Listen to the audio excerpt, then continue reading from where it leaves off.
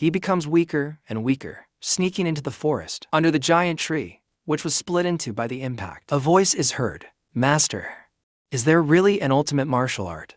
It is not just about being strong, but strength is what defines it. A large stone is also split in half by that power, lying under the sun. But surely, in the martial world, there must be martial arts considered the strongest. Isn't that right? In the middle of the forest, there are traces of a giant hand smashing down on the trees. The surrounding earth and rocks were destroyed. Those are just steps to reach the peak. Once you've reached it, you must discard them yourself. Kangtran still wondered. But before discarding them, you still need these steps.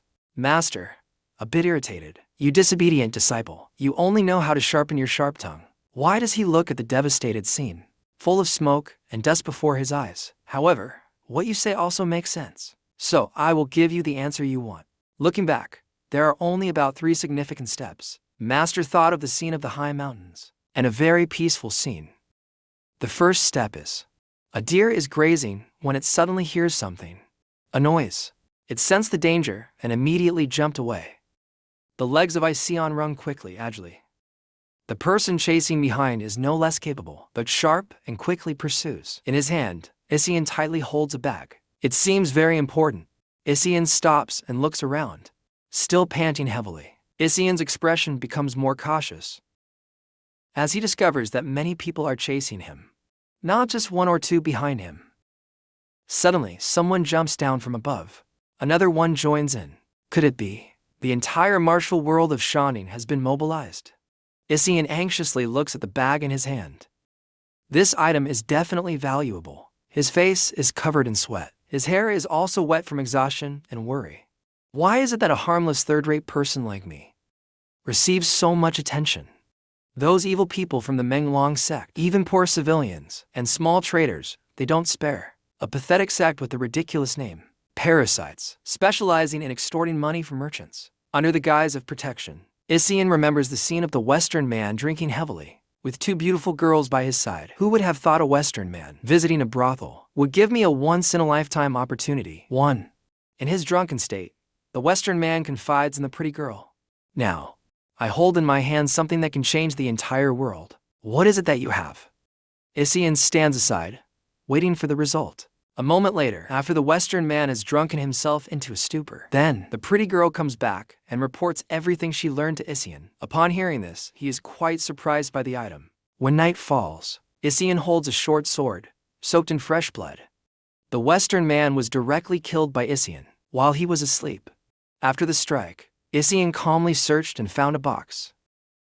Iseon's eyes sparkled and he smiled in satisfaction when he saw the item inside the box. Yet now, he is running for his life from those chasing him. The name. No one knows the reason for the existence of the Menglong sect. Iseon's expression becomes firm, more determined than ever.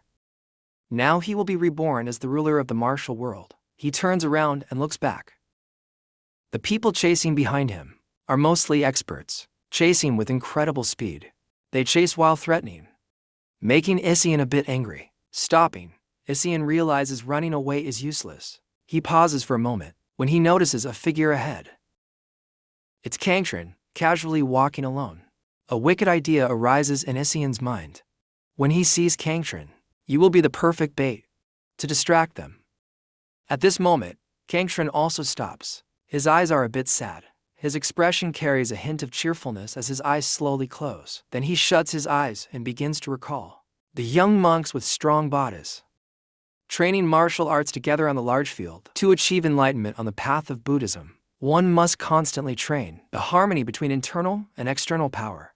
The Shaolin's muscle change technique, or monks who spend their whole lives constantly practicing martial arts through the 8 diagrams formations, through understanding the essence of external power and reaching the peak of internal strength. The Tai Chi divine power of the Wu family eventually leads one down the path of demonic martial arts, using eerie strength to defeat others. The pinnacle of powerful internal strength and the eerie heavenly demon, the divine power of demonic martial arts. In conclusion, these 3 styles are the strongest martial arts. His face, tense at that moment, is full of confusion. So, Master, are these the best steps? Master closes his eyes calmly. Yes, but remember, in the end, they are just steps. Kangtran thinks of the cruel demons wiping out the entire sex. The remaining sex, the heavenly demon divine power, invaded the martial world and almost destroyed it. 65 years ago was just a step. His legs were standing firm, balancing on a wooden plank, while wondering, what about us? Master sits on the chair.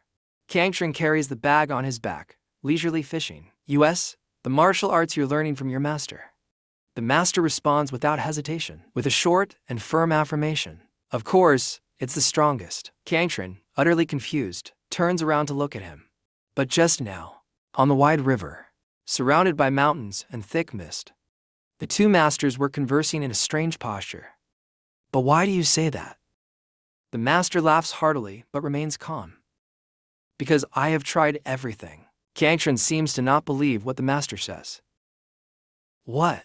The master proudly points to himself. I have tried everything myself. Kangtran still can't accept it as the truth, only able to frown and sigh deeply. The master must be crazy. He walks through the deep mountains and forests, while scratching his head. How many years have I wasted? The answer is to leave the mountain. Suddenly, a call comes from behind him. Isian hurries over, calling repeatedly. Kangtran seems to not understand what is happening. Isian throws a bag towards him. Kangtran, utterly confused. What's this? Then Isian runs off, not forgetting to remind him. Keep it safe, it's very important. Isian runs off, leaving Kangtran to face the danger, chasing from behind. Damn, let him feel some pain. The group behind has also noticed this action, so they start splitting up to handle it. Isian has given him something. You continue to chase Isian to the left side. Kangtran is opening the bag to see what's inside. He handed the blood demon gem to that guy, right? Could be the same thing. Anyway, we must catch him. Kangtran looks at the group targeting him with a look of confusion. A group of people keeps getting closer and closer. What's going on?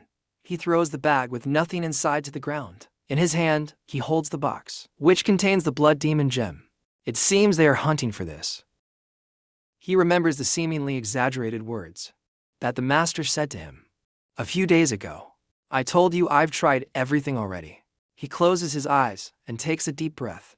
Indeed, I still have doubts about the master's words, but perhaps I should try it to see what I have learned during all this time. His gaze is resolute as he looks at the box in his hand. Then he looks around. All around him, people are trying to capture him and take the box from his hands. Now that I've left the mountain, from his expression to his eyes, his resolve becomes stronger than ever. I've stepped into the martial world. The scenery of the mountains now returns to the calm state it was before.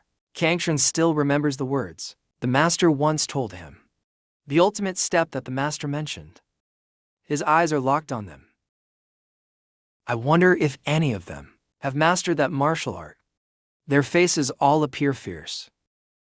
None of them seem particularly strong, but perhaps they're hiding their talents. According to the master, those who reach the peak often appear as if they know nothing about martial arts. Suddenly, an older man steps up from behind. You've got yourself in trouble. Kangtran still feels completely confused and has no idea who this person is. The old man slowly introduces himself as Jiang Sam-gun, from the Yitai sect in Shandong. The old man leisurely strokes his beard, appearing like an innocent person who has fallen into the scheme of a rogue. Just return the item and continue on your way. Jiang Sam-gun bows his head. His expression seems to hold some sympathy for Kangtran. In return, I'll ensure your safety in the name of my sect. Kangtran scratches his head, looking puzzled. Yitai sect? I've never heard of it. A booming voice from behind interrupts, making everyone pay attention. Do you think you're an AI? A big guy with muscular arms, one eye closed, carrying a large sword on his back, leading a group of subordinates. This is not a place for someone like you to interfere. A member from another martial arts faction saw him. He broke into a cold sweat. Wang Dai from the Black Ghost sect. Others also started to look pale. The Black Ghost sect is here. Why are people from other factions starting to make noise and showing they don't want to back down? Even the barbarians from the Black Ghost sect stood aside, feeling uneasy. The Black Ghost sect, what's going on here? What's happening? Jiang Sam-gun was not afraid at all and raised his voice. preaching. The situation is being closely watched by many martial arts factions in Shandong. Also, the 9 major factions and noble families of the Black Ghost sect. Before he finished speaking, suddenly something flew towards Jiang Sam-gun.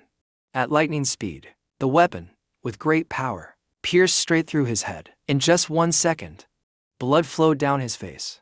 Some of his subordinates were stunned when they saw this. Jiang Sam-gun died painfully, with a large hole in his head. Right after that, his body collapsed. Blood kept pouring out from his head. Jiang Sam-gun's subordinates were terrified and angry, but they couldn't do anything except mutter curses. These bastards died. The Da Guangdi was also taken aback by the scene. His mouth trembled a little. We didn't do anything. The other subordinates of Jiang Sam-gun frowned and muttered curses and cursed. Don't lie, you horrible thing. You guys don't even have the self-respect of a warrior. That arrow is coming again, piercing straight through the subordinate's head. Those standing behind can't avoid it either. All of them keep dying. Zhu Xiang steps out from behind the 2 large trees. With a condescending tone. Shut up. Looking at him, he's full of fighting spirit. His whole body is muscle, and his expression is terrifying. If you're a warrior, then fight with your strength, instead of just talking. The guys behind are sweating like rivers. Juice, that devil. The guy Guangde, who was so arrogant earlier, now sees Zhu Xiang and becomes as cowardly as a dog. How are you here? Zhu Xiang's gaze turns sharp. His face shows no happiness as he looks at Wang De. He frowns and speaks to Wang De. How dare a bastard like you speak to me? He points his finger toward everyone, then speaks. I won't waste time anymore. The people from the other sects all step back in fear, worried for their own lives. All the people here. His eyes are usually terrifying, but now they're even more frightening. Get lost. Even Guang De is no exception. Junior, I take my leave. We will meet next time, Juice. He sneers with a terrifying expression. Do we really need a next time? We are all busy people after all. After hearing these words, Guang De's face is drenched in sweat. What's happening? No more questions for him. Zhu Xiang uses magic, summoning many pieces of earth and stone. His expression was arrogant, as if no one could defeat him. Then, the man Zhu Xiang delivered a powerful kick. The stones, controlled by his magic, immediately flew towards the group that had not retreated, with overwhelming force. A large stone flew straight at the face of the man Guang Di. But he could not dodge in time.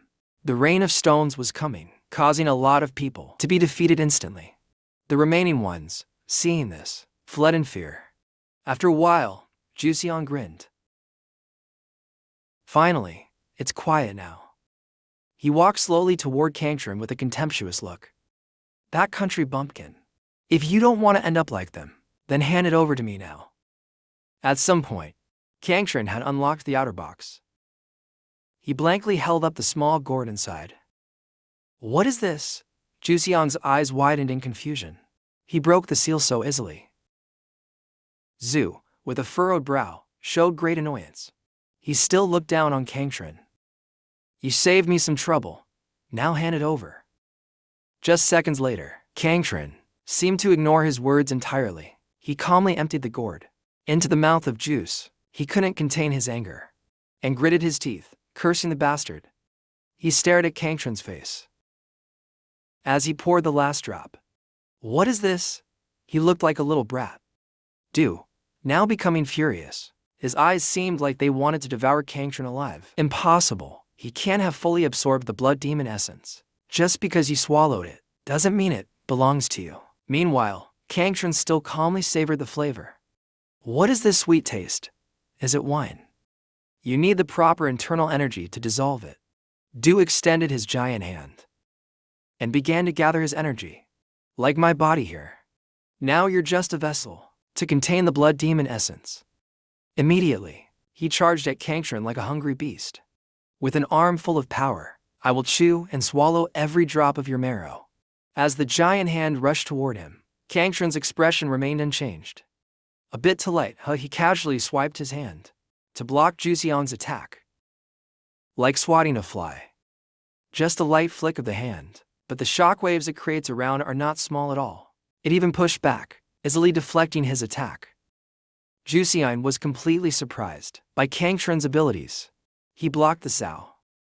Jusian looked at his palm that held his martial arts technique and was shocked.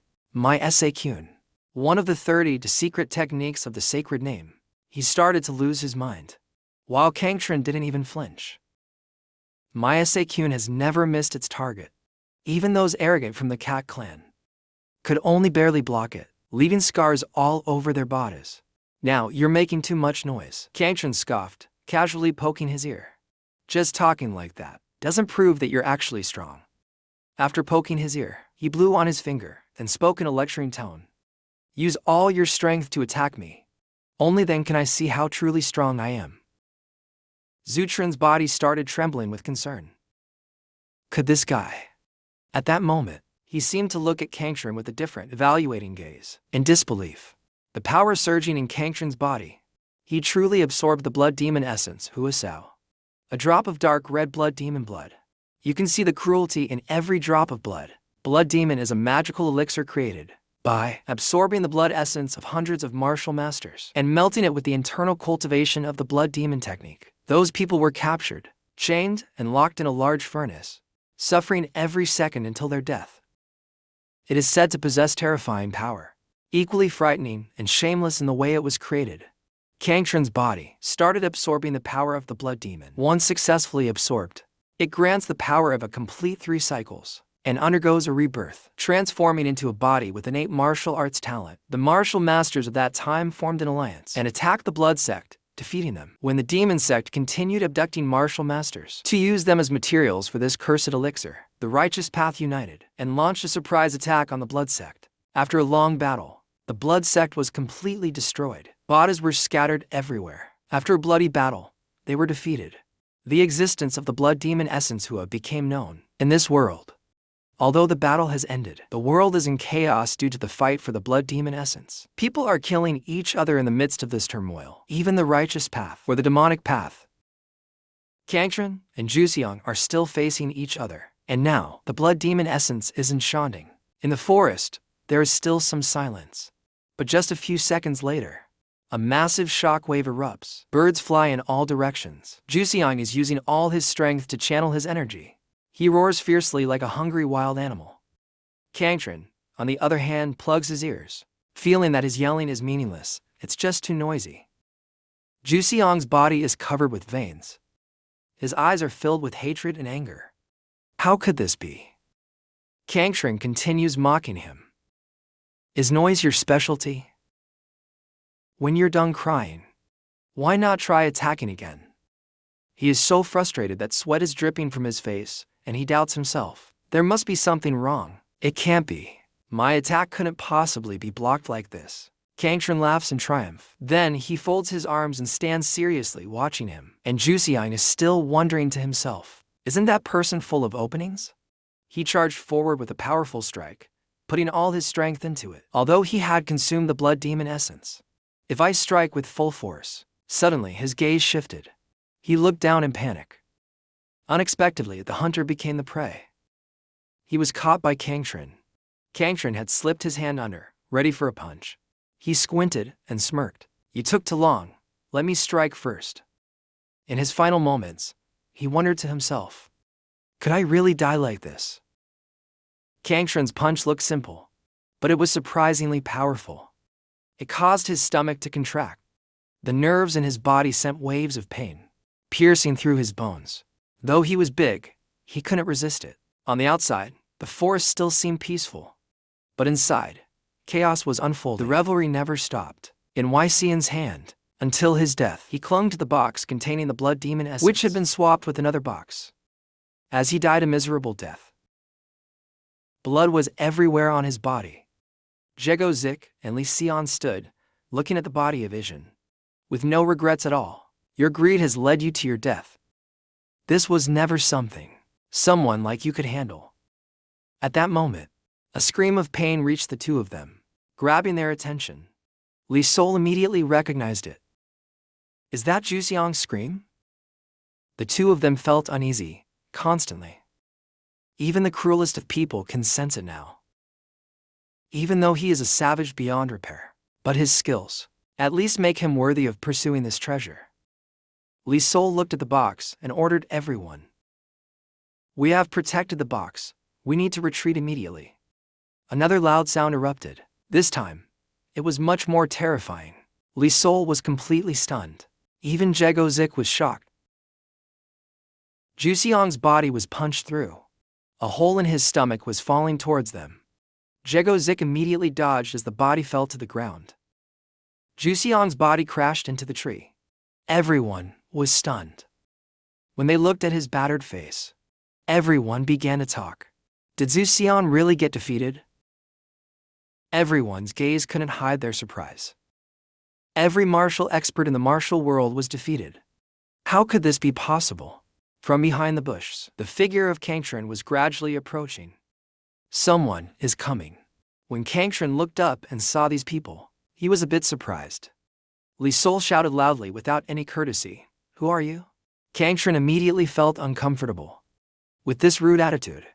"And you, someone like you, dare to speak disrespectfully to me?" Li Sol still didn't know heaven and earth, and continued speaking in that tone.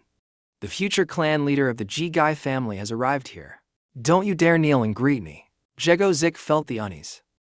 He raised his hand to stop Li Sol. "Wait a moment." Then Jego Zik glanced at Juxiang's body. "Did you do this to him?" Kangtren was confused. He didn't know who he was referring to. "Juxiang, what happened to him?" Jego Zik raised his hand towards Juxiang's body, near a large rock. Seeing him, Kangtren chuckled lightly, showing his contempt. "I took care of him already. I didn't expect him to die so easily." What a joke. Li Sol immediately lost his temper, pointing his finger straight at Kangtren's face. "Stop talking nonsense. Juxiang, he is one of the top martial experts in the world. And now you expect me to believe that he was defeated by a kid like you? A kid like you?" Kangtren remained fearless, grinning wider. "What? He's so tough." He gave a threatening glance, his demeanor no longer as calm as before. "If you don't believe me, I don't know what to say. You'll end up just like him." Li Sol was enraged, his gaze turned fierce. "What?" He ground his teeth, unable to swallow his anger. "It seems I'll have to teach you some manners." Li Sol waved his hand. His subordinates immediately understood and followed his orders. Several of them rushed to surround Kangtren. After a few seconds of fighting, Jego Zik and Kangtren both became stunned. Because of Kangtren's martial arts, he effortlessly dodged every single attack from nearly 10 people. Whether it was kicks or punches, he simply dodged them all. Jego Zik stood aside, watching the fight and beginning to feel worried. What? He observed every movement of Kangtren. His stance was full of openings. Kangtren, on the other side, was single-handedly handling everything. No one can touch him. But he's dodging all the attacks. Suddenly, an idea struck Jego Zik. Could it be the blood demon? At this moment, Li Sol saw his subordinates moving like flies. He angrily charged forward. Jego Zik couldn't stop him in time. "You fools! What are you doing?" "Wait!" He jumped up, preparing to kick. Everyone stepped back. "Let me handle this one." Kangtren's gaze immediately saw Li Sol's opening. His hand was already preparing, ready to deliver a punch to him. When Li Sol kicked, Kangtren easily dodged and turned the battle to his favor. His punch came flying. In Li Sol's astonished eyes, a hand suddenly appeared, blocking Kangtren's powerful punch. It was Jego Zik. He managed to step in, using his own strength to block Kangtren's punch. Two forces clashed. The shock waves were considerable. Kangtren didn't understand. Why was he able to block my punch? Then Jego Zik smiled slightly, his hands retreating behind him. "Calm down, our people are a bit too hasty." "Too hasty, huh? Why are you saying that now?" His expression looked a bit sinister. "Fighting won't solve anything here. Just stop. Let it go." Kangtren, although still upset inside, he let it slide. Jego Zik lowered his head and greeted first. "I am Jego Zik from the Jego clan. May I ask your name?" "I am Kangtren, and your sect?" He casually placed his hand on his head. "I don't belong to any sect. I just escaped from a mad master." Upon hearing this, Jego-zik was completely stunned. Then he lowered his head and nodded in understanding. We will retreat temporarily, if fate allows. I hope to meet you again. He turned and left, leaving Li Sol in complete surprise. Let's go. What? His expression clearly showed dissatisfaction.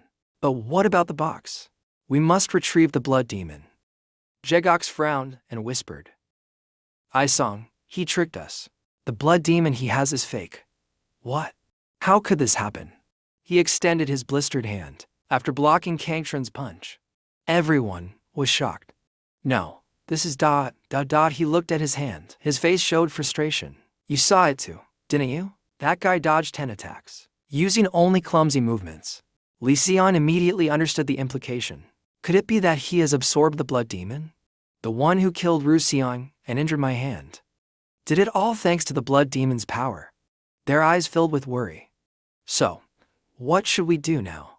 We must rely on the strength of the alliance. Zarasik's mind started filling with anxiety, as if the blood demon's existence wasn't enough. Now someone has absorbed it. Zarasik's group departed, thinking of Kangtron standing behind them. Like a true demon, demons silently waiting, may begin to rise again. After a while, the forest returned to its tranquil state as it was in the beginning. Isong lay lifeless. No sign of life remained in his body. Kangtron's expression had also calmed down. After a fierce struggle, he held a crimson-red pill in his hand. This pill was the true blood demon, the essence spoken of in legends. Kangtron used all his strength, along with the newfound power he had obtained. Little by little, he reached beneath his master's corpse. He clenched his teeth, veins bulging across his face. Yet the mysterious square box refused to open. He exerted so much force that the ground beneath him began to crack. A cracking sound. Fractures appeared on the surface of the box. Applying even more pressure with both hands, he finally broke the box open. He let out a sigh of relief. Beads of sweat dripped from his face, showing the immense effort he had exerted. I thought my arm was about to break, he muttered. Reaching into the box, he wondered, what could be hidden inside here? What kind of bizarre thing did they stuff in this, to make me struggle so much to open it? He was startled when he realized, curiously, it was merely a dark red pill. At the pill's surface, he noticed something peculiar. A voice suddenly echoed, he has absorbed the blood demon essence. How could that be possible? The person speaking was the patriarch of the Zero Clan. He continued speaking, the blood demon essence can only be dissolved using the inner martial arts of the demon sect. Jegox's son, the future clan leader, looked at his hand. After taking a hit from Kangtron, he replied, yes, we shed much blood to learn that truth.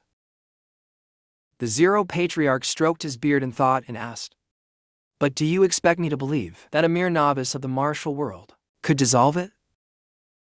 Jegox removed the bandage from his hand to show his father the wound he had suffered. Father, look at this.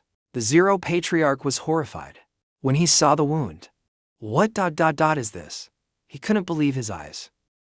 So this is the power of the blood demon essence. Jegox held his injured hand and asked his father, Father, do you possess a special constitution that allows you to absorb the essence? The Zero Patriarch replied, that man once had such a constitution, until the one who left that wound on your hand appeared. Jegox frowned and confirmed. Now it seems there are such individuals.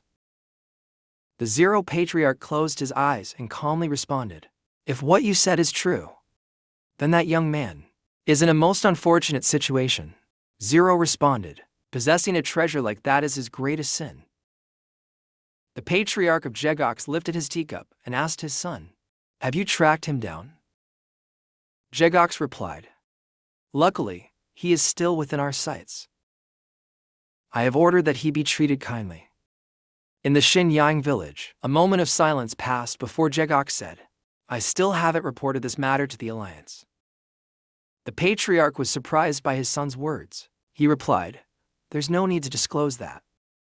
Understood, Jegox answered. From outside, a voice interrupted. It seems you're having an interesting discussion. The Patriarch of Jegox glanced toward the voice as he sipped his tea. A large man appeared, his muscular body resembling solid rocks, and his face akin to a white lion. Jegox gasped and replied in shock. Elder, the Patriarch of Jegox trembled as he asked, did you hear everything? The elder sat down, twirling his hand, and said, "How could I not hear, when you were speaking so passionately?"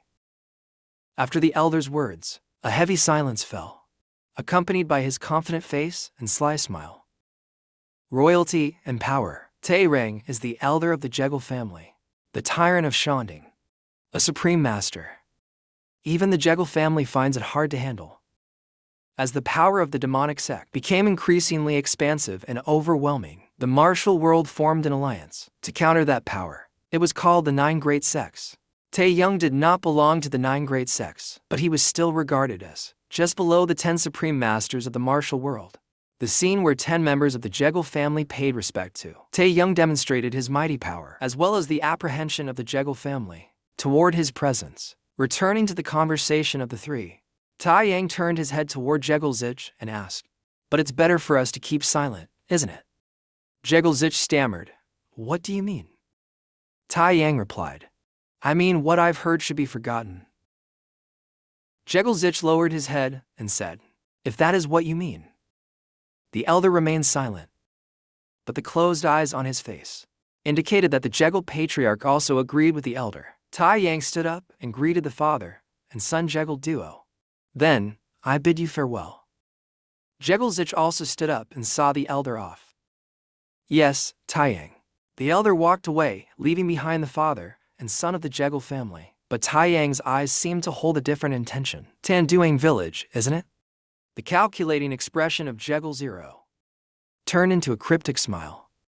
After elder Tae-yang departed, Jegal Zich glanced at him and said, "He's taken the bait." Jegal Zero, with a face full of aged cunning, replied, "Indeed." The scene shifts to a forest path, the perspective moving rapidly as if in motion.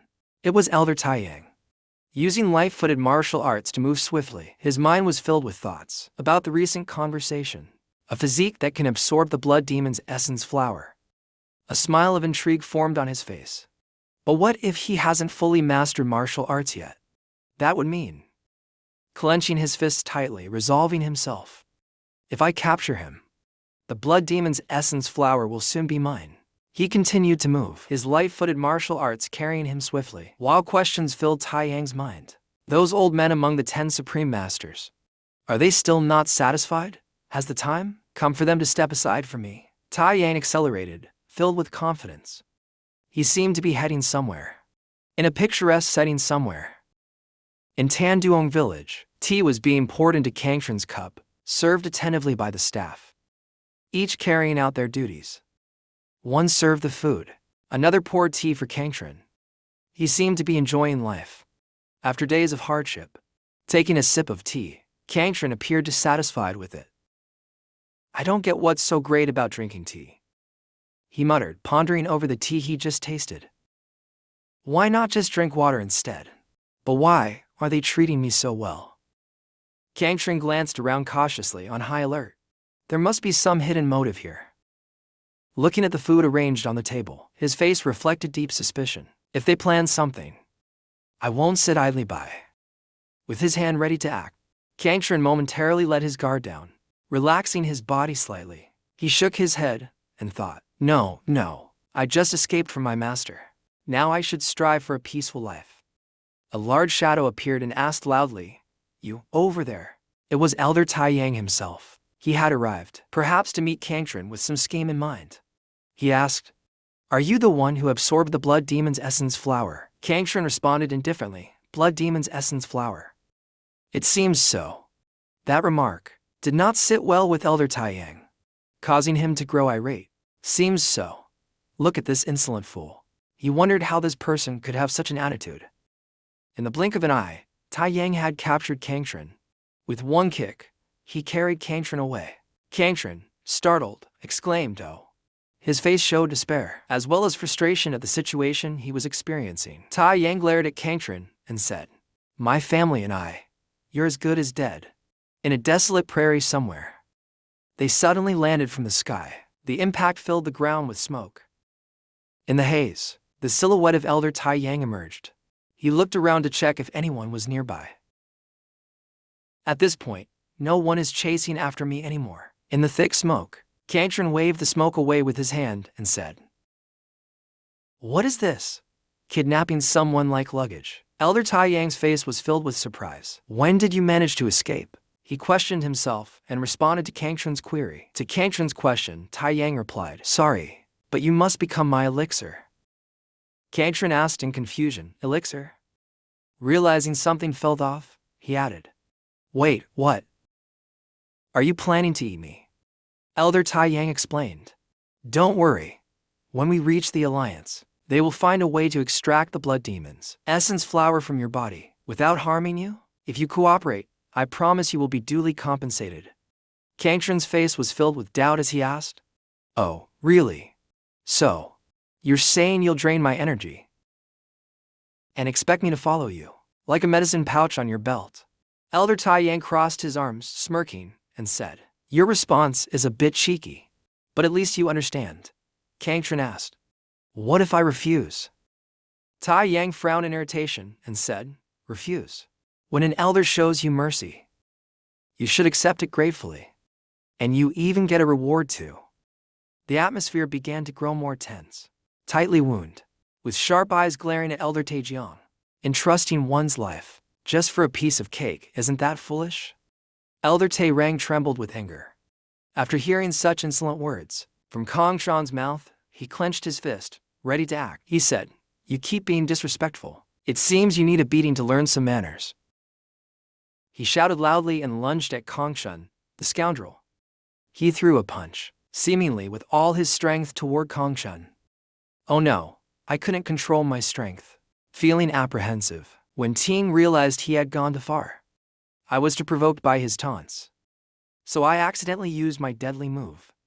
With a worried expression, he pondered his actions. Bringing back a corpse to extract the blood demon essence flower, what's the point?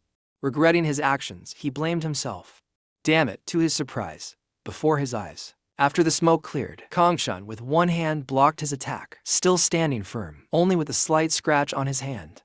He was shocked and wondered, how is he still alive?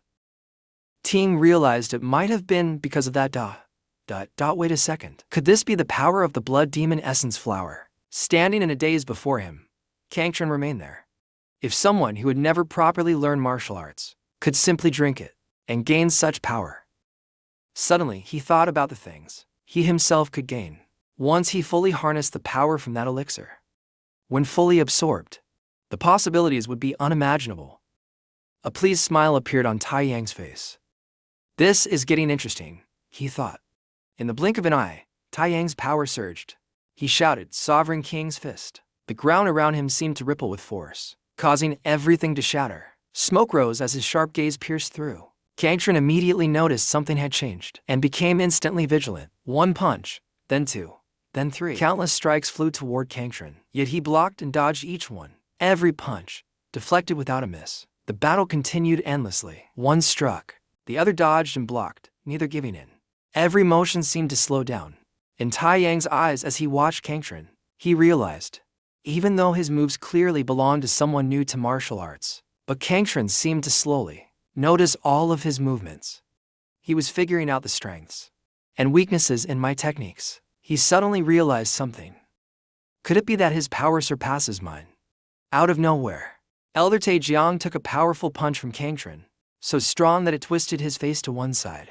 He staggered back after taking the punch, surprised by Kang Chun's abilities. He actually landed a hit on me. Kang Chun was overjoyed. After landing a punch on Elder Taejiang's face. Wow, I actually hit him. I was just swinging my fist randomly. Elder Taejiang's hand was covered in blood. He stammered, You brat. Elder Taejiang, hearing Kang Chun's words, thought to himself with relief. Indeed, no matter how strong the elixir is, it cannot teach martial arts to someone who is never trained.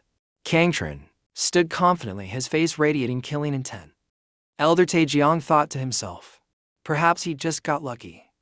Wiping the blood from his mouth, he said, Not bad, your punch. Responding to his words, Kang Chun replied mockingly, Oh.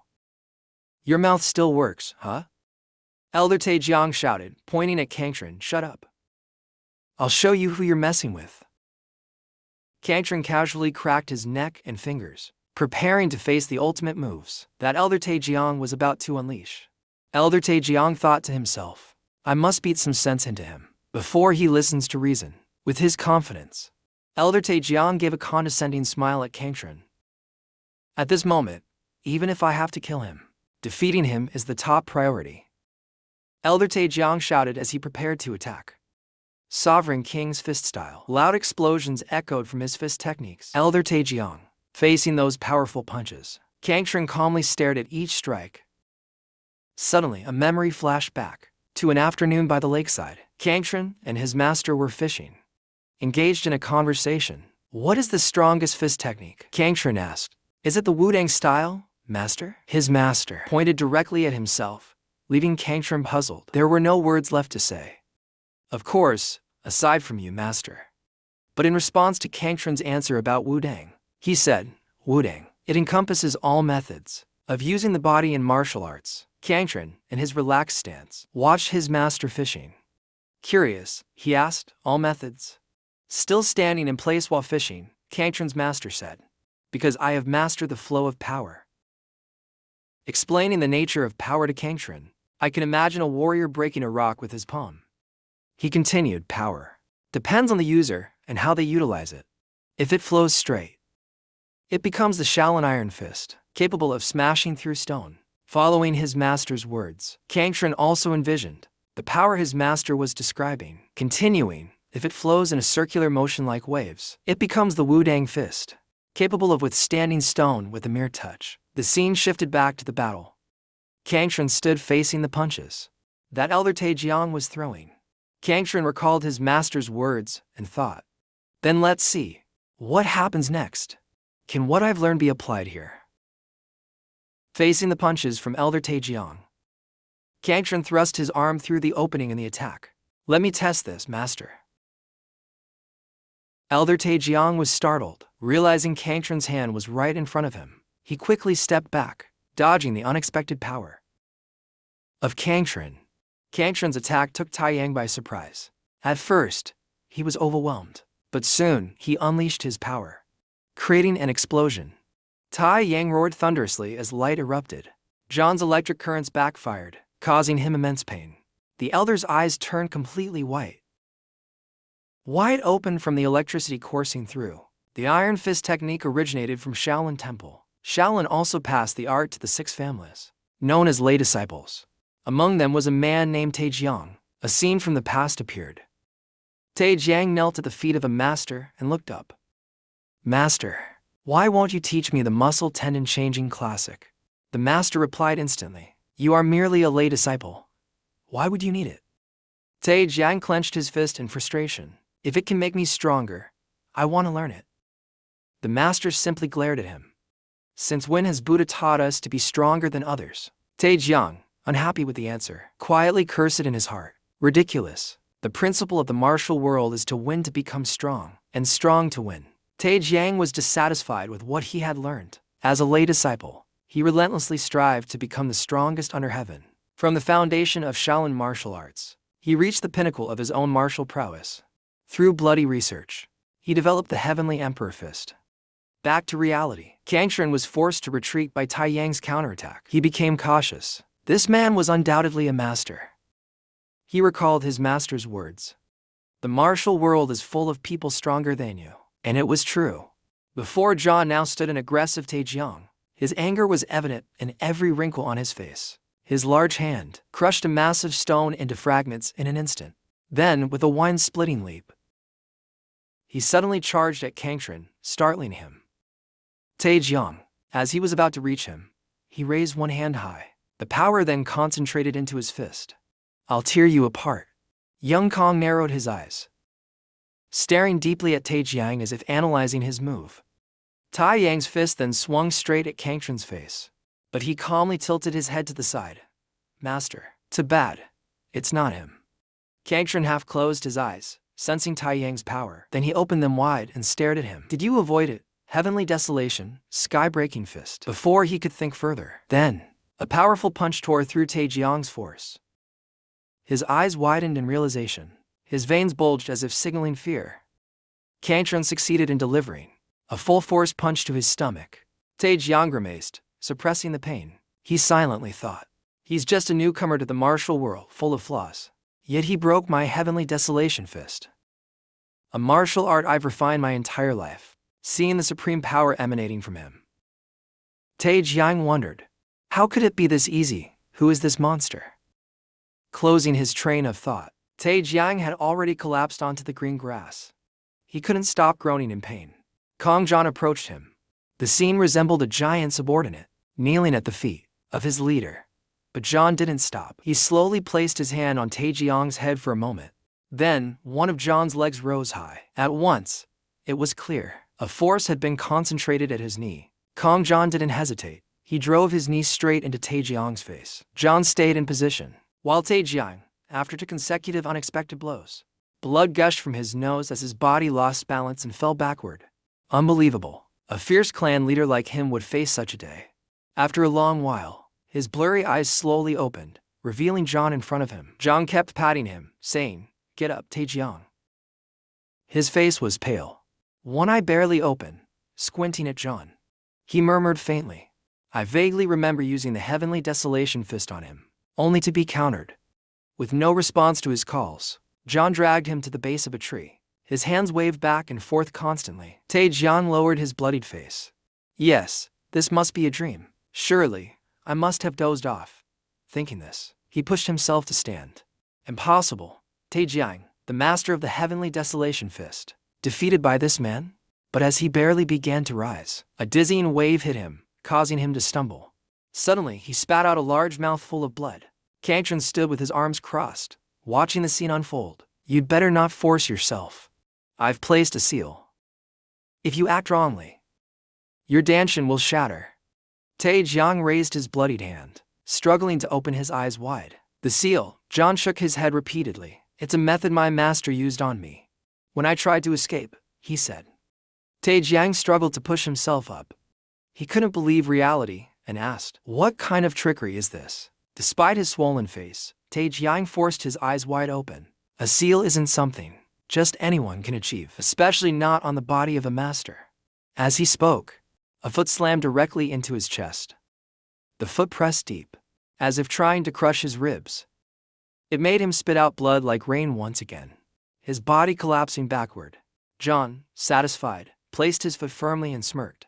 I'm not as gentle as I look. Because I've been tormented my entire life by a mad master. His expression darkened suddenly. So, if possible, I sincerely hope you don't provoke me. Taejiang groaned in pain, looking down at the foot slowly withdrawing from his chest. Seeing the deep indentation in his chest, Taejiang muttered, "What do you want?" John chuckled and said, "A good question." His eyes revealed a calculating expression. "From now on, you'll do as I say." Later, at the Jekyll family estate, the sun was setting behind the mountains. Inside the room, the patriarch of the Jekyll family sat opposite Jekyll, negotiating with Taeyang, the one who had obtained the blood demon essence. Regarding the secret to absorbing inner strength, Jekyll replied, "That is something Taeyang desires above all else. It will be a valuable bargaining chip." Zero rested his chin on his hand, his face full of calculation. Exactly. That man would sell his soul if it meant breaking into the top 10 martial arts masters, Jekyll said smugly. And the Jekyll family, we will buy that soul. The more he spoke, the higher his lips curled into a grin. If possible, to hold the leash of a Grandmaster-level hunting dog, ranked in the top 10 and clearing obstacles ahead, then becoming the leader of the Noble Alliance, is no longer a distant goal. Hearing this, Jekyll's expression changed. His eyebrows furrowed deeply. The leader of the Noble Alliance? Suddenly, a voice outside interrupted, causing both their expressions to darken. Taeyang Do, he has returned. Jekyll muttered, jealousy stirring in his heart. He has obtained the blood demon essence by now. Jekyll turned back to look at Jekyll, stunned. What did you just say, my lord? Why do you look like that? Meanwhile, outside, Taejiang and Zhang were already waiting. Taejiang turned to him and said, "Oh ho. Do you want me to repeat that embarrassing incident again? From now on, I've decided to take this brother as my disciple." The shocking news left everyone stunned. Both Jekyll and Zero were left speechless. Everyone froze in place. Zhang clasped his hands respectfully. "I am John. Please guide me, esteemed elders." Jekyll's face turned grim, his forehead lined with deep wrinkles. Zero beside him wasn't much different. His brows furrowed tightly. Deep down, he felt uneasy. This wasn't good. His wide eyes stared at Jekyll, looking anything but normal. His brows drooped low. Who knows what's about to happen? Let's wait and see. Taejiang's voice echoed through the forest. What? His bloodied face looked up in confusion and asked, You want me to become your subordinate? Kong Zhang pointed at himself. Yes. Isn't that the natural order for the defeated?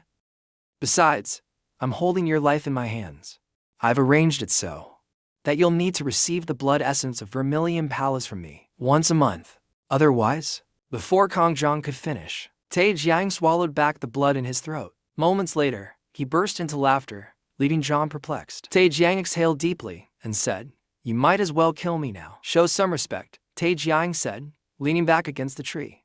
Perhaps you don't know this, since you've been trapped in the wilderness, but Taeyang's reputation is well known, ranking just below the top 10 martial arts masters. And you expect me to serve a mere novice like you, just to save my life? His eyes lowered. For a martial artist, dying shamefully on the streets is more honorable than becoming a laughing stock like this. John stood, his robe fluttering in the wind. You martial artists are truly peculiar, valuing hollow honor over your precious lives. John stroked his chin. But I won't say that. I don't understand your feelings. He leaned closer to Taejiang, his eyes narrowing. Even if I turn you into my subordinate, I wouldn't want to tarnish the name of Taejiang. I need your reputation for a reason. A smile gradually formed on his lips. And I think I can help you become even stronger. Looking at Taeyang's bloodied, swollen face, John emphasized, So why not consider my offer? That evening, at the Jekyll family estate, I was surprised. Zich said, still holding on to his anger from earlier. I thought he was just a loser who only knew how to use brute force. Looking at Jekyll's disappointed expression, he added, He said that now Taejiang is nearly one of the top 10 martial arts masters and has taken on a young disciple who absorbed the blood demon essence, earning the title of King of Martial Fist. We could build power with that. Jekyll slammed the table angrily upon hearing this. If that happens, we'll be no better than dogs chasing chickens. Our plan to chain him has completely fallen apart. Zich lowered his head and muttered softly, But there's still one way. Zero suddenly raised an eyebrow. What? He frowned as Zich continued. If we can snatch that disciple. Zero was shocked. Snatch him? Zich nodded with a grin. Yes. The more he spoke, the more menacing his expression became. He clasped his hands together. Let's hope he isn't loyal to his master. In another setting, inside a thatched house, the full moonlight shone through. Inside, Kangtran was sitting solemnly, meditating. Suddenly, a voice interrupted his focus. Is anyone here? John glanced toward the other side of the door and replied. Jekyll Zich wants to see you for a moment. John was startled. Me? The subordinate replied. He wants a private meeting. Kangtran frowned slightly. That cunning fox. Must be plotting to sow discord. In the end, John still followed the subordinate outside, but someone was watching from the corner of the wall. It was Taeyang. He peeked out, staring at John, contemplating something. His teeth clenched tightly, making grinding sounds. The cunning foxes of the Jego clan. John was brought to the Jego mansion. Walking, John suddenly asked, Why did you call me so late? He expressed his displeasure openly. I don't think my master will be pleased. To see us meeting like this. Shit, standing on the steps. Look down. For someone who was never a disciple for a day. You are quite loyal. Shit began to entice him with words. I don't have much time, so I'll get straight to the point. Instead of training under Taeyang. Why don't you join the Jego clan? John was shocked. What? But Shit stepped forward and added. You and I both know that, even if Taeyang is a master, he lacks the foundation or power.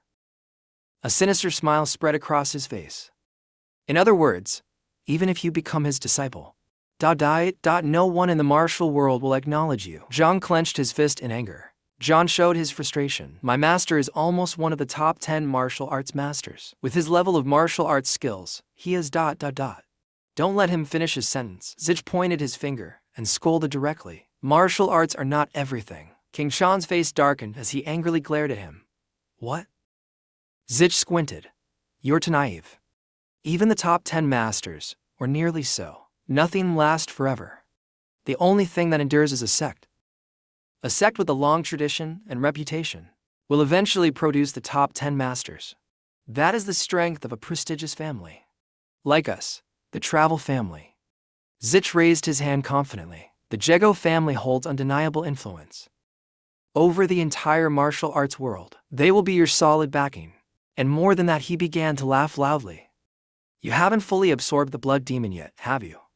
Shou looked at him, pretending to be caught off guard. He coldly replied, Does that mean the Google family has a way to do it? Zich smirked. Now you've figured it out. The blood demon was created by the demonic sect. During the Righteous War, the Martial Alliance defeated the demonic sect and also studied the method to create the blood demon pill and the technique to counteract it. Our Google family has mastered that secret. At this moment, behind John, there was a shout that made both of them turn around. No one knew when Tae-rang had appeared. He stood in a corner and spoke up. That's quite an interesting story. Zich was startled. Elder Tae-rang, his bruised face twisted and his thick eyebrows furrowed tightly. The Jego family has the secret to absorbing the blood demon? Caught at the peak of the drama, Zich raised both hands, trembling. That's not true. But Chun, standing nearby, immediately retorted. Yes, master, he clearly said so.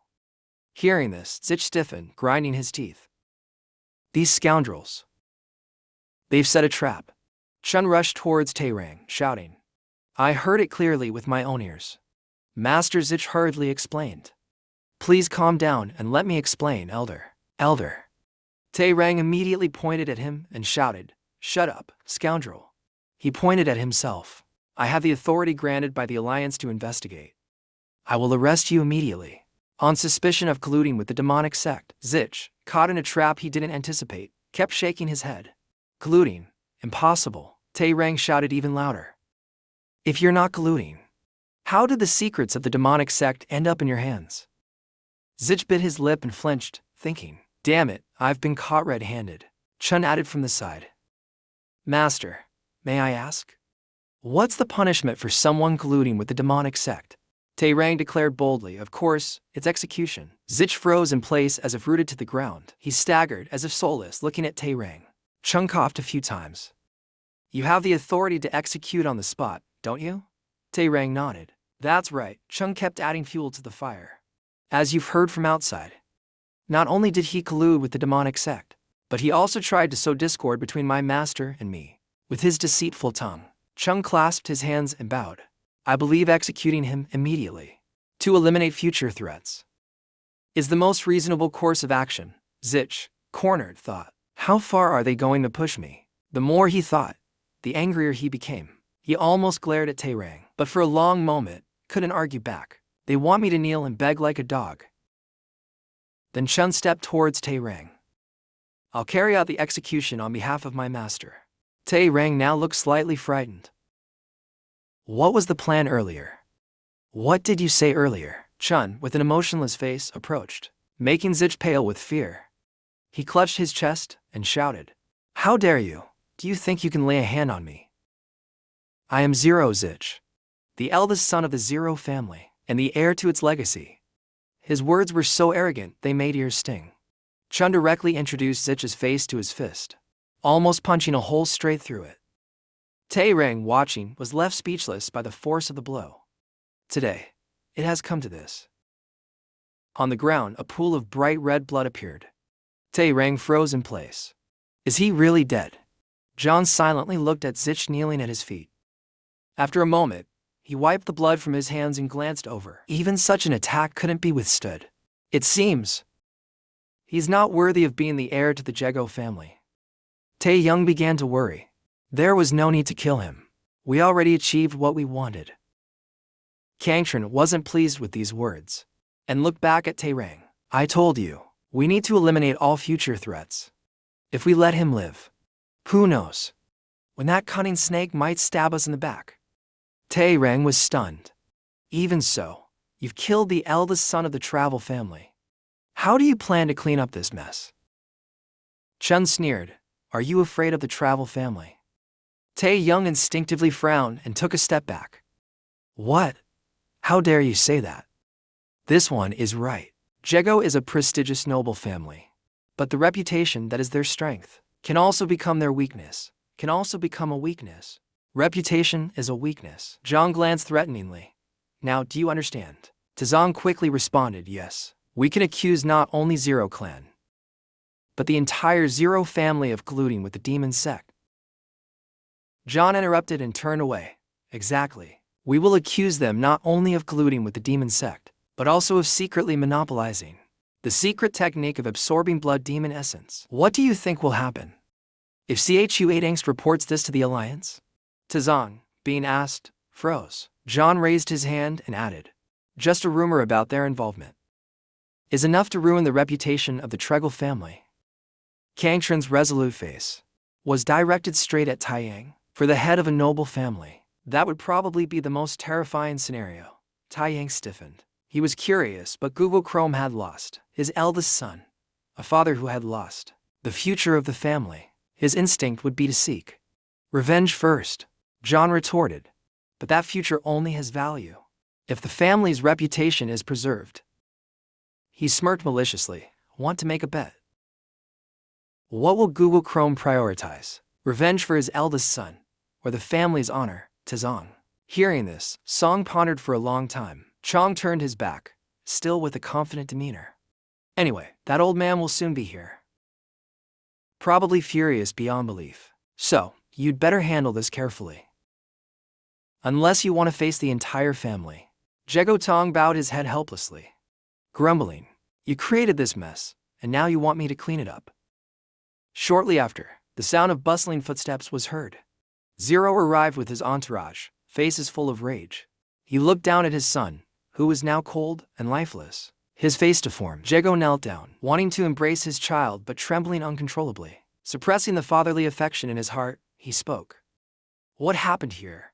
Captain Taiyang. Taiyang responded immediately. This was an execution. Jego was so furious. His face turned black, veins bulging on his forehead. An execution. Even as a captain, you must assess the crimes first. How can this be justified? Ting directly answered, leaving the old man speechless. Your son confessed to colluding with the demon sect. Jego, shocked, stood up and pointed straight at Ting. Silence, Ting. The old man's eyes began to waver.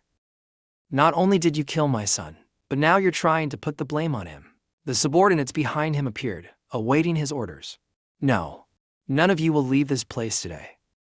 The army was already prepared. Each of them was ready to draw their swords. Tazong's eyebrows furrowed tightly.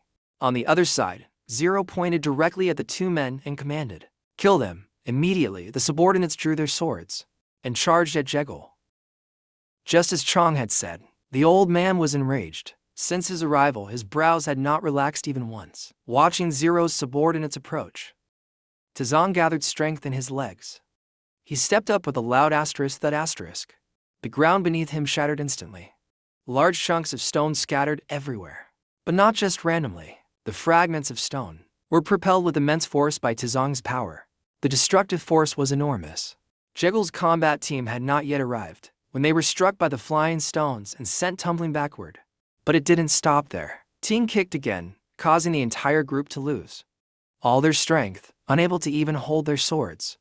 Under the moonlight, Ting appeared fierce and terrifying.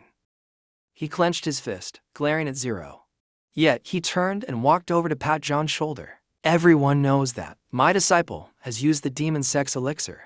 It fuses with the blood demon essence. Yet just a moment ago, Jego Zich sent people to summon my disciple.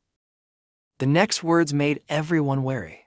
He declared that the Jego family had mastered the secret technique to completely absorb the blood demon essence, and they proposed to recruit him into the Jego family. Furious, the Jego patriarch shouted, "What nonsense are you spouting?" Tazong did not answer. He merely glanced at the two subordinates of Zich. Now, the two guards of Zero Zich looked at Tazong with no goodwill. Both of them hung their heads low, unable to utter a word. Everyone who witnessed it understood the answer. Tazong, leaning on his hands, demonstrated his authority. As the Alliance's captain, I asked the Jego family this. How did a secret technique of the demon sect end up in the hands of the Jego family? He stared intensely. Answer me. Jego Trump, why Are you holding on to such a dangerous book? Jekyll stood frozen, unable to reply. It was Tang Young, enraged, pointing his finger and shouting, "Answer quickly." Jego's face darkened as he muttered, "There seems to be a misunderstanding. Captain Tae Young." Tang Young continued, "Family of Jego, listen carefully and make your choice." The other soldiers also fixed their eyes on him, waiting for his answer. Tae Rang spoke in a deep voice, "You can oppose me and live on as a clan that betrayed the martial alliance." His gaze shifted towards Zero. "Or cooperate and cleanse your name from the stain of collusion with the demon sect."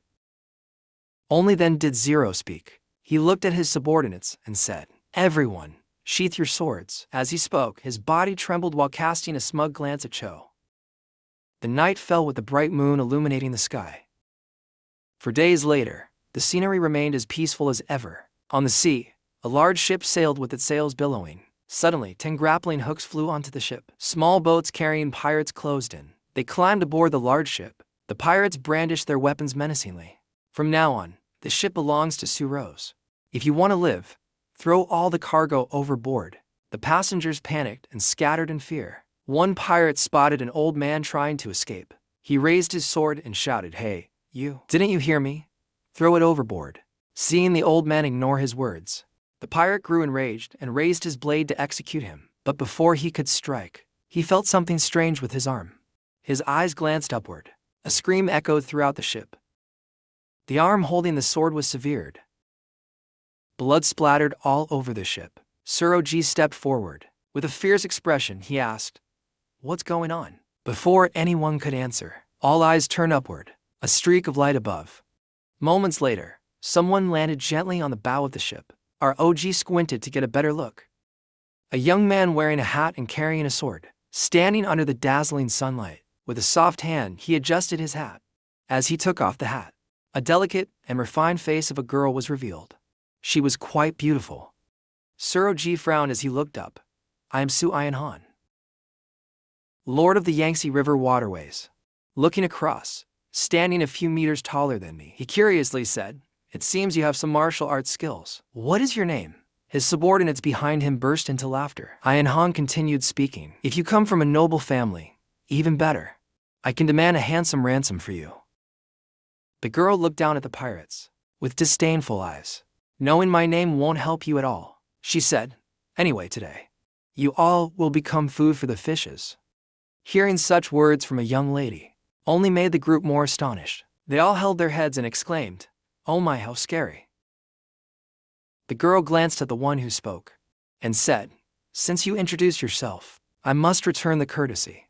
Engrave it in your mind, even in death." Looking down at the crowded line below, she lowered her gaze. "My name is..." Before she could finish, she saw the young man unable to wait and rushed forward. At the city gate, as the sun rose high, the magnificent scene shone under the clear blue sky. Tae Rang sat guard, glancing around curiously. He kept looking around, and seeing John staring at one spot, Tae Rang turned and exclaimed, "Huh?" Then he turned back, grinning mischievously, and teased, "Surprising. Why are you laughing?" Taehoen raised his hand to explain. "A countryside bumpkin like you. He is overwhelmed, realizing he is standing in Hangshu, a city known as the heart under the sky. This is Hangshu town under the sky." Busy explaining, when a round hand suddenly placed on Tang Dang's chest. He began to feel pain. Coughed a few times. Tang clutched his chest and turned to look at Inchap. "Just pretending. Aren't I your master?" John nodded. "Yes, master. But may I ask you something?" "Why are we here?" Tang frowned. "Hangshu is where the headquarters of the Martial Alliance is located. As a captain of the Alliance, I have to report the incident with the Jego family. Regardless of what we have on them, I still need to report the reason for killing the heir of the Zero family. I had to work hard to cover it up for you." Kangchen frowned. His eyes squinted.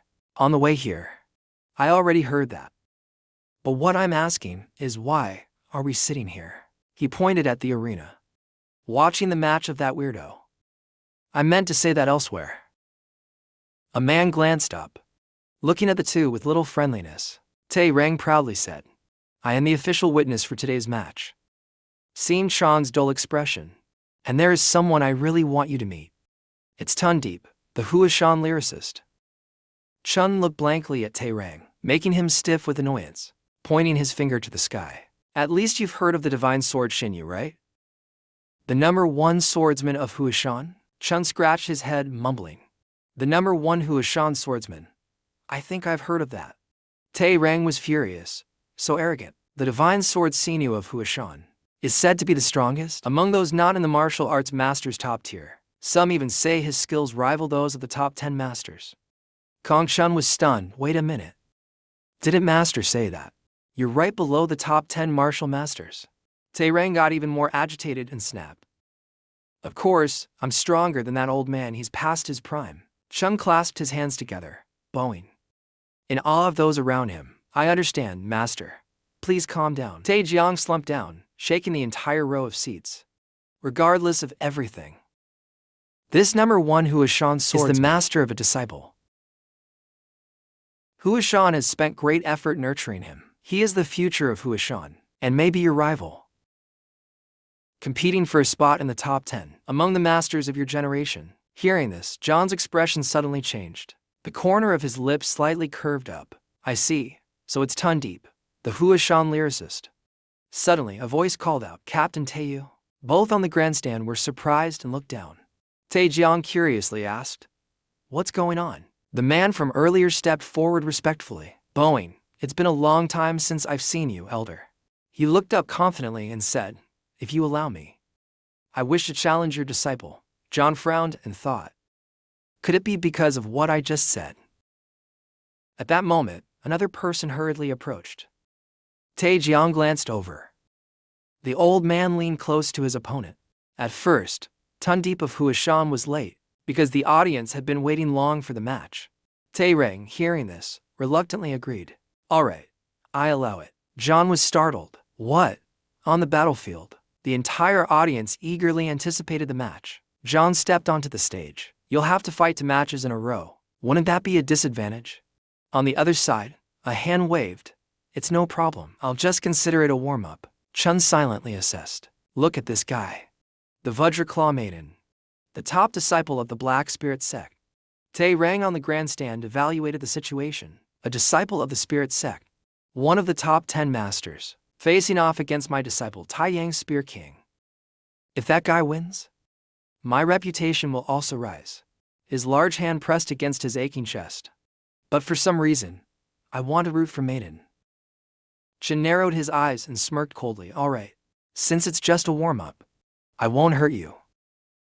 Maiden on the other side was equally confident. I don't intend to hold back. He spread his hand, revealing long, sharp claws. I've never learned how to fight without killing my opponent. John was surprised. He saw the man in a new light. Oh. Is that so? Immediately after, the drum signaling the start sounded. Seeing Madden's fierce appearance, everyone shuddered. What? The Vajraclaw Maiden looked like a beast, while Chun treated it like child's play. He stood up, sat down, and counted 1, 2, 3. The audience burst into laughter. What kind of stance is that? Even my dog stands like that when it needs to relieve itself. The name Spear King is wasted on you.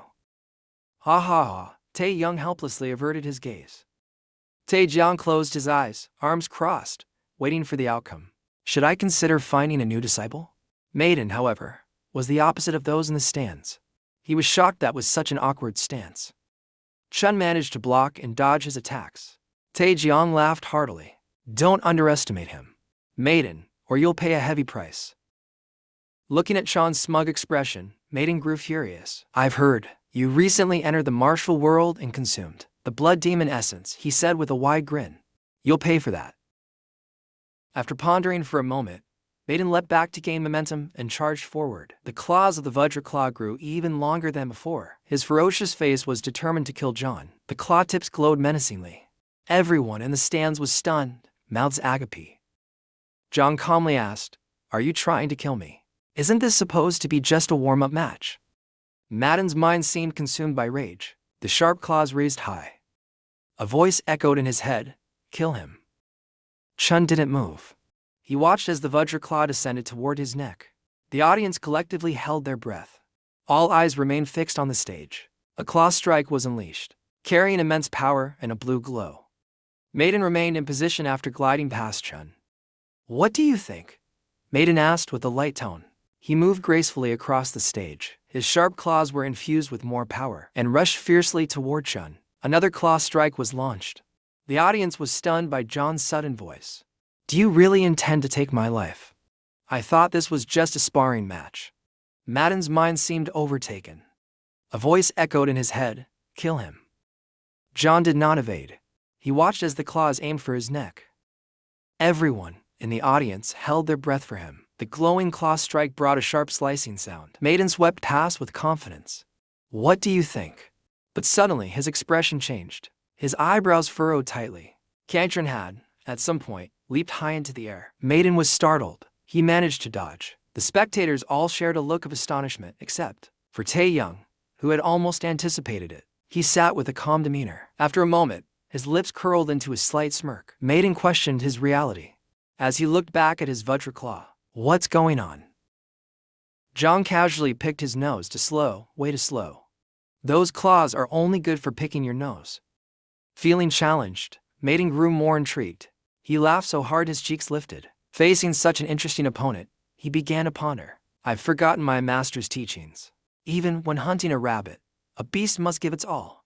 He placed his two hands together, energy surging between them. "But this time, you'll need to give your all. If you want to survive facing me." John cracked his knuckles loudly. "If I go all out, your life might be in danger."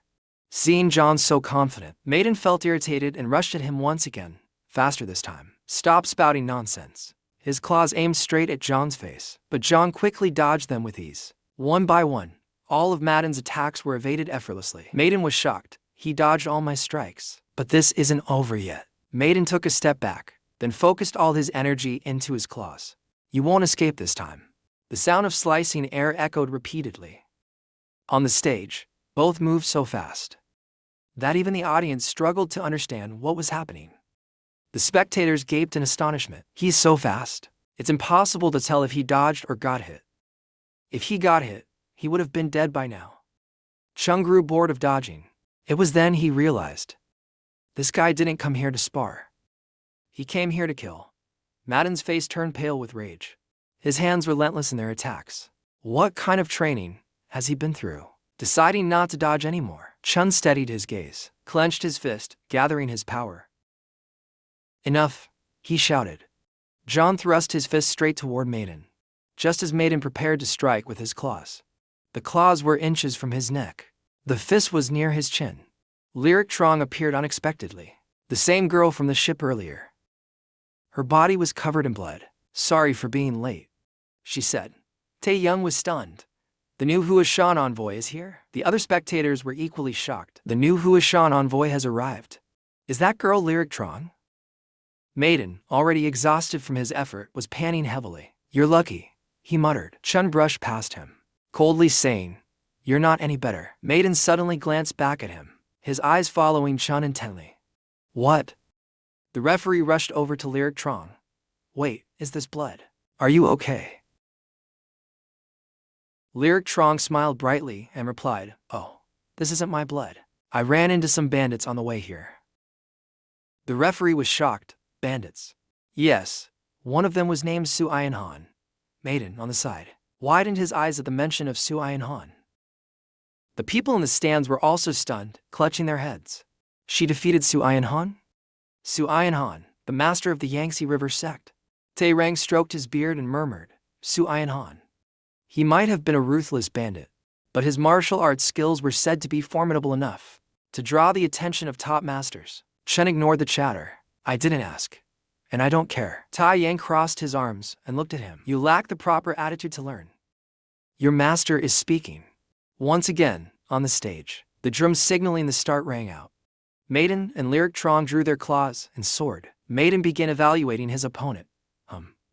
The Huashan sect has truly fallen. They must be desperate, to the point of betting the future of their sect on such an ordinary girl. As he looked up at her flawless beauty, he thought, perhaps she will attract attention with that beautiful face. Madame raises her claws high. A sinister smile appears. But this flower will wither today. under the hands of Madame Kim Kang. Madame provokes with her claws. Rit yells, raising his sword toward her. I will make the first move, he says. His body is covered in blood, yet his movements are decisive. Every motion of his is mesmerizing. Tong is caught off guard. She begins with the 24 moves of the Mulan sword technique. Her two hands naturally rise to the peak. It blossoms like a plum flower. I understand now, he mutters. Her master had almost displayed such beauty, a beauty that made people stop and admire her. A beautiful rose, yet thorny. Every swing of her sword ignited the passion of the men in the audience. They were completely captivated.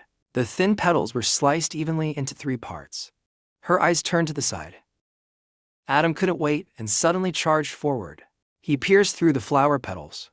With a cold face, his hands kept clawing. Rit was attacked unexpectedly. His face showed slight discomfort as Madame gained the upper hand. The more she fought, the fiercer she became, pushing Rit back. She continuously used her sword to block his attacks. But men's strength is always a level above women's. Rit is finding it harder and harder to defend. The audience begins to worry for her. Tendaipo SN is being pushed back. Madame, full of pride, keeps attacking with her claws. Watch closely, master, as each strike hits hard against the sword. Whether it's the King of Spears or Ho SN, I will defeat them all. I will make Haomon renowned throughout the martial world. A claw veers upward, taking the chance to strike Rit's face directly, but she dodges to the side. Unfortunately, her hair isn't as lucky. A portion of it gets cut off mid-fight. The match grows tense. Haomon's specialty is unpredictable and elusive techniques for a young genius with extensive training, but little practical experience. This is a tough opponent. The elder glanced at Chun and asked, my clever disciple, who do you think will win? Chun coldly squinted and replied, the girl will win. Tang Young was surprised and asked, what? But she's being completely overwhelmed, he commented. She's still managing to block all the attacks, isn't she? Tang Young thought for a moment. That's true. But judging by the look of her struggle, he added, it seems like she has no chance to counterattack. Jia maintained his cold demeanor. Now, the time has come. Adam kept striking with his claws, but his eyes widened suddenly. Wait, why is her inner strength? His entire body felt dizzy. His head felt light. Rit was sweating profusely, as his claws narrowly grazed her hair once more. His attacks had slowed down significantly. This was her moment to strike. She planted her foot firmly for momentum, creating a swirling gust of wind. Petals danced in the air. As she closed in on Madame, she struck directly across his chest. Madame finally raised his claws to defend, but it was too late. Her sword forced him back with tremendous force. Maiden tried to raise his claws to block the sword rushing toward him. However, his movement wasn't fast enough to match the sword's speed. As a result, he was pushed back. This attack took a lot of energy from Richtrong. She seized the opportunity to strike again, determined to finish him off before he could regain composure. Richtrong gripped the sword tightly, as if to ensure that she would defeat Maiden. Immediately, she decisively swung her sword toward her opponent. Maiden still did not realize he was about to face death. Richtrong tried to remain calm, focusing intently on her target. The tip of the sword was unintentionally heading straight for the man's body. Defeated, Panna's body began to tremble. He had no ability to resist. As she swung the sword and slashed across his chest, right after, he spat out a large amount of blood. It seemed his internal organs had suffered severe damage. Elder Taiyang, witnessing Panna's defeat, was shocked by this incredible power. Only now did Kangtran speak. After watching the battle unfold, it turns out that all along, I'm just observing and assessing Rich's abilities, so I reminded Tae Young to be more cautious when evaluating opponents. His face couldn't look more astonished. After hearing such words, he recalled the feeling of his first encounter with Kangtran, especially the moment he was punched in the stomach. He looked at him cautiously and knew he shouldn't be arrogant anymore. Shortly after defeating Ma Dan, he stood dumbfounded. Not only did Tae Young not believe it, but all the boys present were also shocked with their mouths agape. Rich's eyes widened, as he couldn't believe he had enough strength to defeat Ma Dan. On the contrary, Kangtran remained cold, as he observed the ongoing events. Later that night, at House Sect, a corpse was brought in for examination. A masked man ordered his subordinates to uncover the blanket, revealing the face of Panda, pale and lifeless. His body bore few injuries, except for the heavily damaged stomach, caused by Rich's fatal blow. The masked man carefully examined his body and fell into deep thought. Unsure of what he was trying to discover, he seemed to ponder over something. He decided to place his hand on Mana's forehead, but quickly withdrew it. He then asked about the cause of his death. The disciples couldn't provide an accurate answer. Feeling somewhat embarrassed, they hesitated and replied slowly, "I'm not sure." Another disciple spoke up, reporting the findings of their examination. "From what I observed, he suddenly collapsed and coughed up blood during the fight. I suspect it was caused by the opponent's inner energy." The masked man's pupils, an unusual shade of red, intensely scanned their words. Two individuals, the disciples, couldn't answer his question definitively. This. He clenched his fists tightly, trembling with anger at the lack of clarity. But he didn't linger there for long. Before leaving, he gave instructions to the disciples. "Make sure everything is handled thoroughly. Don't make any mistakes." "Yes, Master." The disciples responded as they stayed behind with Ma Dan's corpse. Their task was to uncover the exact cause of his death. "Can't you see the Master is furious? He's enraged because he lost a beloved disciple. He was furious that the disciple was killed so easily." Ma Dan wasn't a weakling. The boy, he could face any AI in real combat. With his disciple's abilities, he couldn't believe Ma Dan lost to a girl. Yet, he was defeated by a young Huasek disciple. And to make it worse, fell to her inner energy. Furious, he punched the wall hard. The solid wall was scratched and damaged by his rage. Has Huasek reached such a level already?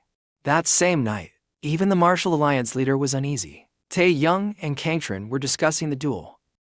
Duels can be fatal. Why pretend to act righteous? It doesn't suit you. I didn't expect it either. The goal is to prevent accidents by only allowing senior disciples from each sect to avoid accidents. But Kangtran wasn't interested in such rational arguments. If that guy won, Huasek's Thien Deep would have been dead by now. "It's Huasek's Ton Deep, you fool." Seeing his attitude, Tae Young tried to calm him like an elder. "Even if the situation is tense, don't act recklessly." His attitude shifted upon hearing Tae Young's words. "Why should I do that?"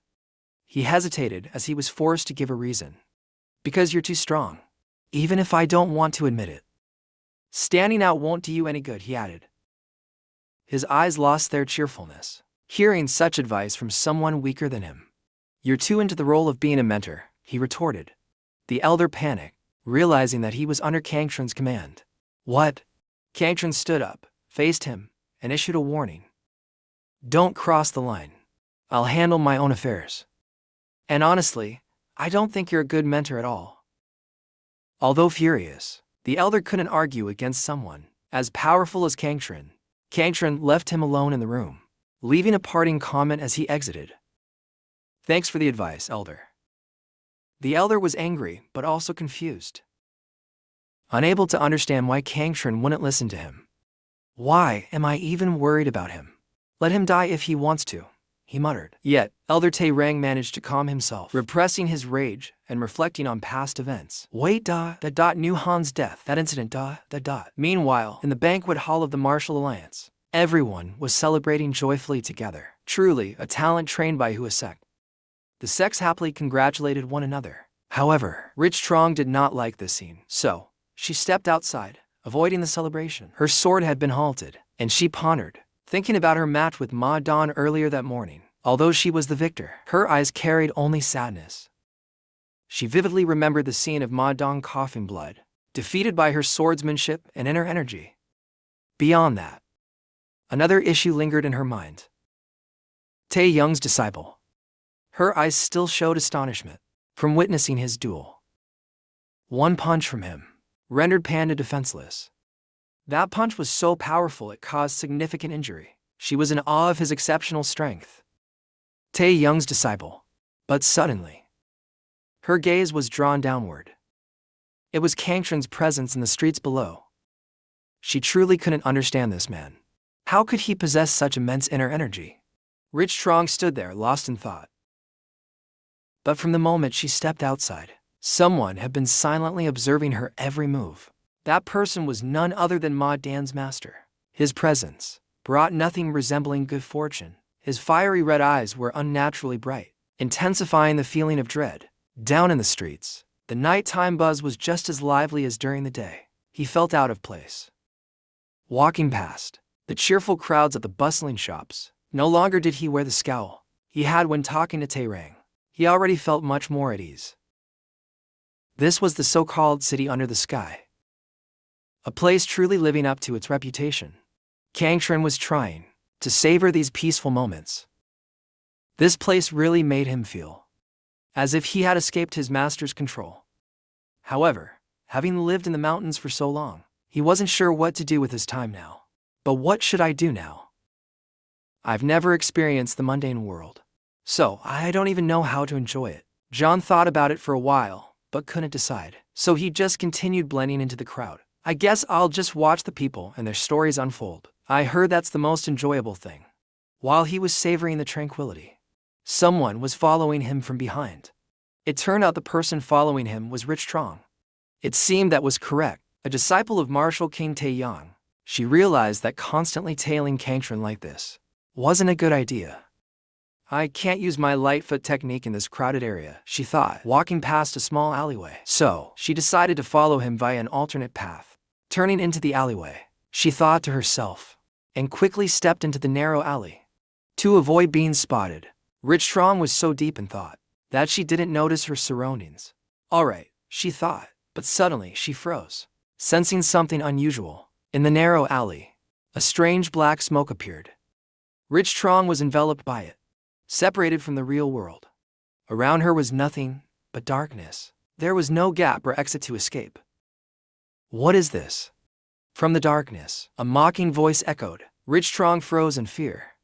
Falling into such a simple trap. You truly are just a little brat. You are AI. You're not in a position to ask questions. You will answer whatever I ask. It turned out that the one who had set a trap for Rich Trong was none other than Ma Dan's master. What technique did you use to kill Ma Dan? Speak. She thought for a moment and was startled by her own speculation. Impossible. She quickly realized that the one interrogating her was AI. Could it be your elder Amyong Suigong? He stood behind the curtain of darkness, continuing to question her about the duel. Just answer my question. Did you use inner energy? As the one who directly fought against him, she firmly confirmed that she did not. No, I didn't, she stated confidently. He was startled, having believed that Rich Trong had used inner energy to kill his beloved disciple. What? Her answer only made him angrier.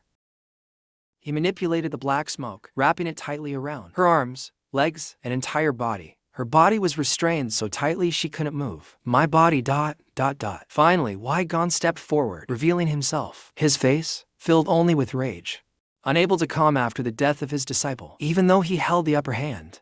But Rich Trong found his actions despicable. A top 10 martial artist in the realm, stooping to such a low level? How could a master allow himself to be provoked by an inexperienced child? It enraged him, and he gripped her neck tightly. Gon's face was filled with murderous intent.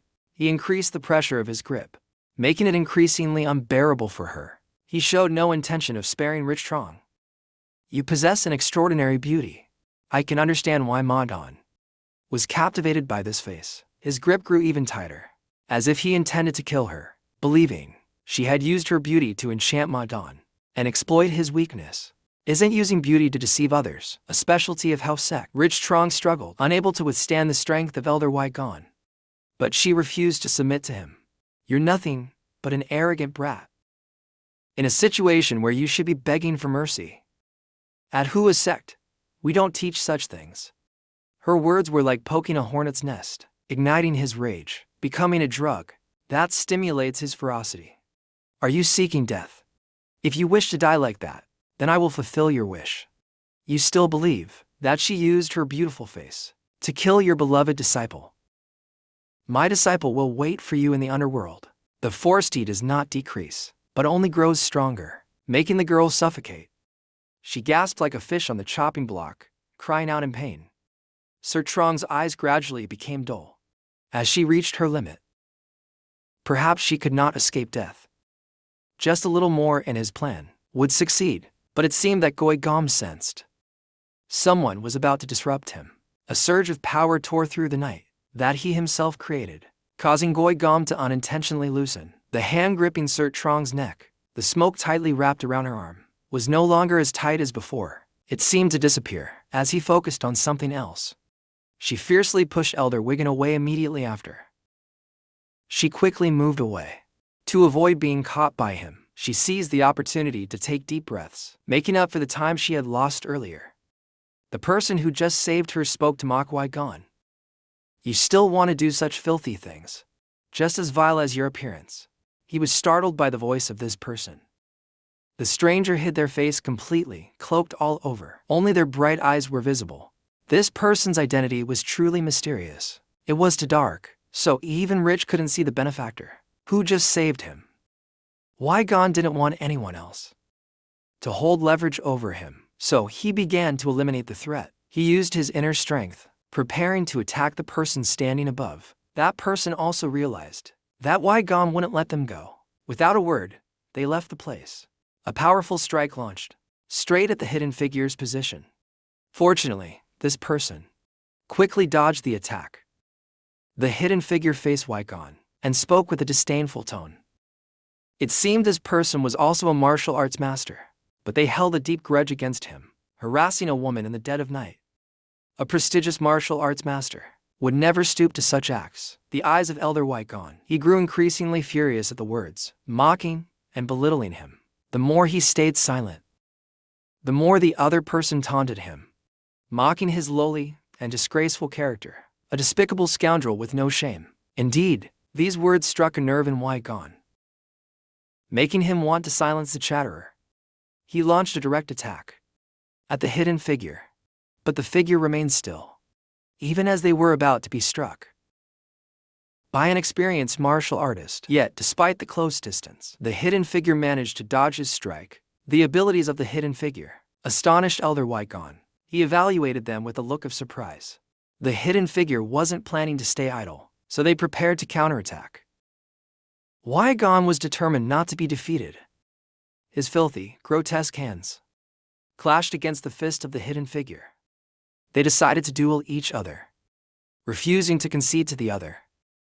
The power of both was immense, causing even Rich, who was standing far away, to scream. The overwhelming impact left her unable to discern the identity of the master who helped her escape death. Who is this person? Their identity remains a mystery, and one thing is certain: their abilities are far from ordinary. Who can match strength with a top 10 martial artist? The mysterious masked man casually blocked a punch from Kangtran. His hand reached out and touched the wall. His gaze, filled with cold killing intent, was fixed on Kangtran. In the dark night, Kangtran, clad in a black cloak, knelt coldly on the ground. He glanced around cautiously. Are you trying to use dirty tricks again? At that moment, a series of rapid attacks came through the wind, rushing towards him. Kangtran immediately raised his hand to block each strike. Not only did he defend, but he also turned the attacks against his opponent. This scene left the masked man astonished. The black mist in his hand swirled chaotically. A faint sound echoed in the night. Without a word, he turned coldly and walked away. At that moment, outside, an immense force descended from above. Kangtran frowned, dressed in. He immediately leaped high into the air, trailing behind him countless white threads, emitting a faint blue glow. He glanced at the ground below, clenching his fist tightly. In an instant, he threw a powerful punch at the massive black shadow. The punch caused the shadow to crack open with large fissures, emitting a blue light. The shadow on the ground glowed and slowly dissipated. He looked at the dark path ahead of him and spoke softly. Do you only know how to hide in the shadows? There was no response from within. Seeing this, Kangtran remained silent and stepped forward. As he approached, the girl behind him, though worried, could not say a word. But then he suddenly stopped, his cold gaze fixated on the inside. In the silent night, a gentle breeze blew past. In the pitch-black darkness, a cold voice echoed. So it was you who killed Ma Dane. That arrogant fool was your disciple, huh? Like master, like disciple. Suddenly, a sharp laugh rang out. And he had to admit, you truly are a master. My disciple was no match for you. Kangtran coldly responded to these words. Yes, because he couldn't defeat me, yet dared to plot my demise. I had no choice but to intervene. Hearing this, the man chuckled coldly and said, but no matter how strong you are, you've already walked right into my trap. Startled by these words, he glanced around cautiously. The man's mocking voice echoed, followed by a cold black energy wrapping around his legs. A true master never fights on unfavorable ground. You shouldn't have stepped into the darkness. As the man finished speaking, Kangtran realized that he was caught by the black energy's grasp. He frowned slightly, his eyes scanning the surroundings. In the dark atmosphere, tiny lights began to flicker suddenly. Like fragments of shattered crystal, they slowly gathered in one place. In an instant, in the darkness, he saw a faint, half-formed figure of the man. Without hesitation, he struck towards it. The darkness before him shattered instantly. Kangtran glared coldly at the figure and said, you call yourself a top master of the 10 great sects. I'm sick of these petty tricks. He gritted his teeth in anger and spoke. I must admit, you truly have skills. Then ... In an instant, his entire body erupted with power. The girl saw the black aura surrounding him and was astonished. The 18 Phantom Arts. She immediately shouted to warn him. That's the 18 Phantom Arts. His entire body was now enveloped by an eerie black mist. His face grew cold, his pitch-black eyes glowing with a crimson, demonic light. It was terrifying. Kangtran's gaze locked onto the shadowy aura before him. In his eyes now, the black mist took the shape of countless massive arms. Their movements seemed hypnotic, almost enchanting. The girl behind him, worried, immediately drew her sharp blade. I have to help him. But then, she froze in shock, her eyes widened. He's counterattacking. In her eyes, his movements were swift. His hands, deflecting each strike from the phantom hands. The 18 Phantom Arts. Kangtran remained composed. Every time the hands reached out to grab him, he effortlessly evaded them. With simplicity, in an instant, he charged towards the man. Not too fast, not too slow, he swung an attack. The man saw his arm approaching. He immediately reached out to grab it, but he quickly withdrew his arm. Then he swiftly stepped back. The man took advantage of this moment again, once more, concentrating the black smoke to surround his body. Kangtran frowned, annoyed, hiding again. But then he was startled. Now on the ground was an eerie black area. From beneath the ground, strange, demonic arms kept rising up. And suddenly, a tall figure leaped high into the air. Like a ghostly demon, it lunged toward him. Kangtran frowned and thought, he's not just hiding in the darkness. He's merging with the darkness to attack. Impressive, just as the monstrous figure swung its arm toward him. In an instant, he clearly saw the silhouette of the masked man at his side, both of their arms clenched tightly. The man frowned and glanced at him. He didn't expect this move to be blocked. Finally, he looked at him seriously. Who are you? Kangtran coldly stared at him. If I wanted to answer, I think I'd need to cover my face. Hearing this, the man turned to look at the girl. With a voice full of anger, he spoke, You ... Today, you're lucky. With that, he merged into the darkness and disappeared. Seeing that he had left, Kangtran also turned to leave. I think it's time for me to ... Take my leave, he said, waving his hand. Thanks to you, I escaped death. I don't know how to repay this life-saving favor. He lightly tugged on his cloak and said, Stop. I don't need you to overstate things like that. She gently replied, If you tell me your name, I will surely repay you. Kangtran's face darkened as he replied sternly, Did you not hear me? I already said I won't tell you. Startled and a bit frightened, she answered, I'm sorry.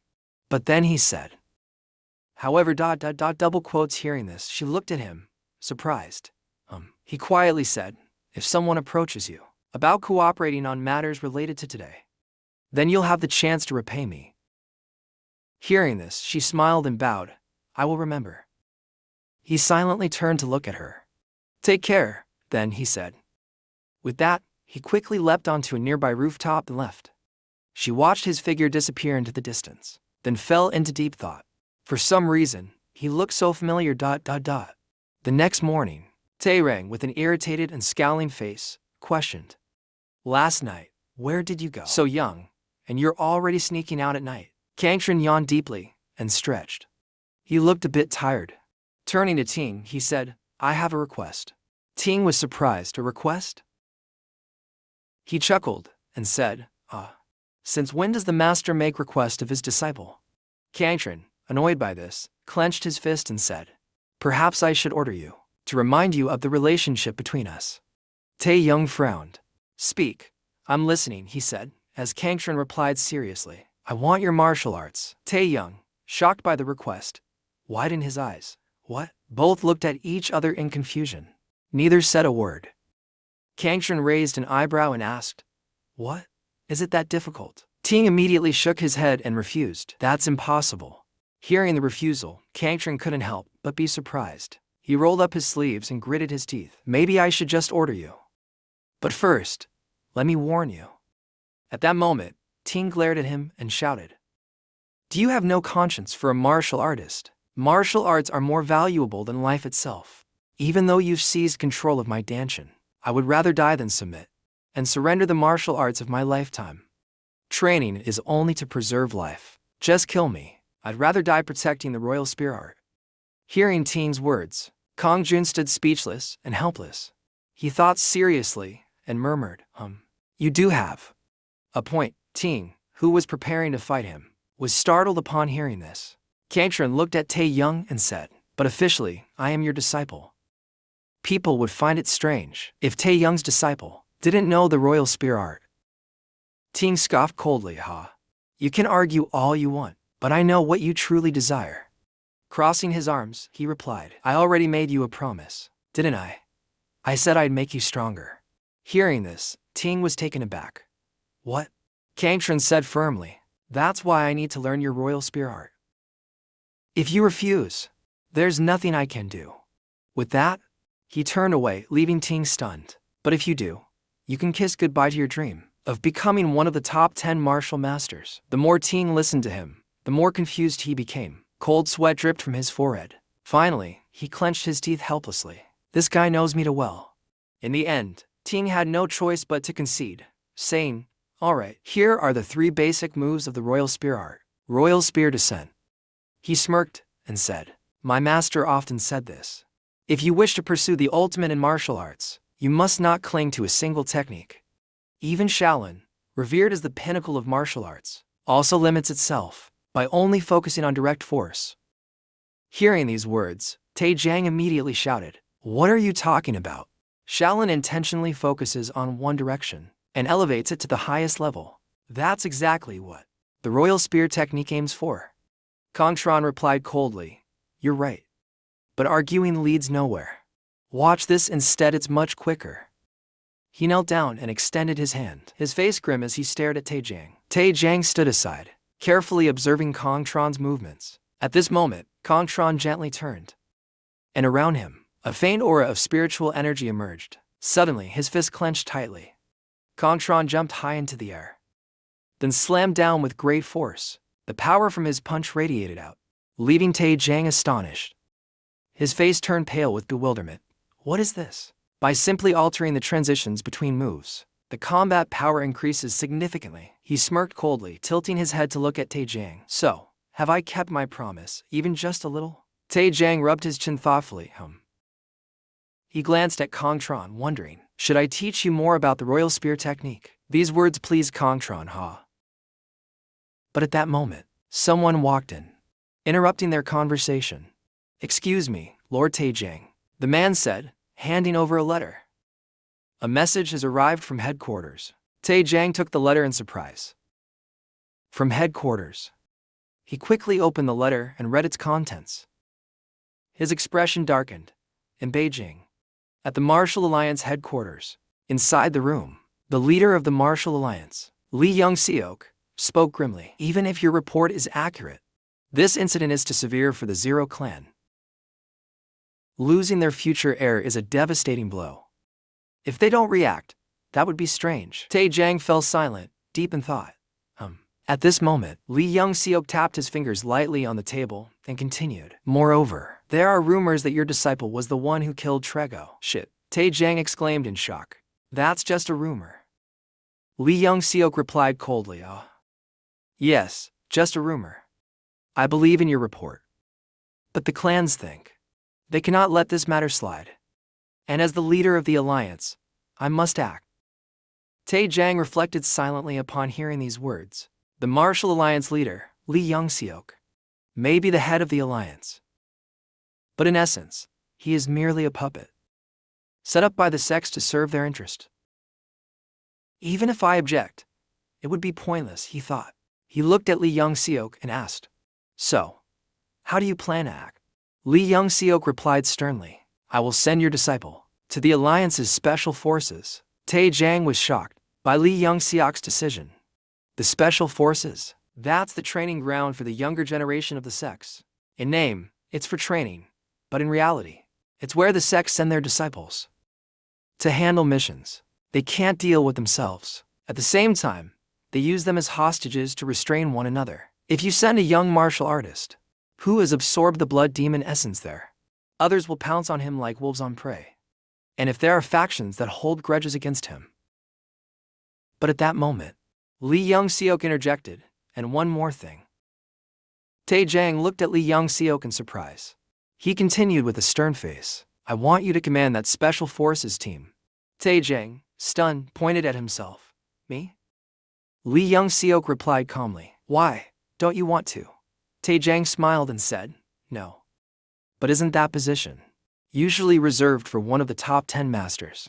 Even the current commander of the special forces, Chun Young-york, is also one of the top 10 masters. Lee Young-seok spoke gravely, picking up the teacup on the table. Is there any rule that says the commander of the special forces must be one of the top 10 masters? No.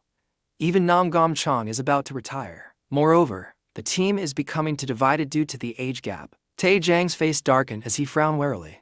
A convenient excuse, he thought. He's planning to throw in a wrench, knowing it will cause trouble and expecting me to clean up. He straightened his face, his cold gaze fixed on Lee Young-seok. No matter what happens, the responsibility will fall on me. What a cunning man. Lee Young-seok gently placed the teacup back on the table and spoke again. When Nam Gom-chong returns from Hunan, he will hand over the command to you. Prepare yourself. Tae Jang was surprised. What? What's he doing in Hunan? Lee Young-seok replied. There are rumors that remnants of the demon sect have appeared. Hearing this, Tae Jang pondered and said, if they're just remnants, why would an old man like him need to take action personally? Lee Young-seok's face grew serious. There are reports of Jiangxi appearances. Tae Jang was startled, his face darkened. Jiangxi? Lee Young-seok replied solemnly. Possibly even venomous Jiangxi. That's why Nam Gom-chong led the first unit of the special forces to eliminate them. Tae Jang was horrified upon hearing this. The first unit? Could it be? Lee Young-seok interrupted, confirming Tae Jang's suspicion. Yes, that child is among them. In Hunan, in the eerie forest, the ground was littered with cold, lifeless bodies. A shadow trembled, his pale face filled with fear as he stared ahead. A bloody Jiangxi, its twisted body stood before him. Terrified, he screamed, Stay away from me. But the Jiangxi lunged at him at that moment, sinking its teeth into his neck. His agonizing scream echoed throughout the forest. The Jiangxi pinned the man to the ground. The sound of its chewing echoed throughout the forest. Suddenly, it was startled and instinctively turned its head, only to see a cold attack coming its way, striking toward it. It quickly leaned to dodge the strike, but that attack coldly sliced through, severing its arm. The severed arm sprayed blood everywhere. It turned its gaze toward the man in front of it. Nam Gom-chong glared at the zombie coldly, shouting, These devils have finally created a monster. The zombie furiously glared at him and roared. It went berserk, despite its heavily injured arm. It rushed madly toward Nam Gom-chong. He coldly gripped the sword in his hand. Even as its limbs were severed, it kept trying to bite. When the zombie was just a few steps away, Nam Gom-chong swung his sword, coldly severing its head. The zombie's head fell heavily to the ground. But it continued to scream furiously. Quickly, Nam Gom Chong plunged his sword into its head. He looked at it coldly. Truly a relentless foe to the end, he remarked. Nam Gom Chong turned to look at his subordinate behind him. How many toxic zombies are left to eliminate? The subordinate responded quietly. We've dealt with 2, so there's 1 left. At this moment, another of Nam Gom Chong's subordinates rushed over. General, you must come see this. In a quiet forest surrounded by thin fog, the corpse of a zombie with its arm severed appeared in a painful, screaming pose before them. Looking at the corpse, Nam Gom Chong's face darkened in shock. Impossible, he muttered. He snorted coldly and said, It must have been that boy. The subordinate behind him exclaimed, Huh? Are you talking about Sang Shunjin? Nam Gom Chong nodded firmly. Yes. He is the hope of the martial world, capable of breaking the system of the 10 great masters that has existed for decades. At this moment, a tall figure appeared in the sky. Nam Gom Chong's subordinate excitedly pointed, Oh, look. Hearing this, Nam Gom Chong also turned to look. In the sky, a cold and emotionless face appeared. The top martial artist of the next generation was here. At this moment, at the secret training ground, while everyone was practicing enthusiastically, Jiang Sam suddenly appeared, in a state of utter dishevelment. The people in the training ground were shocked to see Jiang Sam. He walked past everyone carelessly, bumping into someone. The person quickly showed disgust, covering their nose. Ooh, what's that smell? Hearing the disgust in their tone, he sniffed himself and realized the smell. Scratching his head awkwardly, he said, sorry. At that moment, Nam Gom Chil approached from afar, frowning. I thought there was a foul stench. Turns out, it's just a beggar who walked in. The moment Jiang Sam saw Nam Gom Chil, he laughed loudly, pointing, So it's you? The so-called 3 talents Nam Gom Chil. He looked at Jiang Sam in surprise. You know me. He smiled and tilted his head, replying, Of course, your reputation resounds throughout the martial world. The top candidate to inherit the Nam Gom family, renowned for excelling in 3 fields. Hearing this, Nam Gom Chil smirked with pride. He laughed smugly. Is my fame really that widespread?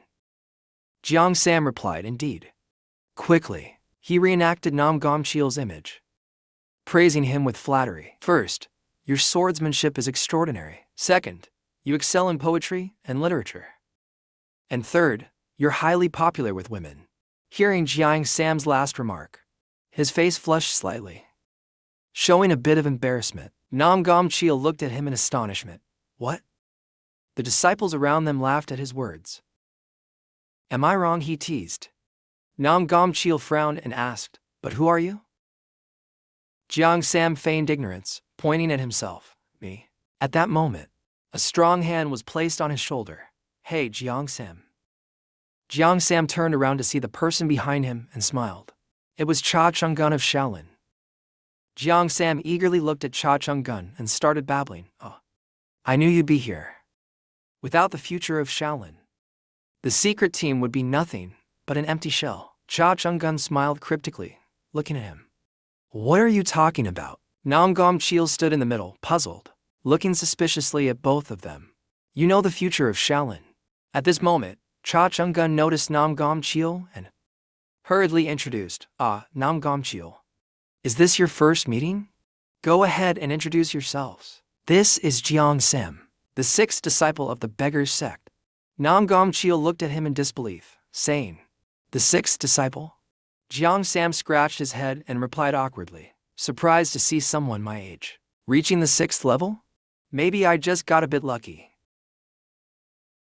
Nam Gom Chil was stunned, his face pale, staring at Jiang Sam. I know the ranking system of the Beggars sect.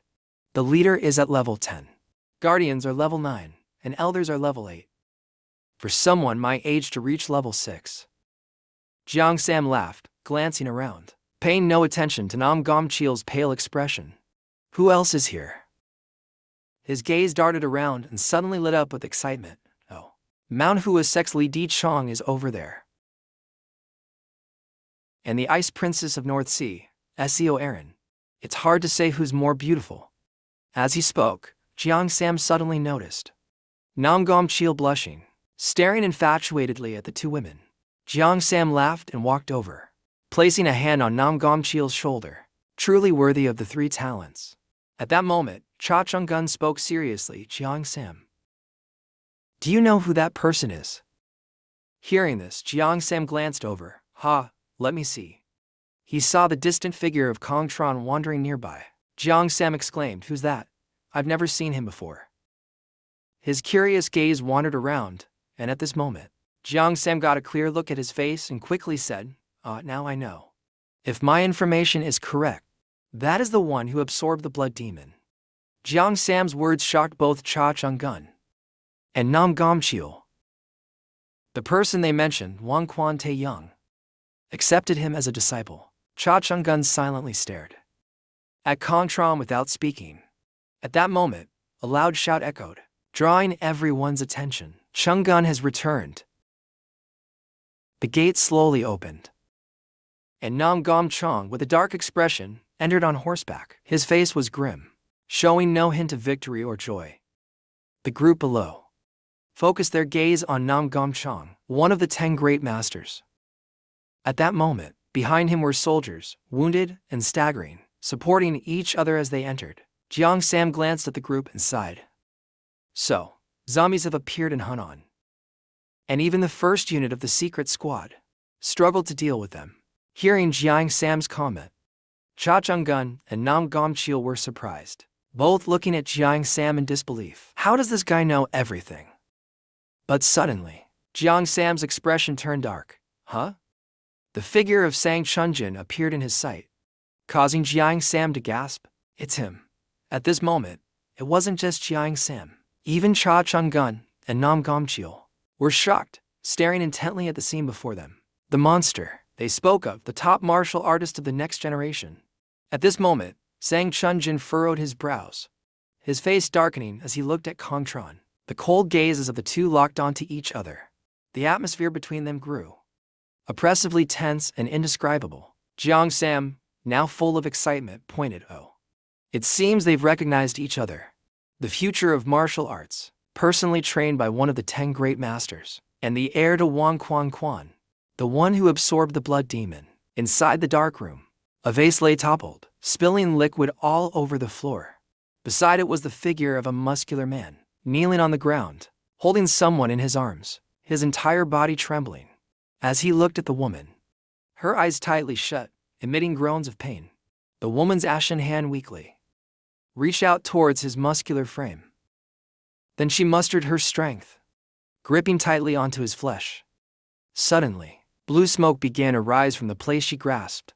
It looked incredibly frightening, yet despite the pain in his body, the man showed no reaction, only silence, as tears streamed endlessly down his face.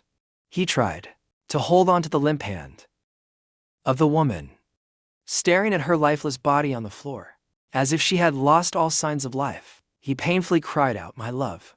His body continued to tremble, his teeth clenched tightly, as if refusing to believe what lay before him. Why? The next moment, his body shook violently. Blood flowed endlessly from his mouth. Suddenly, from behind, a figure appeared with glowing red eyes, asking, "Are you one of the 10 great masters?" The man said nothing, only silently glanced his bloodshot eyes toward the stranger. Then he clenched his fists tightly, leaping high into the air, lunging at the stranger. But the stranger stopped his attack with nothing but a single glance. He stepped closer, smirking sinisterly. A prodigy at the peak of mastery in poisons, his smile grew more and more sinister. "Welcome to the land where poison reigns supreme." In the forest, under the blazing sunlight shining down onto the ground, a group of people was trying to move forward, and leading the group was Ting, the elder of the Jego clan. Under the harsh weather and the dangers of the forest, it seemed everyone in the group was exhausted.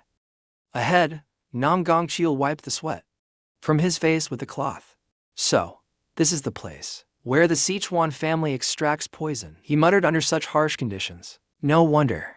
Even the insects and frogs here are poisoned." Our mission is to resolve the conflict, he added, but we might be steamed to death before we meet those savage tribes. He glanced at Yen Sam, as if to ask something. But before he could speak, Yen Sam wearily whispered, "Don't talk to me. Even opening my mouth is draining me." Ignoring his words, Nam Gongqian leaned in closer and whispered to Yen Sam, "Is it true that martial artist Tae Young has reached the flower realm? Why do you ask?" "Explain more about the flower realm," Nam Gongqian said. "It's officially called Huajiang, the first step to becoming a true master." Nam Gongqian frowned in frustration. "What I mean is, isn't that very strange? He isn't even one of the 10 great masters. Like my grandfather, the Sword Saint. Yet he became the commander of the secret forces." Yen Sam, while playing with the mosquitoes nearby, casually replied that Tae Young single-handedly quashed the rebellion of the Jego clan. A remarkable figure, who absorbed the essence of demon blood, chose him as a master. Yen Sam said, "That must mean something." Hearing that, Nam Gongqian seemed to realize something too. "That does make sense," he muttered. "So, he really has reached the flower realm." When Nam Gongqian looked at Yen Sam again, his face darkened as he noticed Yen Sam was gone. He had completely disappeared. At this moment, a voice suddenly called out from Kangxun's side. Descendant of the Shang King's fist, step forward. It was Jiang Sam. He eagerly stood in front of Kangxun, trying to introduce himself. "I am Jiang Sam of the Beggars Sect. Pleased to meet you." Hearing this, Kangxun remained silent, saying nothing. Then he slowly extended his hand, preparing to shake Jiang Sam's hand. Suddenly, Jiang Sam's face turned sinister, as if he was plotting something. From the palm of Jiang Sam's hand, a strange energy emerged. Nam Gongqian quickly noticed something unusual. Staring intently without a word, without hesitation, he tightened his grip on Jiang Sam's hand. A tremendous force spread through Jiang Sam's arm, making his face turn pale. His eyes widened in shock. He gritted his teeth and felt deeply within himself. "This is an overwhelming power surging through my entire body."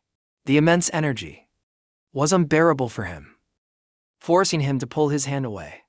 In pain, he clutched his hand and complained, "If you can't control your power, how can you ever master martial arts?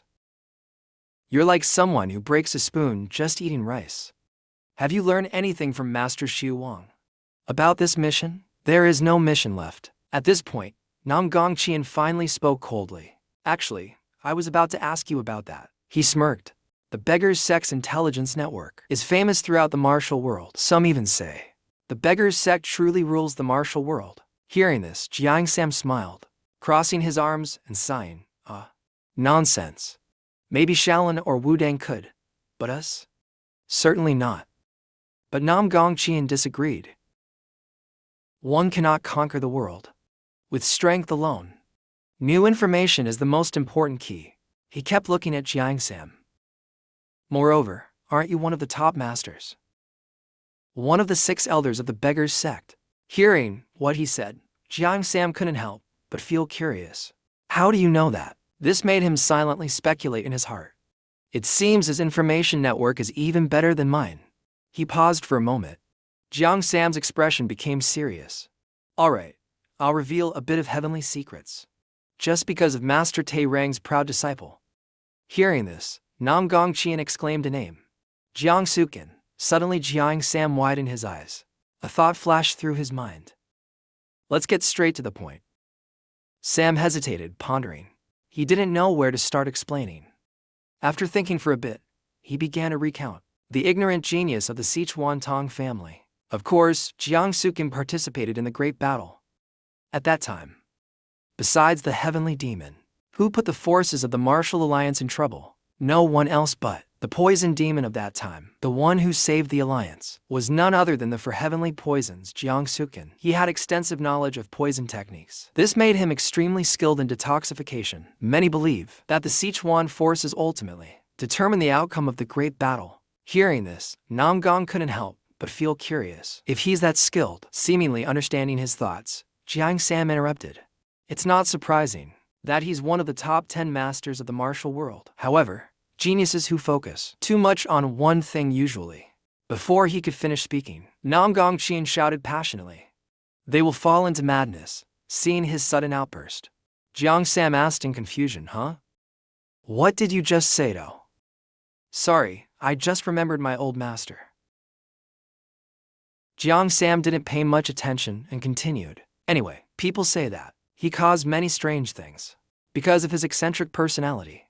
So, what about now? Hearing his question, Jiang Sam's face suddenly fell into contemplation. Back to last night at the Sichuan Tong residence. A loud voice echoed from inside the mansion. What do you mean by disappeared?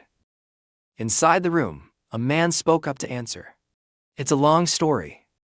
This matter cannot be written down. The man's face showed signs of worry. We fear that, if we are honest about Jiang Sukin's absence, they might not send the reconnaissance team. After finishing, he lowered his head and said no more. The atmosphere became silent as a result. After a while, Tai Yang cautiously asked, Did you expel Jiang Sukin or something? Sensing Tai Yang's anger, the man quickly explained. Jiang Sukin is one of the top 10 masters. How could we possibly expel him? Indeed, there were some who wanted to do so afterward, perhaps feeling guilty for killing a loved one. Jiang Sukin went into seclusion. After learning he was no longer there, Tong Ra continued to provoke. Hearing this, Tai Yang said nothing more. His gaze turned pensive. Back to the present, Tai Yang sat on horseback, his mind racing with thoughts. With Jiang Sukin's disappearance, one of the top 10 masters, the balance of power with Tong Ra was broken. This means that I will have to deal with the same level of strength that Jiang Sukin once had. Suddenly, something happened, snapping Tai Yang out of his thoughts. Startled, confused, he turned his gaze and was shocked. Staring intently below, the war horse's eyes turned completely white. It coughed up blood incessantly. Tai Yang quickly tightened the reins in his hand. His body lunged forward. The horse, in turn, collapsed to the ground and lost its life. Tai Yang reacted swiftly, jumping to the side and landing safely. His gaze briefly showed astonishment, because before Tai Yang at that moment, the entire space was covered by a green mist. Looking eerie, Tai Yang quickly recognized it and shouted, Poison. Immediately, Tai Yang activated his powers. A purple aura appeared, surrounding him. With both hands, Tai Yang clasped them together and pushed forward forcefully. A massive surge of energy was unleashed, and in the next moment, a boundary circle was formed. Amidst the forest filled with poison mist, Tai Yang successfully created the boundary circle. It stopped the poison from advancing. After arranging everything, Tai Yang shouted to check. Is everyone all right? Someone from Tong Ra responded. The toxicity isn't as strong as I expected. If this is how they treat honored guests, then you must have some resistance to this level of poison. Hearing this, Tai Yang smiled. I see. I must remain cautious. Suddenly, Tai Yang furrowed his brows as if he noticed something. He glanced around and thought to himself, the vanguard is guarded by elite disciples of the sect, but the rear is only protected by the auxiliary forces of the reconnaissance team. Realizing something was wrong, Tai Yang immediately shouted and pointed forward, commanding, check the rear immediately. Upon hearing the order, the group turned around. They looked behind them. Quickly, one of them shouted to report. Sir, the rear has vanished. Hearing this, Tai Yang's face darkened even further. He cursed inwardly. This is a disaster. Elsewhere, voices echoed in conversation. A person always has a fatal weakness, no matter where they go. Weakness, Jiang Sam murmured mysteriously. It seems he has a weakness for women. Nam Gongqian seemed to agree. Such things are often masked under the phrase romantic hero. But Jiang Sam revealed another detail. It left Nam Gongqian astonished. The problem is, he's not just someone who likes women. He's also a fool, completely clueless about how to talk to women. Think about it. How could a recluse who spent his life dissecting frogs and insects ever charm a woman? There are even rumors that his stench is worse than that of beggars. We seem to have discovered something. Nam Gongqian glanced toward another direction and spoke. Wait. Suddenly, he realized, oh no. I got so caught up in the story, I didn't notice. He paused for a moment and then announced, "We've been completely surrounded." "What did you say?" Jiang Sam's eyes widened in shock. Meanwhile, Nam Gongqian lowered his head in deep thought. After a moment, he revealed, "There's something strange over there." On the Taijiang side, he frowned deeply, looking very angry. From within the mist, a stranger suddenly appeared, looking very fierce. His eyes glowed red, emanating an aura of killing intent. At this moment, Tai Yang's group tensely watched something. In front of them, a stranger appeared, trying to stop them from entering. Tai Yang, confused, explained, "What are you talking about? This place has long been under the control of the Duane family." The man asked back, "You're not from the Duane family, are you?" Tai Yang immediately pointed to himself and introduced, "I am Tai Yang, a member of the secret squad of the Martial Alliance. I was sent here to mediate. I want to speak with your leader." But the man raised his hand to signal. The leader doesn't want to negotiate. Hearing this, Tai Yang angrily gritted his teeth and cursed silently. "Annoying pest always getting in my way." After a bright flash of light, suddenly emanating from the forest, Tai Yang's hand clenched into a fist. Tai Yang frowned deeply, his eyes emitting a dazzling light, and that power quickly rushed toward the group of people. Immediately, the group froze in place. This made them unable to believe their eyes. "Impossible. That's a paralyzing technique." He subdued his opponents with just one move. This is the power of someone who has reached a transcendent state. Tai Yang angrily pointed at the group. "I came here just to argue with a subordinate like you." He gritted his teeth and growled word by word. "If you want to keep talking, then hand over your life." The man struggled to use his strength to break free from Tai Yang's paralysis technique, and finally succeeded, saying, "Whether it's the Duane family or the Martial Alliance, on our land." Hearing this, Tai Yang's face changed.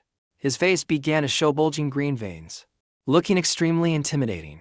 A moment later, he moved with lightning speed, rushing toward the group of people. Very quickly, he managed to capture the leader in the palm of his hand, leaving him terrified. Then, Tai Yang lifted him up and slammed him into a nearby tree. The immense force caused the tree to shatter into fragments in an instant. Seeing their comrade being struck, the group behind him charged forward to attack Tai Yang. Realizing this, Tai Yang quickly reacted and used the heavenly strike technique, unleashing a powerful counterpunch. The punch was so strong that it made the group hesitate and falter. Too afraid to come closer, one of them calculated the timing and leaped into the air. But in the next moment, his leg was caught by Tai Yang's large hand. He held the leg tightly, giving him no chance to struggle. Seconds later, Tai Yang used his strength to slam him into the ground, sending debris flying everywhere. One of the Duane family's men, witnessing the scene, couldn't help but feel elated. "It seems we have truly brought a real master with us." Seizing the moment when Tai Yang was distracted, two others charged forward, but with his quick reflexes, Tai Yang swiftly captured both of them in his hands. After that, he effortlessly lifted them into the air, without using much strength at all. As he did so, his expression turned menacing, and his gaze became bloodthirsty. Tai Yang's hands tightened around their necks, causing them to groan in pain. Suddenly, Tai Yang's eyes caught sight of something approaching him. A massive force moving at incredible speed was heading straight for Tai Yang. Using his exceptional skills, Tai Yang easily dodged safely, and immediately after, a powerful explosion echoed through the area. The tremors shook an entire corner of the forest. On this side, Jiang Sam also noticed something unusual. He couldn't help but wonder what just happened. Meanwhile, Nam Gongqian smirked faintly. It seems like they've started taking action. The forest returned to its initial tranquility. But moments later, another powerful explosion occurred. Even the creatures residing there were filled with fear. Realizing the situation was dire, Jiang Sam hastily urged, "It seems the front line is in chaos. Why aren't we regrouping immediately? We're already surrounded," he added. Jiang Sam cracked his knuckles aggressively. "Then we must break through the encirclement." But Nam Gongqian countered, "We're surrounded. But if we charge forward, what will that accomplish?" Hearing his words, Jiang Sam's face clearly showed confusion. What do you mean? Nam Gongqian explained. It means they don't want us interfering. Perhaps they only want to deal with the Du family. So, let's wait a little longer. Then he gestured with his hand. Tairang will ... Tairang, our master, will likely find a resolution. At the mention of Tairang, Jiang Sam's eyes filled with admiration. Indeed, Master Tairang is an unparalleled expert. He's reached the flowering stage. What is there to worry about? Nam Gongqian questioned skeptically. The flowering stage. Then he scratched his head, seemingly about to say something, but stopped himself. Nam Gongqian quietly reflected. If he can utilize what I taught him correctly. After the battle with Tairang, their enemies suffered a crushing defeat and reported back. We apologize, leader. Hearing this, the leader's face remained expressionless. He silently stared at his subordinates. Then he stepped forward with firm, deliberate strides. Wherever he walked, the ground bore deep marks. Eventually, the leader arrived, where Tairang and his group were standing. Seeing him, Tairang smiled with satisfaction. So, you finally decided to negotiate. The leader angrily shouted, fall back. We will not yield a single inch of land. Hearing this, Taiyang tried to persuade him. Do you really have to be so rigid? We're just trying to make peace with you, aren't we? But the leader remained firm and unmoved. He did not waver. In the past, someone came here saying the same things, using the excuse of researching poisons. He desecrated our sacred land, slaughtered innocent tribes, and destroyed this land. Tairang, puzzled, confirmed. That person was from the Du family, wasn't he? The leader did not deny it. Yes. How can you reconcile with such enemies? As if nothing ever happened. Too much blood and hatred have accumulated. It's already merciful that we don't seek revenge on you. Now, leave here at once. Hearing this, Taiyang grew angry. He glanced back at the group behind him, cursing the Du family under his breath. What are they even doing here? Tairang continued trying to persuade him. I understand your stance. But with that attitude, both sides will only continue to shed blood. The leader wouldn't hear a word and grew angrier. Gritting his teeth, he spat out two words. Foolishness. The next moment, his body suddenly blurred. In a flash, he had already charged toward Tairang. Tairang quickly countered with a punch to defend himself. He shouted in excitement. I've been waiting for this moment. Using fist is the fastest way. Then a loud cry echoed. The great king has descended. A massive wave of energy burst forth, shaking an entire corner of the forest. Witnessing the scene before them, the Du family group couldn't help but gape in astonishment. Even the indigenous group was equally shocked and surprised. Tairang himself seemed unable to believe his eyes. Sweat began to bead on his face.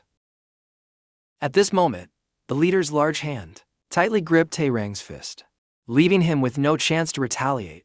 The leader spoke calmly. You ... You haven't reached the flowering stage, have you? Hearing this, Taiyang was stunned for a moment. The next second, the leader forcefully released Taiyang's hand, caught off guard. Taiyang staggered back a few steps. Taiyang gritted his teeth and exclaimed, How ... How do you know that? The leader did not hesitate and replied, I once met someone, a supreme expert at the flowering stage. Hearing this, Tairang was shaken to his core. He knows someone at the flowering stage. The leader then gave a sinister smile. And the next moment, his body became increasingly blurry in front of Taiyang. Behind Taiyang, a pair of eyes suddenly appeared, staring at him. Taiyang began sweating profusely in fear. Before he realized it, the leader was already right next to him, whispering in his ear. I even killed someone like that once. Taiyang quickly thrust his hand backward, aiming to strike the leader. But with his swift reflexes, the leader easily dodged Taiyang's attack effortlessly. Without expending any energy, he then raised his large hand and unleashed a powerful strike. Tairang couldn't avoid it and took the full impact. He was sent flying backward, spitting blood uncontrollably from his mouth. With such overwhelming power, the nearby trees shattered, their fragments scattering into the air. The tremendous force sent Tairang soaring through the air uncontrollably. Eventually, he crashed into a nearby tree. He seemed utterly exhausted, his face covered in blood, his brows furrowed tightly, refusing to yield as Tairang gritted his teeth, his body trembling uncontrollably. The next moment, he mustered all his remaining strength. Channeling his energy as a surge, he began radiating a powerful aura. Veins bulged all over his face. He looked at the figure before him, deep in thought. He killed the supreme expert below the flowering stage. Impossible. How could someone cultivating in such a remote place defeat a supreme expert? The leader stared intently at Tae-rang, who was kneeling on the ground. He coldly declared, "I will kill you to serve as a warning to others." As he finished speaking, his massive hand rose powerfully. Seeing this, the Du family group was terrified, not daring to utter a sound. Suddenly, a streak of light flew in from nowhere, forcing the leader to halt his actions. He looked around cautiously, observing the situation. His gaze turned icy as he shouted, "Who is it?" Deep within the forest, on a lush green leaf, a poisonous frog appeared, perched on it. Behind it, Eric Jong emerged silently. Slowly approaching the frog, she gently raised her finger, aiming to touch it. Suddenly, her eyes flashed with astonishment as she realized the danger of the frog before her finger could touch it. The frog leapt away to escape. Eric Jong quickly withdrew her hand. Afterward, she stood up and moved forward, her face showing a hint of disappointment. Meanwhile, Jiang Sam exclaimed in alarm, "Did you feel that?" The ground shook all the way here. Something earth-shattering must be happening. But when he turned to look back, Jiang Sam realized Nam Gongqian was nowhere to be seen. This left him wondering in curiosity, elsewhere in the forest. Suddenly, a bright beam of light streaked across the ground. Nam Gongqian, with his agile movements, soared through the air gracefully. He thought to himself anxiously, "I'm afraid Tae-rang won't be able to handle this alone." Suddenly, Nam Gongqian's eyes turned bright green. Then he activated his abilities. He gazed ahead, gradually focusing on the image of Tae-young that appeared before him. At this moment, the leader was raising his massive hand, ready to strike down at Tae-young. His eyes were blood red, radiating deadly killing intent. And at that moment, it seemed he sensed something unusual.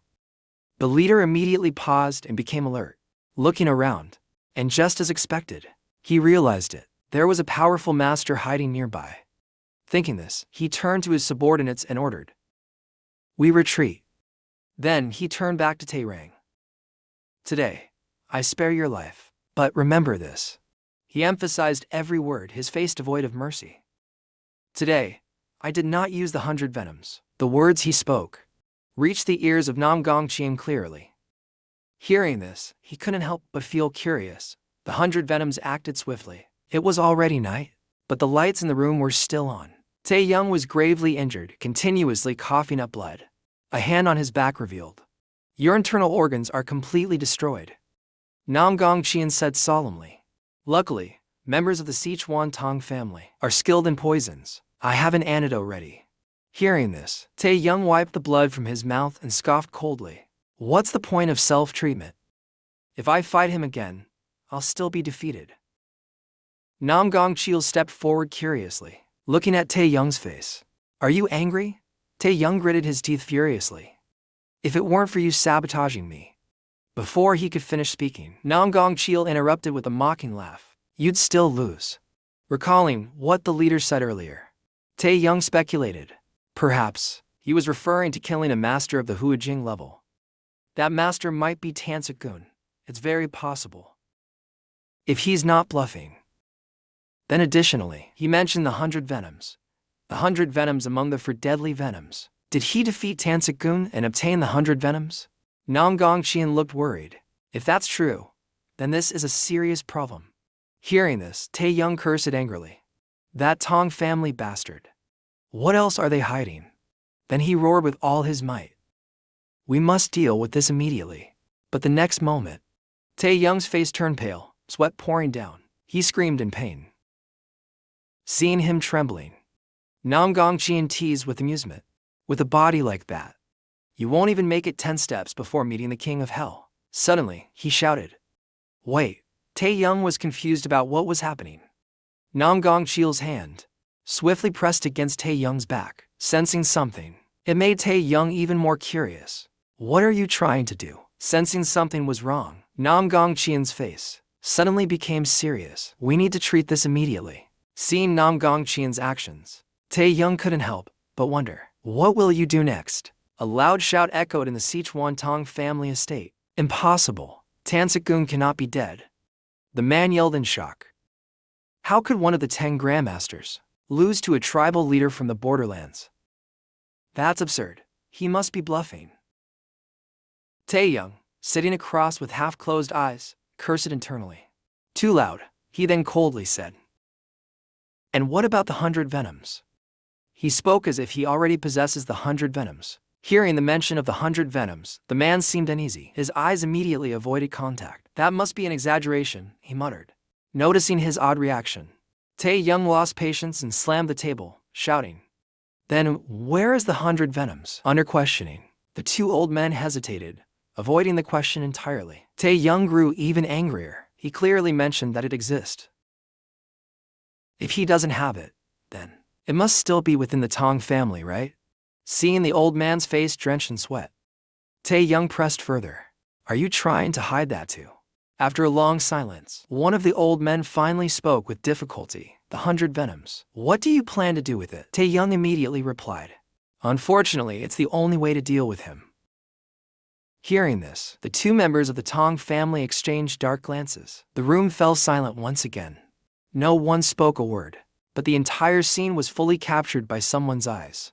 A shadowy figure appeared, having witnessed the entire conversation between the three in the room, and that figure was none other than Nam Gongcheol. Standing under the bright moonlight, he stood quietly on the rooftop, his gaze deep in thought. Nam Gongcheol used his farsight ability from afar, listening to the entire conversation, leaving him puzzled. Is the 100 venoms still in the Tong family estate? And what about the 100 venoms that man possesses? Meanwhile, Eric Zhang quietly walked step by step into the Tong estate. Sensing something unusual, she looked up and silently observed. Her eyes were drawn to the figure of Nam Gongcheol.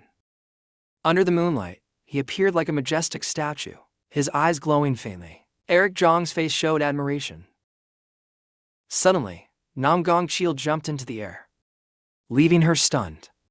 Under the moonlight, he performed a graceful flip like a skilled dancer. Nam Gongcheol then landed safely on the ground, right in front of Eric Zhang. His presence radiated strength, causing the dust around him to scatter. At that moment, his gaze locked onto the person in front of him. After a brief pause, Eric Zhang gasped in surprise. The two stood in silence, their eyes meeting as they observed one another. Nam Gongcheol slowly approached Eric Zhang, his face dark and contemplative. Do they know? We use farsight to eavesdrop on them. Seeing she made no reaction, Nam Gongcheol coldly spoke. May I pass through? But as Nam Gongcheol took a few steps forward, Eric Zhang suddenly called out, causing him to pause momentarily. Eric Zhang smiled gently. You must be a disciple of Master Tae-young, right? She then introduced herself. I am Eric Zhang of the Manhwa sect. Hearing this, Nam Gongcheol coldly glanced back. I have heard of you, Eric Zhang of the Manhwa sect. Hearing this, Eric Zhang turned her face away shyly. That title is too grand for me. But he responded. Why not? You defeated the leader of the Shui Dao region, Chang Jiang Songhan, and even, you defeated the top disciple of the Shadow Sect Master HW. With such achievements, you deserve that reputation. Eric Zhang's eyes briefly filled with sorrow. The results of that duel cannot truly reflect my strength. Hearing this, Nam Gongcheol widened his eyes in confusion. Eric Zhang then calmly continued. Didn't you fight the mad demon before me? At this, the memory of the fierce battle between Nam Gongcheol and the mad demon flashed in his mind. His expression suddenly turned serious. But the next moment, his face turned red, awkwardly stammering, that was just a warm-up. The image of an exhausted Tae-young, grasping his neck, came to mind. She bit her lip sorrowfully. Moreover, I almost got killed by Shadow Sect Master HW.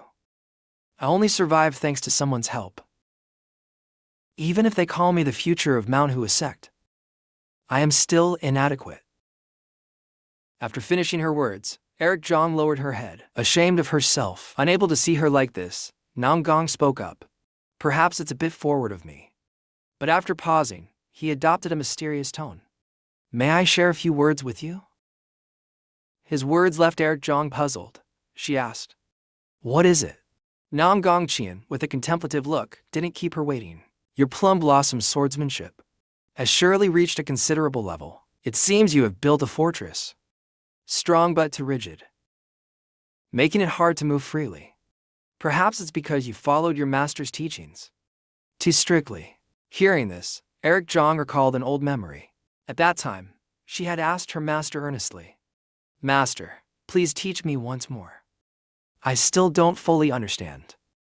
But upon hearing her plea, her master grew angry and scolded, "Do you want to become my puppet?" Then Nam Gongqian reached out his hand, motioning her toward him. "Challenge. Show me your plum blossom swordsmanship and duel with me." Hearing this, Eric Zhang froze in place, stunned and confused. She didn't understand, but she quickly composed herself and confidently accepted. "All right," she said, raising her sword. She gripped it firmly, assuming a ready stance. "Here I come." Her foot stomped hard against the ground, sending dirt and rocks flying. With that, Eric Zhang leaped into the air, charging straight at him. Her eyes were filled with determination. She thrust her sword forward decisively. Yet Nam Gongqian didn't react at all, standing still in silence. In the next moment, he leaned slightly backward, successfully dodging her attack and speaking, "You shouldn't just observe." Eric Zhang gritted her teeth, swinging her sword repeatedly at him. But each slash was effortlessly evaded by him. "You must watch and attack, move and adapt simultaneously. Don't try to draw plum blossoms. Let them bloom naturally." Nam Gongqian's eyes grew serious and mysterious. As he said, "This is," he leaned closer, looking directly at her and spoke each word, the essence of motion and stillness. With that, silence fell again. Their faces gradually turned red, realizing how close they were. They quickly stepped apart, turning away from each other awkwardly. After a moment of silence, Nam Gongqian, without turning back, broke the awkward atmosphere and said, "I have other matters to attend to. Farewell." He then leaped into the air, leaving behind just a single sentence, "Keep trying." Eric Zhang stood in silence, watching his figure disappear. A moment later, her face turned red with embarrassment. "But I still don't understand what you mean." The night sky above, the bright moonlight illuminated everything below. A statue-like figure of the leader sat silently. Moments later, he opened, his eyes wide, a thought crossing his mind. "Who is it?" Images of when he was about to strike Tae-young suddenly flashed, interrupted by an unseen force. The scene replayed in his mind. The leader slowly stood up, his heart full of questions. Do they truly have a master of such caliber?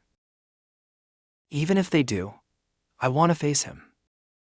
The next morning, in a makeshift tent, Tae-young and the leader faced each other, silently observing one another. The leader's face was arrogant, remaining silent. Tae-young was no less imposing, refusing to back down. He thought to himself, "Last time, you were so unyielding. Why are you here to negotiate now? Do you want to form an alliance?" The leader's face remained expressionless, from beginning to end. Suddenly, his eyes narrowed as if searching for something. He glanced at the members of the Tong family and deduced, "It seems that person isn't here." Losing patience, Tae-young spoke up. "Let's begin. We're not here to seize this land.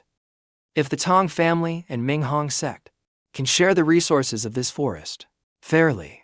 But before he could finish, Tae-young noticed the leader's disdainful expression and frowned deeply. Veins began bulging on his face. The leader sneered and spoke. "Do you think you can negotiate with us?" After barely escaping death, he suddenly stood up and shouted, "Our stance remains unchanged. Leave this land immediately." Hearing this, Tae-young clenched his teeth in anger, but he tried to stay calm and said, "Only if the situation changes." As he spoke, his hand gripped something tightly below. Moments later, he decisively drew a gun, its barrel gleaming as he shouted loudly, "Until then, we will have the strength to negotiate." Seeing the weapon in front of him, the leader was momentarily stunned, unable to react. He stood frozen in place. The scene shifts to Nam Gongqian. He moved swiftly from one place to another, his movements seamless. Narrowing his eyes, he focused intently ahead. Finally, Nam Gongqian stopped at a certain location. In front of him was a village, shrouded in an eerie blue aura. His gaze fell upon a mysterious house. Nam Gongqian smiled with satisfaction. Found it. Suddenly, his brows furrowed as he sensed something unusual. Deep within the forest, a rapid stream flowed down over jagged rocks. Unexpectedly, a massive explosion erupted in the distance, shaking the entire area. Nam Gongqian's jaw dropped in astonishment, unsure of what had just happened. The chieftain stared intently at Master Tai Yang. He was holding a large gun. Many barrels pointed toward him. He sneered. "Do you intend to hold it forever?" The chieftain tilted his head and smirked. "If you keep hesitating, you won't have a chance to use it." Tai Yang frowned in confusion. Where does his confidence come from? Does he think this isn't deadly poison?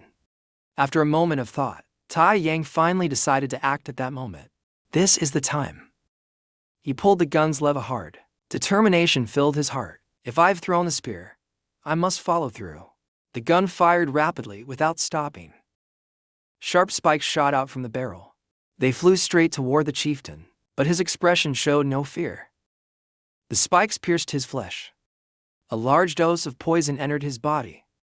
Master Tai Yang watched anxiously, observing his every move. Indeed, from top to bottom, there was no part of his body left unpierced by the spikes, yet he stood there calmly like a statue. Seeing him motionless, Tai Yang glanced at his gun. Feeling a bit doubtful, the chieftain began to tremble. His face showed clear anger at something. Like this, the chieftain took a deep breath and harnessed his energy, unleashing a massive burst of power. "How dare you threaten me?" The power emanating from his body was immense, shattering everything around him. Amidst the chaos, Tai Yang signaled to his subordinates behind him.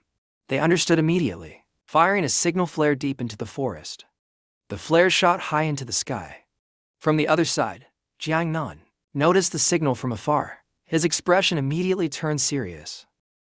The guards of Minhong sect continued to take turns standing watch outside the sanctuary. Suddenly, Jiang Nan casually stepped right in front of them. This caused them to panic slightly. "Who are you? This is a sacred place." The guards of Minhong sect raised their spears menacingly. "Outsiders, leave at once." Jiang Nan remained unfazed. He nonchalantly placed his hand on his chin, observing. "It seems there aren't many guards here." He frowned slightly, his expression full of confidence. "So, they've all gone to the main hall, huh?" His followers behind him began to reveal themselves as well. The guards were dumbfounded when they saw so many people. The leader of the guards shouted loudly, "Form a defensive line, protect the sacred grounds." A group of top warriors surged forward, led by Cha Chungal. Even though they knew they couldn't win, the guards stubbornly stood their ground, protecting the sacred grounds from these invaders. The night before, at the fortress outside, it was quiet and shrouded in thick night mist. Inside the room, Tai Yang's voice could be heard. "What are you saying?" Kankin and the others were still discussing late into the night. "The 100 poisons our sect holds might not be genuine." "What do you mean by that?" He thought of the prodigy in toxicology, creating poison from a single frog. Jiang Xiok had spent his life researching the 100 poisons. The precious drops of Jiang Xiok's work fell one by one, and they were incredibly difficult to produce. If that's the case, he must have hidden the precious 100 poisons somewhere, where no one could find them. Kankin placed his hand on his temple, deep in thought. Even among his kin, it's an absolutely unknown location. So, the possibility of our sect holding the 100 poisons is... Hearing this, Tai Yang slammed the table and stood up angrily. "They lied to us again." Kankin closed his eyes, unsure of what to do next. "Then you must prepare the next plan." Tai Yang thought for a while before hesitatingly saying, "In this situation, even the 100 poisons cannot be used. There's only one option left." Kankin looked up at him in confusion. The next moment, he understood Tai Yang's intention and quickly lowered his head. "No, I have other tasks to do." A disciple letting his master face danger alone, isn't that too heartless? Kankon's eyes showed a resolute determination. "Delay them as long as you can until I return." Tai Yang crossed his arms, sulking. "Didn't you see what happened last time? How can I fight a monster that killed the Supreme Master? Impossible." Kankin replied with firm assurance, giving Tai Yang more confidence in him. "This time is different," he said with a confident smile. "I am prepared." A glimmer of hope appeared in Tai Yang's eyes. What? His body in this battle is nothing like before. His muscles seemed to have multiplied several times over. The chieftain threw a punch, but Tai Yang dodged effortlessly. Even when he kicked with full force, like a hammer, Tai Yang blocked it without issue. His body was unscathed. Nothing. The power within Tai Yang surged with incredible intensity. He was now able to fight the chieftain head-on. Despite the poison spikes covering the chieftain's body, he was still strong. But his eyes analyzed Tai Yang and deduced. This man he's entirely different from before. After several failed punches, he was pushed backward. But how is he recovering so quickly? At this moment, Tai Yang countered with a powerful punch. He charged forward, delivering the punch straight to the chieftain's body. But the chieftain, being no ordinary man, blocked it. The chieftain found himself completely on the defensive, unable to counter against this seemingly overwhelming strength. It was as if he was being driven to the brink. The ground beneath his feet crumbled continuously. He stared at Tai Yang's terrifying power and his robust movements. It seemed he had reached a transcendent state. After a prolonged battle, both eventually came to a halt. A subordinate of the Minhang sect came rushing in frantically. The leader of the enemy has attacked. The sacred altar is in danger. The chieftain, hearing the dire news, started to worry internally, but he quickly masked it with a calm demeanor. All of you, go to the altar immediately. I'll handle this on my own. His eyes widened as he yelled, "You're just going to get in my way. Do you all want to die alongside them?" The subordinates, although concerned for their chieftain, followed his orders without question. Master Tai Yang stared at them intently. "I see your plan. You want to retreat, huh?" The chieftain pointed at him and said, "They're underestimating us too much." Tai Yang shouted resolutely, "The 100 poisons will eventually be ours." The chieftain smirked mockingly, naive. "Why do you think I would keep the 100 poisons at the altar?" Hearing this, Tai Yang's face froze in disbelief. "What? It's not there."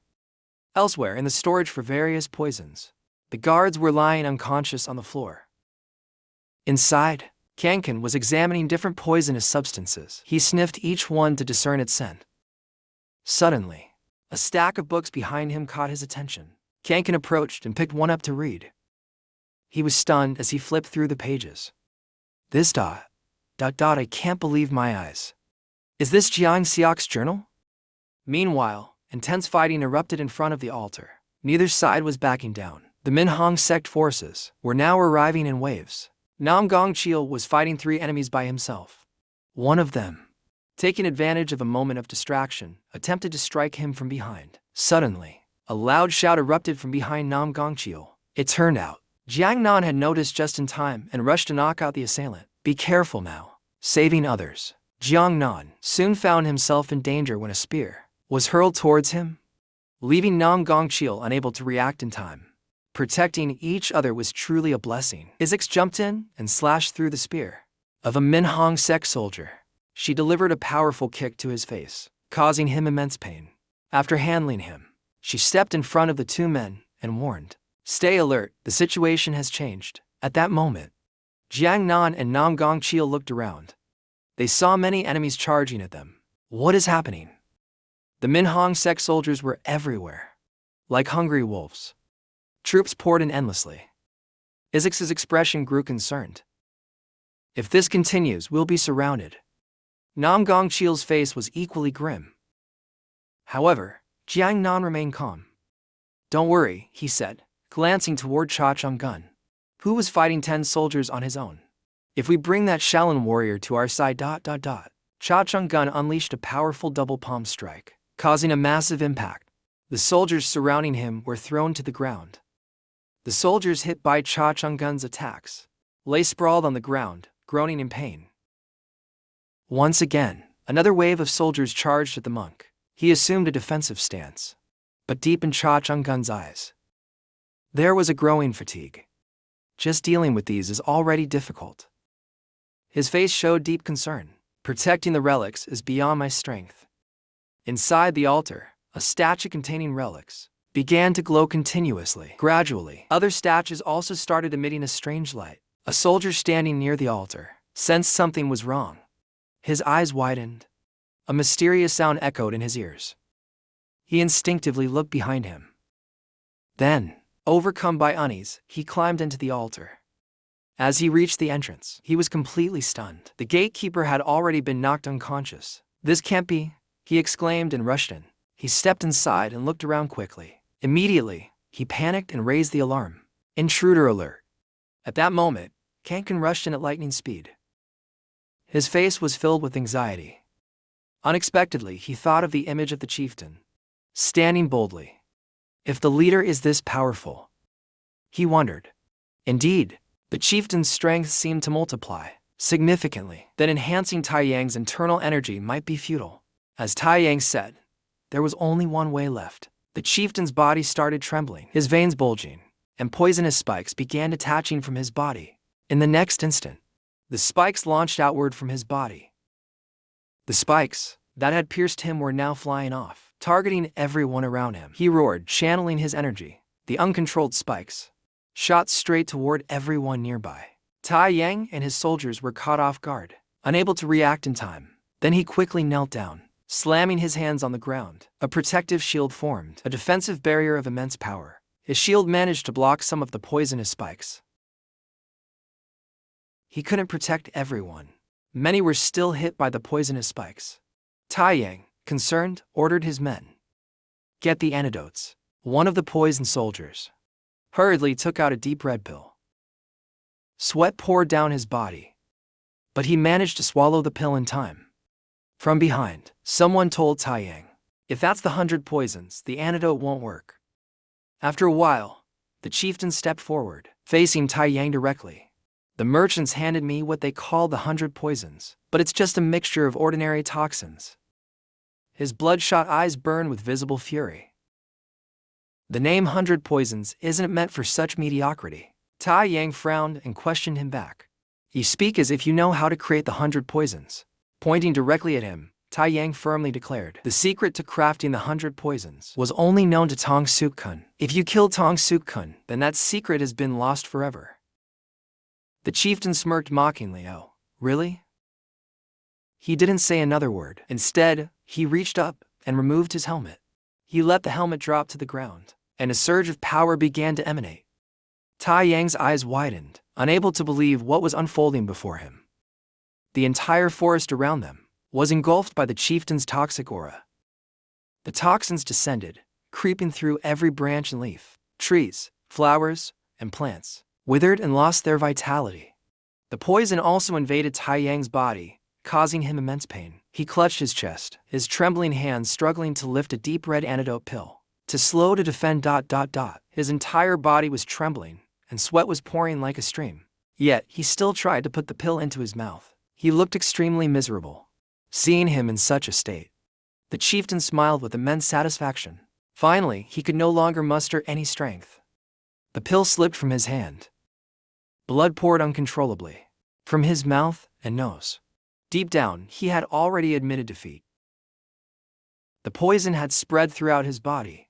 Even breathing had become a struggle. This is the 100 venoms. The chieftain walked over, bent down, and picked up the antidote pill. He examined it carefully. The antidote was also crafted by Tong Suk-kun. He spoke with an extremely composed demeanor. I know how to neutralize this antidote. Tai Yang's face was covered in blood, but he could still speak. Hearing this, he realized. So, you are ... At this point, the chieftain hid nothing. Indeed, his blood-red eyes glinted, and the scenery behind him changed color, following him in a terrifying way. I was once known as Tong Suk-kun. Tai Yang smiled painfully, with a hint of humiliation. His face lowered to the ground. So, it is you ... Double quotes. Tong Suk-kun raised his hand, gathering a fierce poisonous aura. Meanwhile, Tai Yang had been completely subdued. Why can't I defeat him? His eyes still held a trace of regret. The difference between someone at the peak of mastery and someone who hasn't reached it is that lacking skill means death. Tong Suk-kun had almost gathered enough power. He glared at Tai Yang with intensity. This strike will end you, Tai Yang. Tai Yang looked up painfully. While Tong Suk-kun had no intention of sparing him. Watch closely. His massive hand struck down, loaded with strength and poison, making the blow even more powerful. The destructive force of this attack was overwhelming, lighting up the area and scattering rocks. When the attack finally ended, Tong Super Bull took a deep breath. Then, he opened his eyes. What appeared before him left him frozen. Within the poisonous mist, he saw Kangtran's purplish arm blocking his attack. Kangtran licked his lips, glaring at Taiyang. As his arm was soaked with poison. You've trained hard, haven't you? A faint smile appeared on his lips. Master. The bullet-like eyes of Kangtran and Tong Sukin clashed fiercely. He withstood my poison? The very next moment, Kangtran used his internal energy to take Master Taiyang away, leaving nothing but a cloud of dust behind. He supported the paralyzed Taiyang, laying him down by a large tree. Kangtran's hand pressed against one of his muscles. To check his condition, he quickly pressed key acupuncture points on Taiyang's body. In pain, Master Taiyang let out a heart-wrenching scream. Kangtran stood up, his face filled with worry. I've tried to suppress the spread of the poison for as long as I could. Now, you probably can't move anymore. Is this enough? If it's the 100 venoms in your body, you can't neutralize it. His eyes were firm. It doesn't seem like the 100 venoms, but it's still a fairly strong poison. Even though his body was nearly powerless, Taiyang still struggled to speak. So, did you retrieve the 100 venoms? There was no 100 venoms there at all. Master Taiyang sighed, somewhat blaming him. Then it must be on the altar. You should have taken it from there. Kangtran frowned, questioning him irritably. And leave you to die. Taiyang shouted in frustration. You really came back just to save me, foolish. Kangtran's face returned to calm. No, it's probably not on the altar either. He turned his gaze towards Tong Sukin. Keeping the 100 venoms on him is the safest way. Tong Sukin still stood there, his eyes narrowed. His face remained grim like a monster, especially for a grandmaster like you. Your body is like a fortified castle. As soon as he finished speaking, Kangtran carried Master Taiyang on his shoulder. It startled him a bit. Taiyang asked in confusion, What are you planning to do? Kangtran didn't reply. Instead, he threw Taiyang high up. His body landed on a large branch. When his back hit the branch, it felt as if it would break in half. He was left hanging upside down on the branch. Kangtran remained very calm. Staying still like this will slow the spread of the poison, he said. It's also a good spot to watch the drama unfold. As he prepared to leave, Taiyang called out to him. Wait, I have something to tell you. Kangtran seemed to already know what Master Taiyang was about to say, his face showing no reaction. The clan leader is Tang Suk-kun. Kangtran responded briefly. I know. Taiyang was surprised. A faint smile appeared on Kangtran's lips as he continued walking, leaving Taiyang in confusion. He walked up to face him. The man greeted him with a curt sentence. It's you. His face showed clear annoyance. You're the one who used your aura to warn me last time, aren't you? Kangtran scratched his head with a sheepish laugh. You figured it out. My apologies. Master Taiyang was also stunned. So that's it. Why didn't you say anything sooner? Tang Suk-kun spread his arms wide, preparing to summon his power. Kangtran's eyes grew more alert. Tang's hands were now covered in corrosive poison. His eyes turned blood red. Looking at his poisonous hands. I should have gone all out from the start, he said. Tang Suk-kun let out a sinister laugh. That's the proper way to respect a grandmaster. Kangtran's face also turned grim. He didn't respond to Tang. A second later, Tang Suk-kun lunged forward, his hands full of poison. His devilish hands aimed for Kangtran, trying to grab him at all cost. But Kangtran's skills were no joke. He dodged the attack with ease. It only tore his sleeve.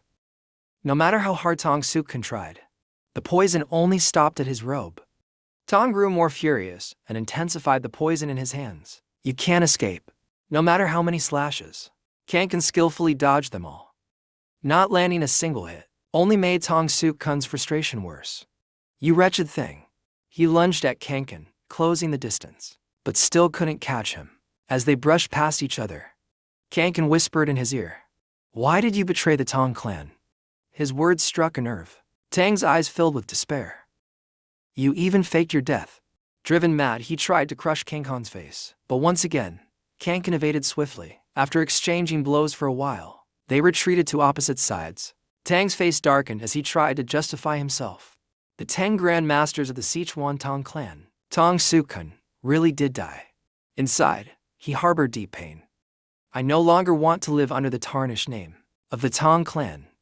Kankan calmly replied. I know you seek revenge, Tong. His eyes grew determined. You want to avenge her, don't you? Hearing this, Tang's soul felt empty. He trembled, clenching his poison-covered fist. You. His face looked like he wanted to devour Kankan. What do you even know? Rage consumed him entirely. Frustrated, he punched a nearby tree. Wood splintered and scattered everywhere. Even Kankan seemed slightly unsettled. Tang's hands lashed out uncontrollably in all directions. His attacks were so powerful, they tore through a dozen large trees. All the struck trees shattered simultaneously, breaking into fragments. Kankan's eyes grew more cautious. You're too hot-headed. Tong lowered himself before Kankan. His arms created endless afterimages in the air. Tong Suk-kun's arms reached out, trying to grab Kankan, but he still couldn't land a hit. Kankan clenched his fist, gathering immense power. Then he threw a punch directly at Tong Suk-kun's chest. At the same moment, Tang's hand clawed fiercely at Kankan's shoulder, leaving a deep scratch. Kankan's fist, bulging with veins, carried an unparalleled force. After taking the full blow, Tong Suk-kun's dark eyes returned to their normal state. His dark, hollow mind began to brighten. A red frog appeared on a branch. Back then, Tong Suk-kun was still part of the Tong clan. He entered the forest, trying to catch this frog. Tong Suk-kun cupped his hands, almost catching it. But it leapt into a pond, leaving him frustrated. Damn it, a girl stood nearby, watching him, as he scratched his head and blamed himself. Even a frog is better than me, he muttered. His face showed clear tension. I can't use martial arts just to catch a frog. If I do, I'll lose control of myself. While Tong Suk-kun was deep in his thoughts, a gentle voice interrupted him. What are you doing? The girl was from a forest-dwelling tribe. She had a soft and kind appearance. You don't look like you're from around here. She looked at Tong Suk-kun and smiled warmly. You're from the Tong clan, aren't you? Tong Suk-kun froze, mesmerized by her beauty and gentleness. He was silent, unable to say a word.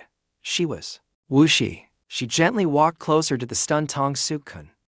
This land can be dangerous if you stay too long. He stood up and looked straight into her eyes. Tang Suk-kun replied with arrogance. It's not dangerous for me, it's dangerous for them. They'd run away with their tails between their legs just hearing my name. Wuxi looked up gently at Tong Suk-kun. It seems you're looking for the red frog to craft the deadly poison arrow.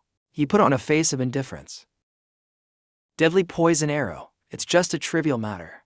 Then Tong Suk-kun arrogantly shared. What I'm creating is the most potent poison in the world. It's called the 100. In the middle of speaking, before he could finish, he suddenly realized the flaw in his words. Oh no. What am I saying? He turned his face away, his eyes darting around. Whenever I'm around women, this damn boastful side of me ... It always resurfaces. Unk then said something that piqued Tong Suk-kun's curiosity. I also know a little about poisons. She took out a small gourd and slowly opened its lid. The fragrance from the gourd wafted out, filling the air around Tong Suk-kun. Is this love-sleep poison? She looked at him gently, with her tender gaze. Tong Suk-kun couldn't help but boast again. Yes, it's love-sleep poison, but so what? I've already built immunity to all kinds of poisons. Boasting once again, his cheeks turned red. He couldn't hide his embarrassment. Honestly, I don't need something like love-sleep poison ... double quotes ... because I've already completely fallen for her. Unk calmly closed the gourd's lid. I know this poison is useless against you. She said something surprising again. This left him even more astonished. Because you're Tong Suk-kun, the poison master. He was stunned, pointing at himself. You know who I am. I know you very well. She placed her hand on his embarrassed shoulder.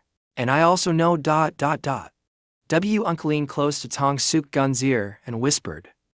You're trying to create the 100 poison. The sky above the forest grew darker. Black clouds layered upon each other. Below was the legendary toxic stream. Unk had brought him there.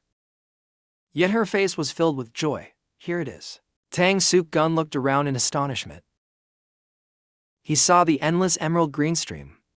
Could this be the toxic stream, where the poisonous vapors endlessly rise from its boiling depths? This is what I've been searching for. His eyes still hadn't escaped the shock of disbelief. The toxic stream? Tang Suk-gun had some doubts in his heart. Why are you showing me this place? This is such a precious resource of the Manchu people. Unk didn't reply immediately.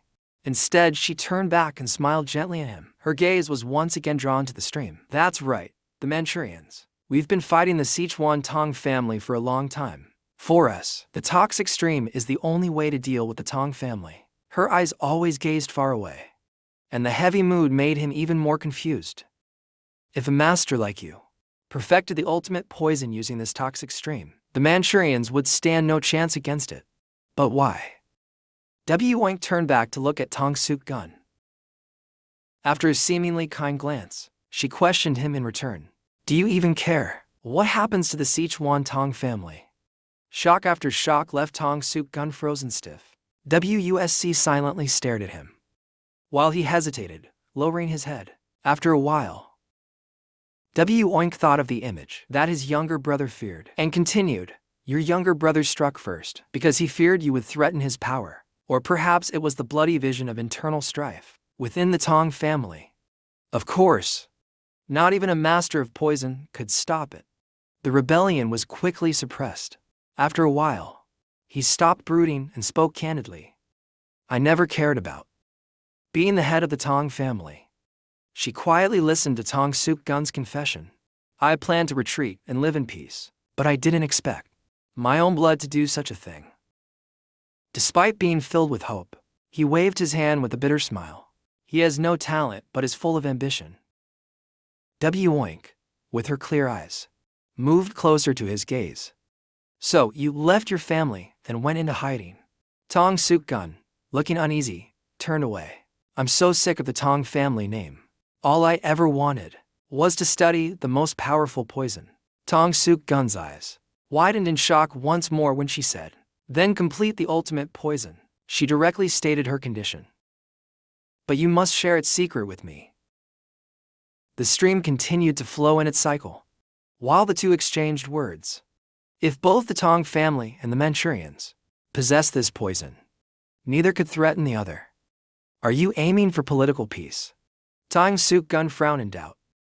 You speak like a strategist. She looked at him and flashed a sweet smile. I am in a position that left Tang Suk-gun completely shocked. Her beauty captivated his gaze entirely. Because my father is the leader. The two locked eyes intensely. Then I have one condition. Speak. He held Wusnc's hands, his cheeks flushed. Marry me this time. Now it was Wusnc's turn to be stunned. A proposal when we've known each other for less than half a day. How did I hear he's weak to women? But this easily. At that moment, Tang Suk-gun's determined eyes burned with love. Unexpectedly, while reminiscing about this beautiful love story, present-day Tang Suk-gun was being beaten badly by Kangtran. He was slammed against a tree. Kangtran looked at Tang Suk-gun with a hint of pity. The true poison master, believing everything she said. Looking at the reality, Kangtran thought Tang Suk-gun was foolish master of all strange poisons, yet so easily tempted by a woman. Kangtran's gaze grew more perplexed as Tang Suk-gun's story unfolded. After she died, was he truly that desperate? His face pressed against the tree, showing no signs of life. Kangtran was startled to hear him groan painfully. She loved me. Kangtran didn't know how to respond, scratching his head in confusion as he thought. Then coldly spoke the harsh truth. You were just used. Hearing this insulting statement, he furiously sprang up, cursing. Shut up. His strength radiated so intensely that everything was blown away. Even the tree Master Taiyang was lying on shook as if it were dancing hip-hop. Tang Suk-gun clenched his fist, his teeth grinding tightly. I will not forgive you. His eyes turned pitch black, with crimson streaks in his pupils. She, pure and beautiful beyond anyone in this world. Kangtran sighed helplessly, listening to his endless praises. Her pure soul, a ray of light in this rotten world. Then came a loud, fierce roar, like a wild beast. echoing through the forest. Tai Yang panicked on the tree branch. You should have warned me so I could cover my ears. Tang Suk Gun pointed straight at Kangtran, threatening him. You will pay for insulting the one I love. Kangtran's face remained stern, but his voice was remarkably calm. Threatening me like that won't scare me. Tang Suk Gun let out a sinister laugh. He raised his hand. So calm, aren't you? His hand still carried traces of poison. But now, you're in my grasp. Your life won't last much longer. Kangtran calmly looked at the scratch on his shoulder. Kangtran lifted his shirt, revealing a shoulder without a single mark. The poison doesn't even hurt that much. Looking closely, there were only a few minor scratches. Tang Suk Gun's eyes were more shocked than ever. Tang Suk Gun recalled the moment. He scratched Kangtran's shoulder. I scratched him that hard, yet he's unbothered. Kangtran stood there as if nothing had happened. This kid has truly become immune to all kinds of poison. His face darkened, and his voice grew deep. Just as I thought, you are a true master. Honestly, I'm not even sure I can defeat you. Kangtran laughed peacefully. Thanks for the compliment. Tang Suk Gun suddenly erupted, pointing his finger at Kangtran. Shut up. Who's complimenting someone like you? Kangtran put on a puzzled expression. Why are you so upset? Then, suddenly, his face shifted again, with a sinister smile. But, you will be the perfect opponent to test the ultimate poison. Kangtran was surprised by his words. So, you're finally mentioning the ultimate poison? Tang Suk Gun scratched long lines across his own arm. Kangtran narrowed his eyes, disgusted by the sight. Even Master Tai Yang on the other side was stunned.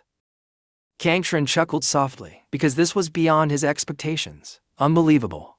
On his arm, the poison began seeping out from the scratches. He's storing the ultimate poison in his body? Tang Suk Gun screamed. The ultimate poison burst from his hands, spreading intensely. The entire poison stored in his body was released, forming a massive black cloud. His expression was filled with satisfaction, proud of the masterpiece he had spent his life researching. Then he concluded with a sentence that made Kangtran turn pale, and with the power of love perfected. Oh, my God. Is Tang Suk Gun completely mad? His roar shook the entire forest, the strongest poison under the heavens. He ascended onto the massive cloud of poison to launch his attack. This is the ultimate poison. The poison grew larger, rushing towards Kangtran. The toxins spiraled like a cyclone, sweeping everything into its vortex. Meanwhile, the altar's sky remained relatively clear, but the sounds of battle and screaming echoed. Both sides continued to relentlessly attack each other. The Minhong sects swarmed like ants, while the remaining pillars fought side by side with all their might. They stood beneath the statue housing the relic, all visibly exhausted. Jiang sighed to Nam Gomchil. So, it's just the two of us now. Cha Chungal also appeared uneasy. Even if we obtain the relic, there's no escape route. Nam Gomchil's face showed some irritation. Looks like the disciple of the Sword King is dead. Or maybe he ran away. Is it, despite his frustration, didn't want to believe those words. Impossible. Suddenly, the tower shook violently, startling Jiangnan. Everyone around was confused about what was happening. Yuzix, always the calmest one, quickly reminded, hurry, the relic. Jiangnan turned around, looking at the statue right behind him. Then he slowly reached inside and retrieved the relic. The relic inside the stone statue was effortlessly taken out by Jiangnan. He raised it high. We've secured the relic. Everyone on both sides instinctively looked at it. The Minhong sect members collectively dropped their weapons. Everyone in the Minhong sect, upon seeing the relic, knelt and bowed with utmost reverence. Nam Gomchil was surprised by the sight. What? Just because they lost a relic, they're surrendering? Jiangnan was also stunned. It must be incredibly important. Cha Chungal, standing behind, gazed into the distance. No, I think it's for another reason. In the forest, the ultimate poison was slowly dissipating. In the sky above, it seemed everything had been resolved. The remnants of the ultimate poison fell like fragments. In the forest, filled with eerie animal skeletons, now lay the remnants of the poison. Tang Suk Gun knelt helplessly to the ground, his emotions heavy. His face no longer showed anger. but instead was filled with despair. It's over. On the ground, the poison was still lingering, forming a toxic patch. The trees around were bare of leaves. Kangtran stepped toward Tong Suk-gun. Such terrifying power. He extended his poisoned hand, touching the remnants of the so-called ultimate poison. After this horrifying battle, Kangtran smiled peacefully. It wasn't just an empty name. Tang Suk-gun also accepted the truth. Amazing. My final attack, with all my strength, was blocked so effortlessly. Under the sunlight, Tang Suk-gun's face, though sorrowful, had regained its composure. The two of them looked up at the bright sky together. Tong Suk-gun once again accepted his defeat. Now, the era of one of the top 10 masters has truly ended. After that, everyone returned together to the Sichuan Tong family. Tong Suk-gun was locked in a prison cell, but he didn't rage or scream. Instead, he sat quietly, brooding. At this point, Kangtran and Tai Yang arrived. Kangtran touched the iron bars of the cell. You could break these anytime, couldn't you? Tong Suk-gun remained silent, deep in thought. Kangtran, sensing his mood, tried to provoke him into talking. Are you atoning for betraying your family? Immediately, Tong Suk-gun flared up. The one who was betrayed is me. Moreover, it's the Tong family. That must pay for her death. Kangtran calmly sat down. Then why didn't you do anything to them? Tong Suk-gun lowered his head silently. Because I lost. His eyes were filled with despair and the bitterness of defeat. A moment later, Tong Suk-gun raised his gaze toward Kangtran. So now, I'm waiting for your judgment. Judgment. Kangtran gave a response that even surprised Tai Yang. What if I asked you to become my subordinate? Tong Suk-gun frowned deeply, visibly irritated. I'd rather die than endure such humiliation. His eyes widened again as he heard the alternative proposal. Then, what about becoming an ally? The atmosphere suddenly grew silent as Tong Suk-gun pondered the suggestion. An ally. Tong Suk-gun's expression showed no intent to refuse, but he didn't agree immediately, instead letting out a soft cough. Kangtran understood his hesitation and calmly stood up. I'll give you some time to think. But before that, he shifted his sitting position, as if they were two fellow practitioners facing each other. However, there's something I want to know. His eyes were more serious than ever. The truth about that day. Tong Suk-gun looked up at him, his expression solemn. Kangtran furrowed his brow, showing his genuine desire to know. The day she died. Hearing the question, Tong Suk-gun's eyebrows knitted together in slight discomfort. However, he didn't lash out in anger. Kangtran bluntly spoke about it. In front of Tong Suk-gun. I've read your notes, he said. Both coughed once, their cheeks turning red, leaving Tai Yang standing nearby confused. Tong Suk-gun's cheeks flushed, and beads of sweat appeared on his forehead. Everything was just as written in the notes. As you suggested, I used the poison spring, and finally, each drop of the poison spring, painstakingly refined and researched, over a long period, completed the 100 poisons. For some reason, the news quickly spread. But the truth reached the ears of the Tong family. They tracked my every move.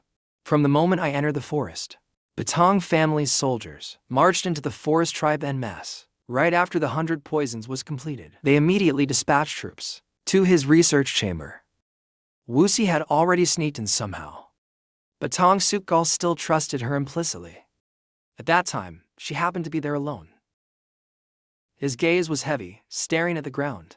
She wanted to protect the 100 poisons, but Kangtran, unable to resist his curiosity, asked a question. In the end, he was poisoned by it himself. Tong Suk-gun recalled the moment. He controlled every bit of the 100 poisons. He mastered it. Yes, the 100 poisons is the deadliest toxin, almost impossible to cure. If anyone but me tried to touch it, they would not survive. Deep inside, Tong, after hearing the story again, began to understand. Don't you think she wanted to steal it? He looked at Kangtran, calling him a fool. You think you're so smart, yet you believe that? Tong Suk-gun's heart could no longer contain his emotions. After embracing her lifeless body, he went to the chieftain. He remembered that moment. He brought Woink himself. In front of the tribal leader, the chieftain was utterly stunned to see his beloved daughter had stopped breathing, no longer smiling in this world. Tong Suk-gun gently placed her body down. Then he knelt down, bowing before the chieftain. Unable to contain his grief, tears flowed down his face.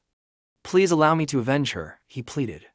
At that moment, the chieftain was even more shocked by Tong Suk Kun's determination. Under the blue sky, the relics on the altar remained illuminated. For the sake of revenge, I decided to exploit the Manchu tribe. If the Tong family were destroyed by the Manchu, whom they had oppressed for so long, Tang Suk Kun, at that moment, smiled sinisterly. There would be no revenge more ruthless than this. Kong Shou looked at his expression and couldn't help but think, this man's personality was truly foolish. At that moment, the chieftain raised his hand high, and everyone below cheered joyously. The chieftain introduced me to the Manchu as a hero who had destroyed the Tong army. After a while, Tong Suk Kun gained the trust of everyone in the tribe. He passed the position of leader to me. The young men of the tribe were meticulously trained by him. As the chieftain, I taught the Manchu the arts of poison and martial skills. After a long time, a powerful army trained under Tong Suk Kun was ready. I planned an attack on the Tong family. And finally, the moment came when Tong Suk Kun faced Kangtran. But I didn't expect a monster like you to appear. Tong Suk Kun's mood sank even further. What will happen now? He asked, leaving Tai Yang somewhat startled. If I agree to become an ally. Kangtran stared intently at the steel barrier ahead. After a few seconds, he responded seriously. First of all, I cannot allow you to seek revenge. Tong Suk Kun closed his eyes and sighed deeply. It's meaningless. I've already lost to you. He clasped his hands seriously and added, and you cannot continue living as a member of the Tong clan anymore. That's exactly what I want, he replied. Tong Shou smiled brightly. That's enough. Master Tai Yang, standing behind, felt slightly irritated. Is that all? No conditions at all, he asked. Tong Suk Kun's tense face gradually relaxed. Then I have one condition, he said. Kangtran seemed pleased by this. Speak, he said, smiling. A few days later, the warriors of the Tong family began packing their belongings and leaving. Master Tai Yang approached the influential figures of the Tong family to negotiate. Although tensions ran high initially, the Tong family eventually bowed their heads in peace. The Sichuan Tong clan returned to a peaceful state it hadn't experienced in a long time. A treaty of non-aggression between the Tong family and the Manchu was established. To maintain trust, the Manchu leader was held as a hostage by the Martial Alliance. Tang stood before Kangtran, deliberating. With this condition, they likely won't oppose, he thought. Under the clear sky, his mood improved slightly. For a first mission, this isn't too bad, he thought. Yet Tai Yang still felt some dissatisfaction brewing in his heart. He cast a glance at Kangtran. Because of that man, I nearly died several times, he thought, glancing at him. It seemed Kangtran understood what was about to be said next. But even so, should the truth be revealed, Tai Yang's face showed a hint of worry. That woman, Woink, clearly approached Tong Suk's army with the intent to steal the 100 poisons. Kangtran shook his head, then turned his gaze toward Tong Suk Kun. Deep down, he probably already knows the truth. At that moment, Tong Suk Kun emerged from the Tong family estate, dressed in mysterious attire. But if that truth taints his memories, Tong Suk Kun's expression became quieter and more serious. Perhaps he didn't want to know anything more. In the Tong family's ancestral hall, Tong Suk Kun lit the incense. He only wanted to preserve the memory of the woman who loved him. Tong Suk Kun placed a memorial tablet in the Tong family's ancestral hall. On that tablet, a beloved name was engraved deep in his heart. Lady Wu. After everything was prepared, Qian waved his sleeve and ordered the march. Immediately, the army resumed its journey, led by Master Tai Yang. Deep in the forest, the Manchu altar still stood tall. In one dark corner of Tong Suk Kun's memory, there was the scene of devastation. After the Tong army invaded the poison laboratory, Wu Sanqi lay weakly in Tong Suk Kun's arms at that moment. Her lips bled, but her eyes were as gentle as ever. There was still a trace of regret on her face. Her hand, filled with the 100 poisons, slowly rose to touch Tong Suk Kun. Woink scratched deeply into Tong Suk Kun's back with her poison-filled hand. But unexpectedly, this 100 poison could not harm Tong Suk Kun, even while she tried to kill him. Tong Sukin wept bitterly out of love. Her eyes were filled with shock. The 100 poisons ... it's not working. As her hand fell, it was the moment Tong Sukin realized the truth. He felt empty. How? After so much effort? He thought as he looked at her in unbearable pain. My body is so easily swayed by the temptation of a woman. Yet the strongest poison in the world cannot penetrate it. Oink, with the last of her strength, raised her trembling hand. Tong Sukin understood and leaned closer to Wu Sanxi's lips. She whispered something mysterious. After speaking, she let her body go limp, her eyes never to open again. Tears streamed down Tong Sukin's cheeks continuously, and deep in his heart. After hearing her whispered words, he completely believed in her. He gazed at her gentle face, realizing she had tried to protect the 100 poisons. Then, a dark sky loomed overhead. In his mind, he felt bitterness. Everything originated from the Tong family. The Tong soldiers once again marched forward. The Manchu woman was after the 100 poisons. The soldiers quickly advanced. We must hurry, they urged, and upon arrival, all the soldiers were stunned by the scene before them. Tong Sukin stood holding her body, facing all the Tang soldiers. His mind was in turmoil, his anger boiling as he glared at the leader. Because of you, he shouted as Tang soldiers stood in confusion, wondering why Tong Sukin had become this way. No one dared move. A rage, born of Tong Sukin's love, erupted, sweeping through the Tong soldiers. Mount Hua's sect, perched on a high mountain, stood surrounded by thick, rolling fog. Under the gentle sunlight, Mount Hua's sect stood peacefully, tall and proud. At the grand gate, two guards stood solemnly, keeping watch. Suddenly, one of the guards squinted, spotting someone unusual approaching. The figure wore black clothes and simple nomadic shoes, with long, unruly hair. This man stood boldly in front of Mount Hua's grand gate. The gate guard stared at him and asked sternly, "What business do you have here?" The man bluntly responded with a curt question, "Is Xinu here?" The gate guard immediately grew furious. "Who are you to call the elder by name?" The man reached for his waist, drawing his sword. The two guards also drew their swords in response, threatening him. "Do you even know where you are, you fool?" His eyes burned fiercely, as if igniting everything in flames. He didn't say another word, and swung his sword in a sweeping, basic arc. The grand gate stood tall and firm, but with just one strike from his blade, it trembled violently from deep within. Inside, Eric Young was training diligently in the plum blossom technique. Master Xinu narrowed his eyes, watching every movement of the sword in her hand. Eric Young's plum blossom technique had grown stronger, shining brightly on the mountaintop. After finishing her move, she gracefully landed on the ground, surrounded by countless flower petals. Master Ogus, seeing her remarkable progress, smiled in praise. The number of plum blossoms has increased significantly. Eric Young clasped her hands together and bowed in gratitude to her master. She honestly confessed, "Actually, I just got lucky." Got lucky? Master Shinu's expression turned slightly surprised. She recounted a chance encounter with Kangtran. "I met the disciple of Lord Tiang and gained so much enlightenment." Master Xinu, upon hearing this, looked up at the vast sky. Could the martial world be on the verge of a new upheaval? He murmured. Suddenly, a loud noise came from the grand gate. Eric Young felt the tremor deep within. A sense of unease.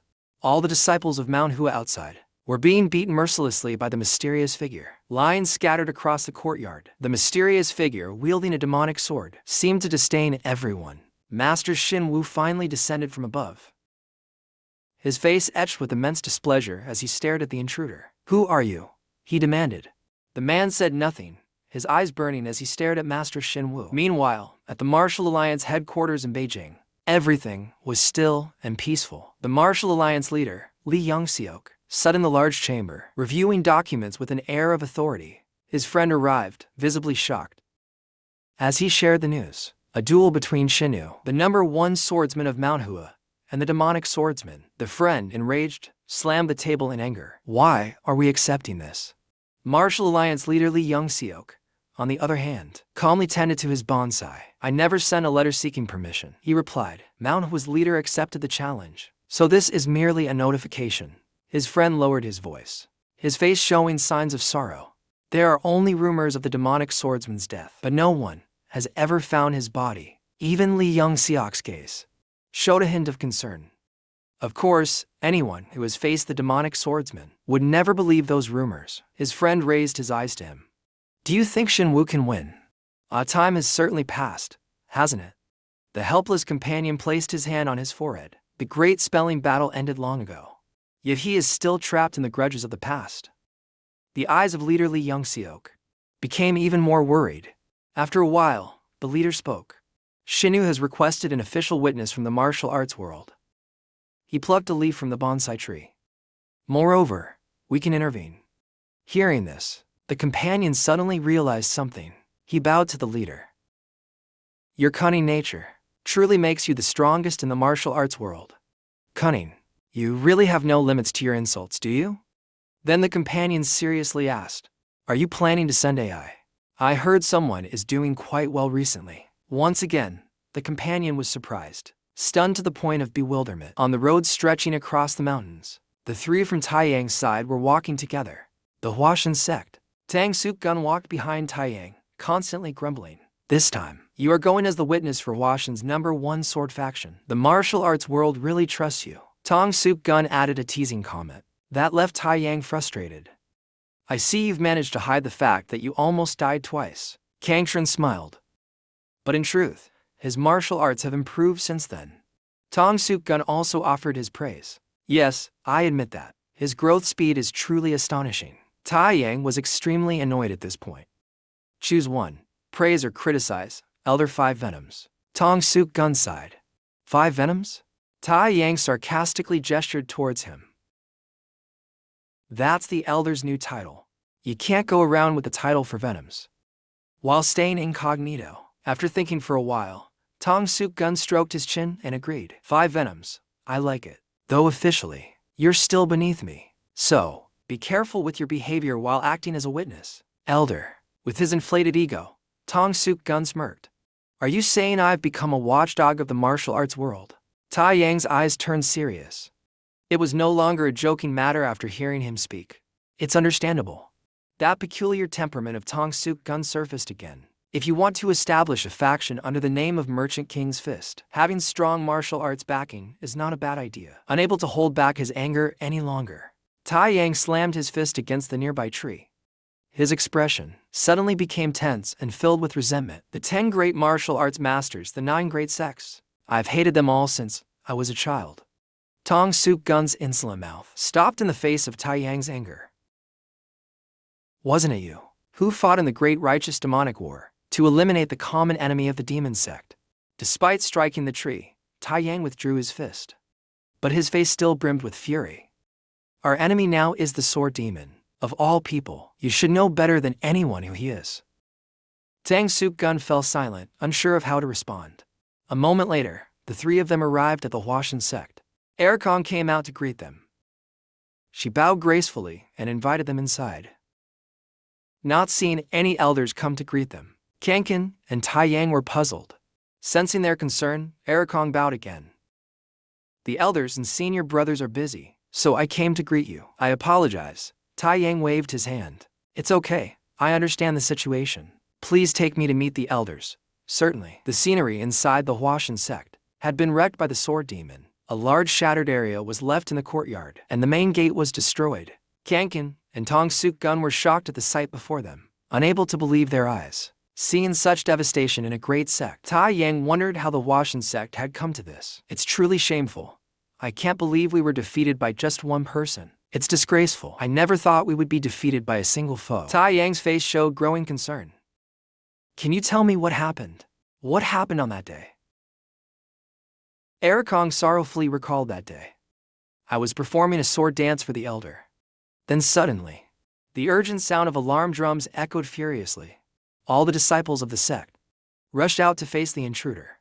When we arrived, everyone was stunned. Before us, the grand gate had been shattered by that person. Lying broken on the ground, the sword demon stood arrogantly before the gate. The disciples simultaneously drew their swords and charged. Numerous, sharp blades were aimed at the sword demon, but he remained calmly standing there. Then, His eyes suddenly turned blood red like those of a monster. He swung his sword twice in a cross-shaped slash. The two immensely powerful strikes struck the entire sect. The shockwave was terrifying. In the end, only the agonized cries of Washan disciples trying to defeat him could be heard. The Washan sect was left with only its main hall. Everything else was either destroyed or heavily damaged. The young disciples of the sect were defeated by a single move of the sword demon. They lay scattered on the ground. His eyes were ferocious, like those of a cold-blooded killer. The tip of his sword pointed to the ground, exuding an overwhelming power. He leaped high into the air, taking in the entire view of the Washan sect. Then he charged back in with lightning speed. Moments later, his feet landed on the ground again. More disciples from the inner sect rushed out in waves. The brothers surrounded him, swords aimed at him. He seemed to have no way to escape. His unusual eyes once again flashed like sparks of hatred. For masters of the Huashan sect also rushed in as they sensed the chaos. The senior brothers and disciples of the sect charged forward, ready to fight to the death. On the right, behind the sword demon, was a martial arts expert. There was another on the left, yet he showed no sign of fear. He glared intensely at the high-ranking figure of the sect. "I came to meet Shinyu." The senior brother tried to remain calm and asked him, "Are you the sword demon?" The disciples behind him began to feel a wave of fear. "Sword demon? Are you talking about the sword demon from the great righteous demonic war?" He didn't answer. The senior brother pointed his sword at him, but he remained unfazed. "It's not easy to meet Huashan's greatest swordsman, is it? It's just a pointless sacrifice, isn't it?" After that, the senior brother issued a challenge. "Famed sword demon, I've always wanted to face you at least once." His expression didn't change in the slightest. "But first, I need to clean up," he said. The senior brother immediately noticed something unusual. "What?" The senior brother grew worried, quickly turning around to warn the disciples to retreat. The sword demon's blade hovered in the air, spinning and emitting streaks of lightning. The entire Huashan courtyard was engulfed by the power of the spinning sword. From the energy generated by the spinning blade, disciples were swiftly defeated one by one. They could only scream in helplessness.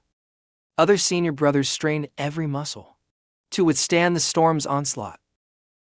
The sword demon still stood there, calmly observing the suffering of those around him.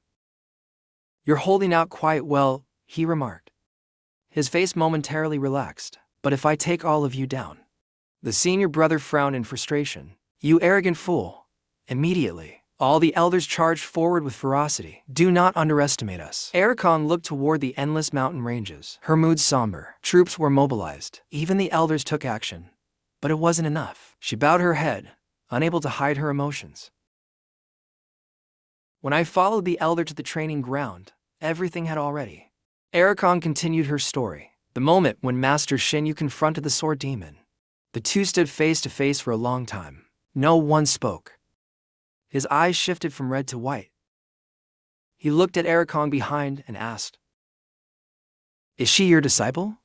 Master Shinyu calmly replied, "She is my disciple, a talent. Who will lead Huashan in the future?"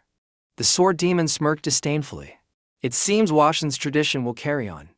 Master Shinyu then spoke words that Ericon could not understand. "But I cannot." His face bore an expression of sadness. "Such a pity." His eyes turned red again, filled with rage. "A pity?" The sword demon pointed his blade at Master Shinyu. "You speak as though this has nothing to do with you." Though angered, he held back the beast within himself.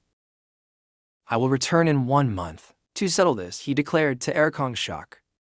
At that moment, Master Shinyu didn't hesitate. He immediately agreed, "Fine, I'll be here." Then the sword demon left, having achieved his goal. Master Shinyu let out a deep sigh, while Ericon seemed like she wanted to say something but didn't. A while later, she led the three of them to meet the master at the mountain summit. "You must have had a tiring journey. How can one claim to have visited Huashan without climbing all 5 peaks? You, from the south, must know Huashan well." The two masters, meeting after a long time, exchanged thanks. "Thanks for what?"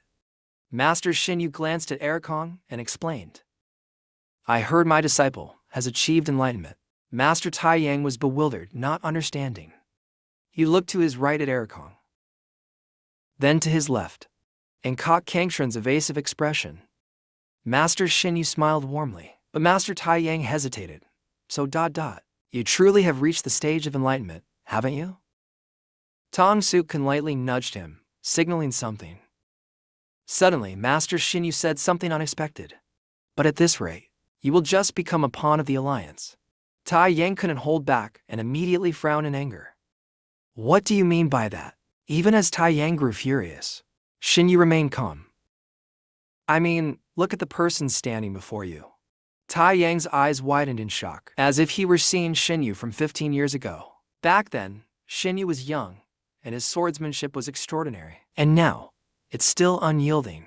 Even after decades, then and now, I exude this overwhelming energy. Xinyu's figure seemed lonely, filled with despair. But in the end, I still couldn't become one of the top 10 grandmasters. Tai Yang was so enraged that the veins on his forehead were bulging. Is that my fate as well? Time passed quickly, and it was now midnight. Master Tai Yang still hadn't gone to bed. He sat with his head bowed, lost in thought. He kept recalling the words from earlier today. The ones Xinyu had said to him. That cursed old man, spouting nonsense. Noticing his friend's troubled mood, Tong Suk-gun quietly asked Kangtran, why does he seem so upset? Kangtran, with a serious expression, replied because he's heard that phrase twice. What phrase? Tell me. The phrase left Tong Suk-gun stunned. The Alliance's dog. Both of them looked down in silence, and to hear it from his greatest enemy as well. But isn't it true? Isn't it? Kangtran glanced over and asked, Master, do you know anything about this? Even his gaze seemed heavy. Washin's finest swordsman and the sword demon. What happened during the Great War? We were in different combat zones during the righteous demonic war. Although his expression didn't change, Kangtran's words cut like a knife. Wasn't it because you were abandoned? Tong Suk-gun's forehead was damp with sweat. Trying to hide his past. Embarrassed, Tong Suk-gun began to recount his story. As the Great War approached, the image of Master Xinyu appeared, emerging from the flames of a burning village. In his tale, Xinyu annihilated an entire enemy village. Kangtran frowned in confusion, destroying a village. He then grew even more puzzled and questioned Tong Suk-gun. But it was wartime, wasn't it? The battlefield is like that. A place where, seeing your comrades fall beside you, you can lose control and become a butcher. Tong Suk-gun continued to reveal more. But that mission was voluntarily taken by Sinu, Kankan. It was truly unexpected. The #1 sword of the Manhwa sect committed a massacre. Both of them lowered their heads. Unbelievable. Someone so noble could do such a thing. So, this matter must be buried. As hundreds of youths arrived with age, the Manhwa sect accepted him as a master. Though not one of the top 10 grandmasters, Sinu remained a martial artist, respected by everyone in the martial arts world. Since then, the name of the Manhwa sect has become increasingly well known. It can be said that reputation lifted him up. If the massacre is exposed, the fall of the Manhwa sect would be inevitable. Kankan continued the story. Until now, even if rumors spread, no one believed them. His face suddenly darkened. But if there is a witness, the story would change completely.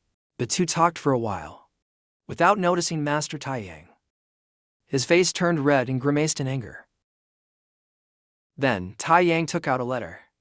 This is the order I received from the Martial Arts Alliance. Before setting out, Kankan opened the letter and quickly read through it. After a while, Master Tai Yang spoke. Do you intend to intervene? Kankan's face did not look good. He stared at the letter without saying anything.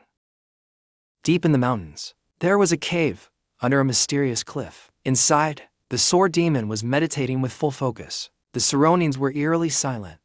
He closed his eyes, blending into the tranquility around him, until his blood-red eyes opened. His vitality gradually revealed itself. From reality, the sword demon entered the illusions of his former village, where he once lived. It was a poor, but warm and peaceful place. In that dream, he floated midair, appearing very lonely. Suddenly, his eyes opened as he discovered something. A small hand of a child. gently held his finger, dispelling his loneliness. The child's face was innocent, with clear eyes. The sword demon's gaze also returned to a calm demeanor. He looked at the child in amazement. Then the child held his rough hand and led him toward a small cottage. There, a kind woman was carrying a basin of clothes to wash, a sight that moved him deeply. The usual scowl and anger on his face were completely absent in this illusion. Instead, he smiled with happiness. Suddenly, his expression turned panic. Looking at the small hand holding his, he was startled as it began to burn away into ash. In an instant, the child's figure turned to ashes right before his eyes. His eyes grew more frantic as he looked around at his surroundings.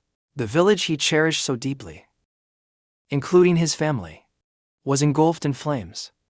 He completely broke down, feeling utterly useless for not being able to save the village. In that sea of fire, he struggled, seeing the figure of Sinu with a sword in hand, emerging with eyes that, from this moment, turned blood red with fury.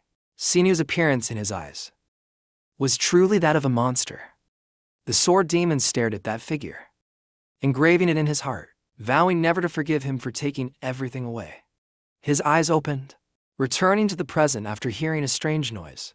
A giant, colossal fist was now approaching his avatar.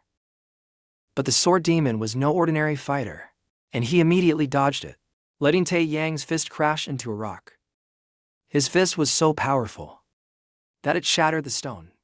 The sword demon's swift hand grabbed his sword beside him, and everything in the cave shook violently. Rocks shattered and fell down. The explosive power of the two was overwhelming. This land could no longer remain peaceful. Kangtran and Tong Suk Gal stood on one side. They witnessed the destructive battle. From within the cave, beams of light shot out. Along with that came violent tremors. The sword demon returned to his ferocious form. "Who are you?" Master Tai Yang taunted him. "You are someone who will cause trouble if left alive, right?" The furious eyes of the sword demon flared with anger. Hearing those words, he became even more enraged. Master Tai Yang jumped high, clenching his fist. He prepared to deliver a powerful punch. The sword demon quickly used his blade. He blocked the punch with his sword. Tai Yang's muscular strength was not ordinary. He forcefully struck the demon. Dust rose as the sword demon hit the ground. However, the sword demon easily fended off the attack. He took a deep breath and looked up. At that moment, Tai Yang descended from above. He delivered another massive punch. Faced with such a colossal strike, the sword demon cleverly dodged to the side and observed. He wasn't from the Huashan sect. His robust physique, combined with fluid, successive strikes, took the sword demon by surprise. Could he have learned martial arts from Shaolin? The sword demon carefully observed every attack. No, it's different. He analyzed every movement of Master Tai Yang's body. It was more flexible and innovative than Shaolin.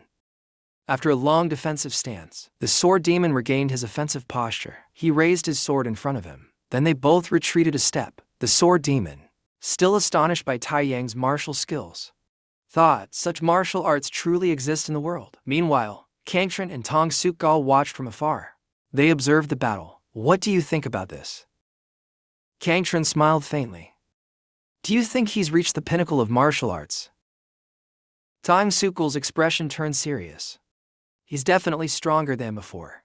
But can't you be more generous?" Kangtran closed his eyes and sighed. Tong Suk Gal, however, maintained his stubborn attitude. "Even if I acknowledge that, it doesn't mean he has surpassed the elders.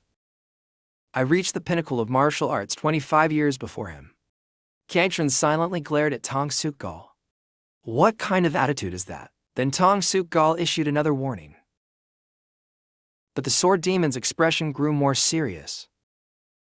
"He's not someone who can be defeated just by reaching the pinnacle of martial arts." Hearing this, Kangtran realized in his heart that things weren't so simple. On the other side, Tai Yang and the sword demon continued their fierce battle. Tensions rose as both launched their attacks. The sword demon smirked, as if he had gained the upper hand, gripping his sword tightly. His power erupted all at once. Then he swung his sword forcefully, aiming to kill. Master Tai Yang's eyes widened in shock, focusing on the attack. Using his agility, Tai Yang narrowly dodged, the seemingly invisible yet terrifying strike. Suddenly, his expression turned pale, his face filled with astonishment. What is this? I can't even see the blade coming at me. Below, Kangchen and Tong Suk Ga watched Tai Yang intently, filled with worry. The sword demon's face also grew more tense. Not only could he launch unexpected attacks, but he could defend as well. Master Tai Yang furrowed his brows. Sorry, but I... In an instant, Tai Yang shot forward like a massive arrow. I didn't come here to fight you fairly. The sword demon, unwilling to back down, charged at him with his invincible sword. His strike was more powerful and terrifying than ever before. He moved as fast as lightning. He unleashed consecutive slashes like an impenetrable spider web. In front of Master Tai Yang was the terrifying form of his slashes. He couldn't help but be astonished. Master Tai Yang quickly raised his iron fist to block the dense attacks. His strength was immense, able to face this head-on. It was so powerful that it left everything around in ruins. After enduring this fierce attack, it gradually dissipated, leaving his iron fist scratched all over. On his face, sweat began to trickle down as fatigue and frustration set in. Facing his opponent, the sword demon, who regained the upper hand, now wore an even more ferocious expression. It's my turn. He growled menacingly. Try blocking this strike. As soon as he finished, he spun and unleashed a tempestuous sword slash. The crescent-shaped slash shot forward like an arrow. Master Tai Yang also took a stance, preparing to counter the move. Master Tai Yang threw a punch, just as fierce, meeting the sword slash head-on. The power of the crescent blade was immense, causing sweat to pour down Master Tai Yang's face. He looked upward, as if noticing something. The sword demon had somehow leaped above, readying his sword for the next strike. With veins bulging on his face, Master Tai Yang became visibly more intense. With resolute determination, dozens of punches from his colossal fists were unleashed consecutively. The sword demon's techniques were no less extraordinary, as countless phantom swords descended at the same time to tempestuous assaults collided midair. The sword demon was forced back to the ground by the impact, but he didn't stop there.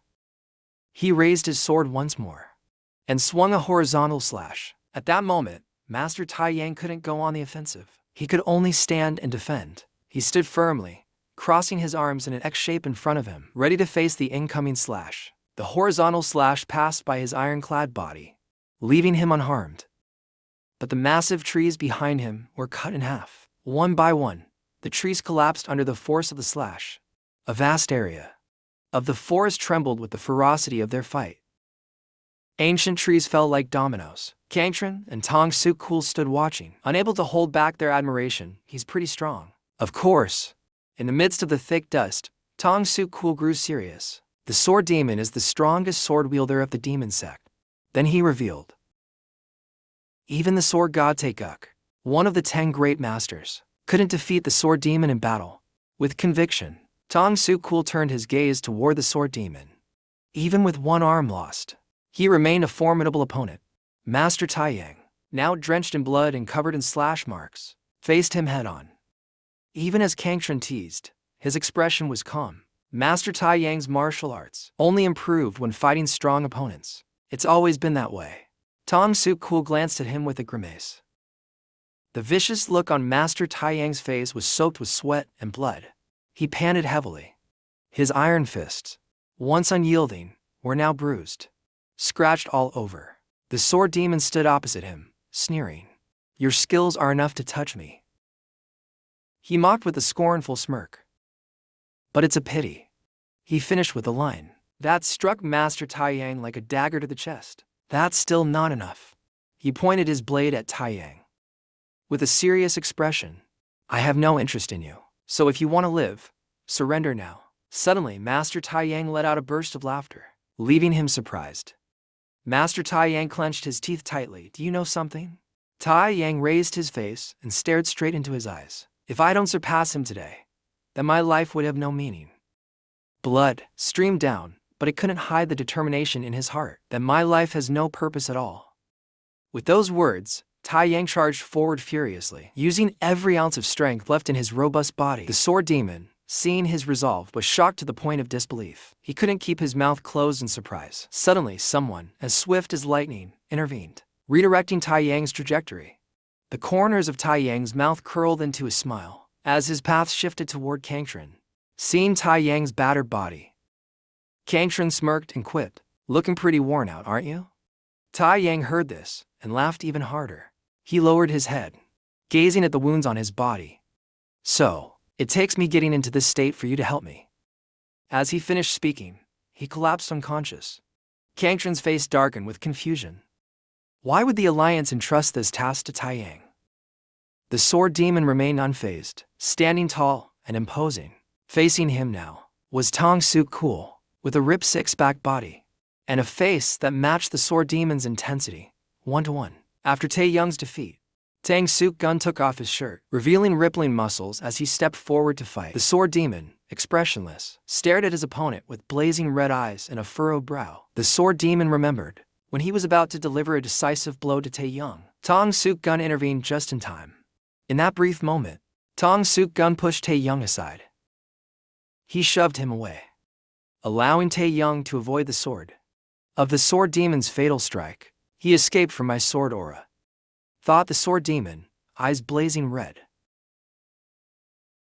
"I don't know who he is," but Tang Suk Gun, with an expressionless face and a strong, muscular body, prepared his fighting stance. A stronger opponent had appeared. Tang Suk Gun then raised his hand to observe. Suddenly, his once nail-less fingers grew sharp claws in an instant, accompanied by surging power. The sword demon facing him was momentarily taken aback by the strange action. Tang Suk Gun said nothing and immediately rushed to attack at incredible speed. Meanwhile, the sword demon drew his sword and charged like a hungry tiger. The clash of the sword and the sound of claws scraping against it created an extremely sharp, piercing noise. The sword demon's eyes grew fierce. His brow furrowed as he glared at his opponent. In contrast to his attitude, Tang Suk Gun smirked, grinning victoriously. Then came a flurry of scratching sounds, intermingled with the slashing sounds of the sword. The sword demon seemed to be struck by a blow from Tang Suk Gun, causing him to stagger backward. But it didn't stop there.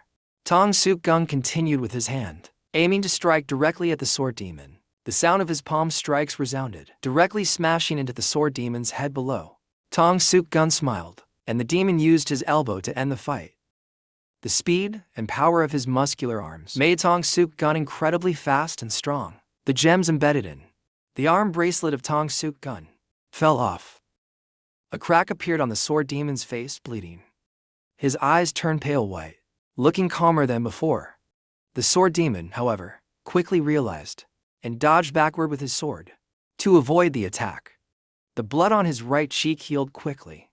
Instantly, the sword demon regained composure and stood facing Tang Suk Gun, as if realizing something. Could it be?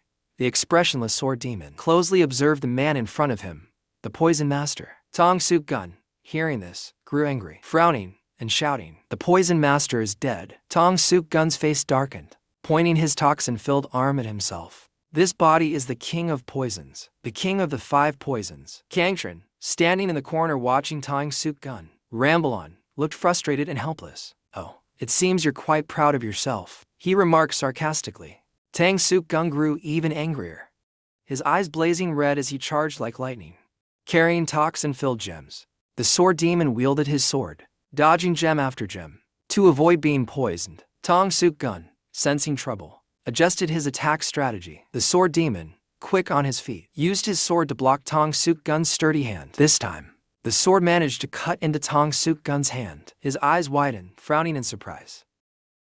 But the sword didn't stop there, slashing across Tang Suk Gun's arm.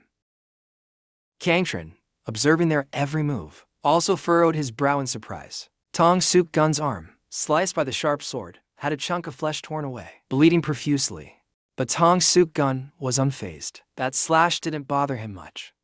The toxins in his body began spreading, healing his wound. Immediately, Suk Gun smirked at his opponent, looking quite satisfied.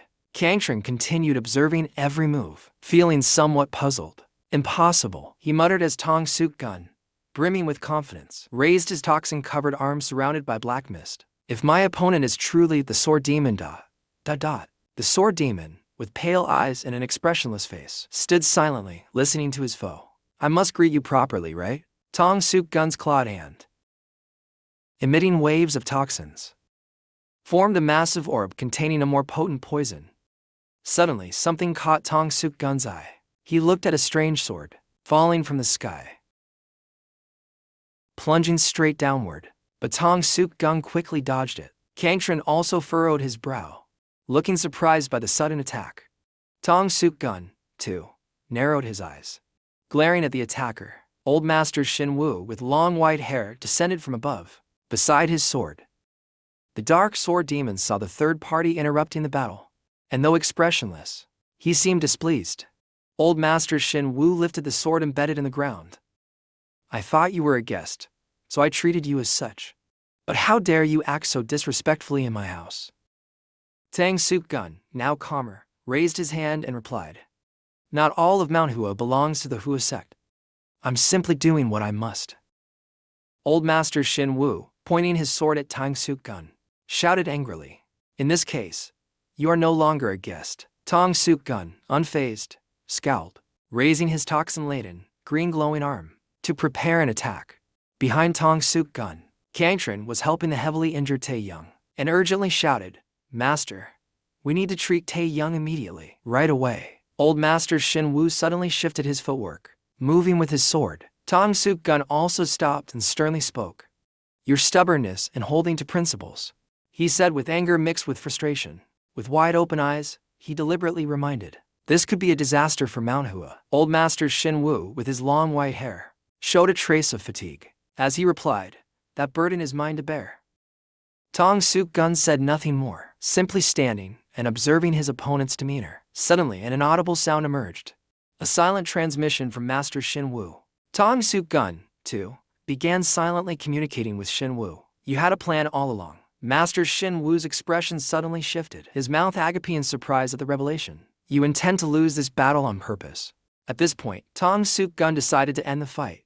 He turned and instructed Kangtran to carry Tae Young's heavily injured body away. Let's go. Master Shin Wu silently stood, watching the three figures depart and disappear from view. His gaze shifted to another individual, who had been silent until now. Master Shin Wu turned, facing the sword demon ahead. The previously calm eyes of the sword demon suddenly blazed red, filled with murderous rage. Master Shin Wu, unfazed, furrowed his brow and stared coldly. Meanwhile, Kangtran's group had taken Tae Young elsewhere to treat his injuries. A large needle, much larger than usual, was poised to pierce Tae Young's chest. Not just one needle, but 10 other large needles were inserted into his body, causing him to cry out in pain. Kangtran, observing from the side, approached and asked Tong Suk Gun, how is he? Will he survive? He won't die, will he? Tang Suk Gun lowered his face, looking exhausted, and sighed. To push someone to this state, even for martial arts growth, isn't it too cruel? Kangtran smirked and began muttering indifferently. I've been through worse situations than this many times. Countless times. Kangtran crossed his arms and leaned lazily, shaking his head, provoking Tong Suk Gun to restrain his anger. My master once left me abandoned on the streets, without even bothering to dress my wounds. Tong Suk Gun glanced at him, but continued with the acupuncture. It seems he passed on that twisted personality to you as well. Kangtran shook his head as he spoke, further frustrating Tong Suk Gun, who muttered in exasperation, I don't think you're in a position to say that, considering you tried to annihilate your own clan. Damn it, I wish you couldn't speak anymore. Suddenly, one of Kangtran's remarks seemed to hit a nerve in Tong Suk Gun, causing him to flinch. Have you already sent the message? Tong Suk Gun realized that his opponent was no ordinary person, and turned to ask, have you reached the level where you can eavesdrop on transmissions? Kangtran, acting smug, waved his fingers and replied, there's no such level of skill, but recall, when you and Master Shin Wu were communicating silently, I asked, were you planning to rig the match and lose? There was no response at the time. Kangtran, now serious, narrowed his eyes and continued, losing in a battle between top masters means certain death, doesn't it? Tong Suk Gun frowned, lowering his head, and replied softly, Perhaps he has a debt that must be repaid with his life. Kangtran, expressionless, remained slightly curious. Repaying a debt by losing a fight? As Kangtran and Tong Suk-gung conversed, Tae-young groaned in pain. Damn it. Tae-young, still lying on the bed, was being treated with 10 large needles piercing his body. In a daze, he muttered, I should have killed the sword demon. Meanwhile, in Beijing, at the Martial Alliance headquarters, a voice was heard before the person even appeared. I tried to stop the sword demon, but Shin Wu interfered. A white-haired martial artist sat, reading a document in his hand, sighing heavily. Why is an old man so obsessed with these battles? Master Tae-guk, standing by the door, looked up at the sky outside. Ha, I was too careless. He gazed into the distance and continued. I should have realized it sooner. Ever since the opponent was introduced as the sword demon, the old martial artist in the back stopped reading his document. He continued, it seems you already know the reason. Master Tae-guk, standing opposite him, glanced at him with a hint of disdain and said, with your rank, your information is truly lacking. You should pay more attention to the world around you. The old martial artist closed his eyes tightly, raising his hand as if pondering. A martial artist should focus solely on honing their martial arts, Master Tae-guk seriously reminded him. In the great battle between good and evil, there was a place called the Village of Wild Chrysanthemums, the nest of the demon sect. He recounted how Master Shin Wu, sword in hand, annihilated everyone, turning the place into a burning wasteland. Shin Wu single-handedly destroyed the entire village. He added. The old martial artist's eyes widened in shock as he shouted, Did you say annihilated? How surprising for someone as composed as him. Master Tae-guk's eyes darkened as he continued explaining. We were also shocked when we heard the news. Later, we discovered that in that village of wild chrysanthemums. He paused, his next words causing the old martial artist to sweat nervously, his heart pounding. The sword demon's wife and child were also there. Master Tae-guk stepped out onto the balcony, gazing into the sunlight. If the battle begins, it's possible we'll lose the strongest swordsman of the Hua sect. The old martial artist, still seated behind him, added, That probably won't happen. No matter how powerful the sword demon is, our team, including Tae-yang, is also present. That's not an issue. Master Tae-guk turned sharply, frowning angrily as he shouted. In a battle involving Shin Wu, he stopped mid-sentence, closing his eyes tightly, lost in thought. After a moment, he turned and left, leaving the old martial artist sitting behind in a daze. We shouldn't waste any more time here. Where's the nearest place from Hua Mountain? Meanwhile, at Hua Mountain, a grand fortress loomed ahead, with a towering mountain behind it. Jingyu slammed his hand on the table in surprise and shouted. Brother, is it true that he plans to lose the match? The leader of the Hua sect, Thiet Mai, calmly spoke with authority. Tae-young walked ahead. Kangtran seemed displeased. Is that still bothering you? Kangtran's eyes darted around. Questions from the disciples below were raised in unison. What is a Thonjia cook anyway? As I thought, they don't know. Jin Ji-yu and Ian-sik closed their eyes and bowed in silence. And those who knew kept quiet. Jin Ji-yu shouted angrily, in contrast to Sinu's calm demeanor. Tae-young scoffed, spreading market rumors to accuse my senior brother? That's outrageous. As soon as he finished speaking, the voices were cut off, making Jin Ji-yu turn around in surprise. Outrageous? Tae-young frowned and responded seriously. Kim, the top swordsman of Hosun, intended to spare an opponent in a duel, hindering the mission of the alliance to eradicate the evil sect. His words struck Sinu's heart directly, leaving him silent. Tae-young sat across from Sinu, while everyone else bowed their heads. I wonder if he has forgotten his oath to destroy the evil cult. Then Town frowned and continued to analyze. I can only suspect. Tae-young's gaze swept across. The disciples present. Then Sinu spoke directly. In the previous righteous evil war, Lyric, the woman beside him, was surprised to hear her master speak. She was briefly astonished. I destroyed a village of the evil cult. Jinwoo saw his master preparing to continue speaking and interrupted intentionally. But I was just following orders from above. Ignoring his disciple's words, Sinu revealed everything. I volunteered for that mission. The disciples widened their eyes in shock. Lyric, the woman, silently listened. She said nothing. Most of the dead were civilians. Sinu said wearily, continuing his story. Even in times of war, even after 10 decades have passed, I still can't escape the guilt. Then he stood up, slammed his hand on the table, and shouted loudly, "Debt is debt, a fight is a fight."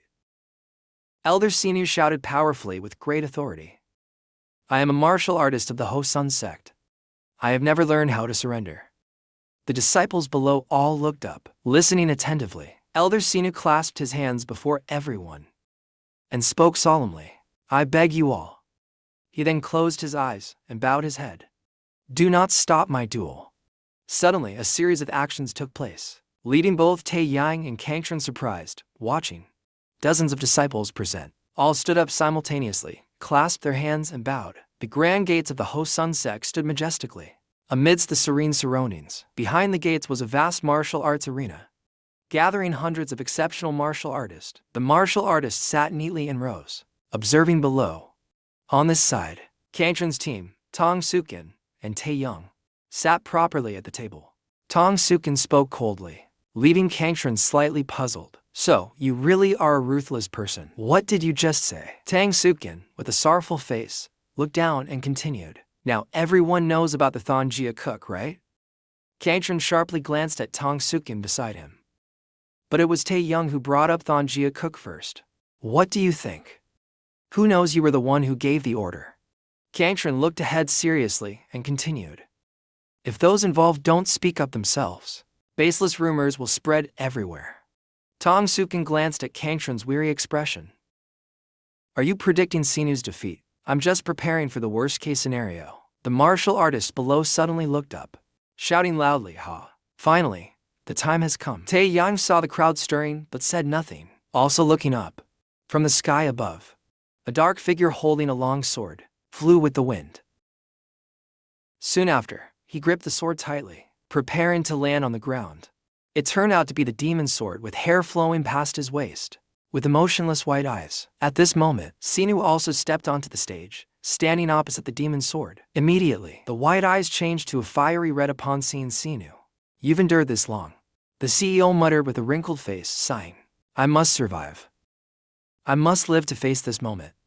The demon sword, angered, gripped its sword tightly. At the same time, Sinu seriously drew his sword. Now is the time to end everything. Suddenly, Sinu's eyes shifted, sensing something. Immediately, the demon sword's body charged forward. Without hesitation, Sinu swung his sword to block the sudden attack, because Sinu deflected it. The demon sword was flung far away. The female observer, Lyric, watched from a distance in surprise. Sinu skillfully twirled his sword in circles, then he raised the sword high above his head, preparing to counter. On the other side, the demon's sword also took its stance, swinging its sword behind its back. The heels of the demon's sword created intense friction, as it ground them into the stage floor. Similarly, Sinu's steps also generated friction. As he dashed forward, the two charged at each other, swinging their swords to attack. Both dodged each other's techniques. Then the demon's sword's blade slashed towards Sinu, but Sinu skillfully blocked it. With a swift move, Sinu's sword grazed the demon's sword's neck. However, it dodged just in time. Both clashed like ferocious beasts, dodging each other's relentless attacks. Sinu seriously parried the demon's sword's strikes, creating deafening sounds. Spectators below grimaced at the sight, breaking into a cold sweat with fear. The demon's sword's eyes grew even redder, shouting furiously, aiding techniques. The warriors below grimaced at the sight, breaking into a cold sweat with fear. The demon's sword's eyes grew even redder, shouting furiously, aiding techniques. The demon's sword's body immediately emitted a black murderous aura that enveloped the surroundings. The aura rushed towards Sinu at an incredible speed, but Sinu was no ordinary opponent. His eyes burned with determination as he countered. "Then I shall respond immediately." Around Shinwu's body, rose petals suddenly appeared and circled him. The 36 plum blossom sword technique emerged on his side. Lyric watched intently, seeing his master unleash the move. Cold sweat dripped from his face in worry. The plum blossom technique of Shinova clashed with the aiding techniques of the demon's sword. The power of both was overwhelming. From afar, Ting gritted his teeth and grimaced, thinking, "This is truly a duel between masters of elegance and power." Cao Taiyang recalled the time he fought with the CEO in the past, making his heart burn with excitement. It was hard to believe he once thought he could be an equal. Sinu's cold, terrifying gaze from those days haunted him, like an imposing mountain standing tall. Tang Sukin, crossing his arms, observed and felt something strange. He spoke up. "This is very strange." Kankan, standing beside him, nodded in agreement. "Very strange," Tai Yang thought as he glanced at the two. They were saying the same things. He thought to himself, what are they talking about? Returning to the battle between the demon sword and Sinu, who were seriously clashing swords, trying to avoid injury. Kankan frowned, seemingly noticing something unusual. The next comment he made left Tai Yang wide-eyed with confusion. They are engaging in a duel of words. A duel of words is a form of martial arts, where warriors compete with words, instead of direct combat between masters. A duel of words can also reveal each side's skill level and determine the winner. Tang Sukin, hearing Kankan's explanation, stroked his chin. A duel of words ... such deep analysis. Tai Yang glanced over, showing dissatisfaction. Pointing forward. A duel of words, that desperate technique. What do you see that's different about it? Kankan also raised his eyes toward the stage, watching the two clash. Indeed, it is complete desperation. They are desperately trying to counter each other's techniques. Kankan squinted and continued, like they're releasing years of pent-up resentment. Tai Yang heard this explanation and gritted his teeth, thinking, what level must one reach to witness such a scene? The demon's sword paused, coldly gripping the sword in his hand, speaking to the person in front. It seems you haven't wasted the past 65 years. Sinu raised his sword and replied, indeed, I've awaited this reunion every second of every day. The demon's sword pointed its blade towards Sinu and murmured, so have I. I've sustained my life just to reach this moment. Sinu's wrinkled face showed no emotion as he gazed at his opponent. That's why I'll give it my all. The demon's sword furrowed its brow with satisfaction. That's exactly what I was hoping for. As the words left his mouth, the demon's sword unleashed a technique, preparing for a second attack on Sinu. The warriors below were frozen, silent, intently watching every move of the two combatants. The demon's sword sent waves of murderous aura towards Sinu. Sinu frowned, his icy gaze sharp as he stepped into action. Immediately, he used the plum blossom technique again to block the attack. The rose petals mixed with the murderous aura, creating an incredibly dazzling counterattack. The two techniques, demon's swords, 18 techniques, and Sinu's plum blossom, formed a circular battle in the air. The 18 techniques directly cut into Sinu's flesh, causing his arm to bleed profusely. But it didn't stop there. Sinu swung his sword with his other arm, sending a flurry of petals toward the demon's sword's fiery red eyes. Suddenly, the demon's sword squinted at the attack. Immediately, the demon's sword's body was surrounded by hundreds of petals, cutting into its flesh, blood spraying out. Then a blinding light burst forth. All the warriors below raised their hands to shield their eyes. Tang Sukin also quickly covered his face with his hands. What just happened? What is going on here? After being hit by Sinu's technique, the demon's sword was covered in injuries, kneeling in the smoke on the ground. On the other side, Sinu wasn't much better. His body was severely injured as well, with blood dripping from his arm. The warriors below widened their eyes and gaped in astonishment. Tai Yang, sitting in a corner, closely observed the actions of both fighters. He thought to himself, this is truly an evenly matched battle. Both the demon's sword and Sinu were deeply affected by each other's techniques, exhausting half their strength. A prolonged fight where it wouldn't be surprising if one of them collapsed first. But looking at Sinu, he seemed to be nearing his limit. But I must stop Sinu from being the first to fall. Tai Yang glanced at the person next to him, noting how, even in this situation, Tang Sukin and Kankan sat with their arms crossed, calmly observing the scene. How can they remain so indifferent? Now, the bloody demon's sword in pain mustered the strength to speak. I only have 3 moves left. Sinu wasn't doing much better. Wrinkles and age weighed on him as he sighed. Neither do one. Both fighters' eyes burned brighter with resolve. A final, decisive battle. In that case, we must continue fighting. The demon's sword gripped his blood-stained blade tightly. So, did Sinu, holding his own blood-soaked sword, ready for the final clash. The female lyric, alongside 2 warriors outside the battlefield, looked on with concern. A referee overseeing the match blew a long whistle from a large horn, signaling the continuation of the fight. Suddenly, the arena doors opened wide. A battalion carrying flags and large swords marched in. They stepped forward steadily, The other warriors widened their eyes in shock, turning to look at the group. A large flag was raised high in the air. It was the flag of the Martial Alliance. The Martial Alliance forces boldly entered the arena. The battle paused. Contrary to Tai Yang's calm demeanor, Tang Sukin stood up in anger. Tang Sukin trembled with rage, gritting his teeth, glaring at Tai Yang. This bastard double quotes the leader of the battalion halted, unfurling an official decree, and shouted, "Stop immediately. Sinu, the strongest swordsman of Manhwa, must cease this battle at once. The order is to arrest the demon sword and escort him to the alliance." Jin Wu and Iansik frowned from a distance. Unsatisfied, why is the alliance interfering? Jin Wu turned to look in another direction, feeling a sense of unease. Stopping a battle like this. Tai Rang noticed the group entering and finally spoke up, ignoring Tang Sukun's displeased attitude beside him. But it's still better than losing the strongest swordsman of Manhwa. Isn't that right? He is in a situation where he could easily lose. Tang Sukun, unwilling to stay silent, sarcastically retorted, interrupting Tai Rang. Who will lose? They believe a fool like him has attained enlightenment. Ridiculous. What did you say? Tang Sukun shook his head. With such poor judgment of the situation, Tai Rang, visibly displeased, interrupted, yelling. The strongest swordsman of Manhwa is clearly injured. If he continues to deplete his energy like this. Tai Young paused before continuing, glancing at the expressions of those around him. Tai Young saw that Tang Sukun and Kangtran remained silent, so he asked, "Do you think the same?" Kangtran, who had been silent, finally responded, "I see no evidence to suggest that the strongest swordsman of Manhwa will lose, Master." Tai Rang clenched his teeth, so angry his veins bulged on his face, unable to say a word. Tang Sukun sighed helplessly, leaning back and exhaling deeply. What an unfortunate situation caused by the referee's hasty decision. The reputation of Manhwa will plummet. Other martial artists bowed their heads in silence, disheartened. Meanwhile, teams silently glanced at the thoughtful expressions of Iansik and Jin Wu. Team seemed unable to bear it any longer. Frowning and growling, Tai Young turned around, shouting at the leader of the clueless battalion.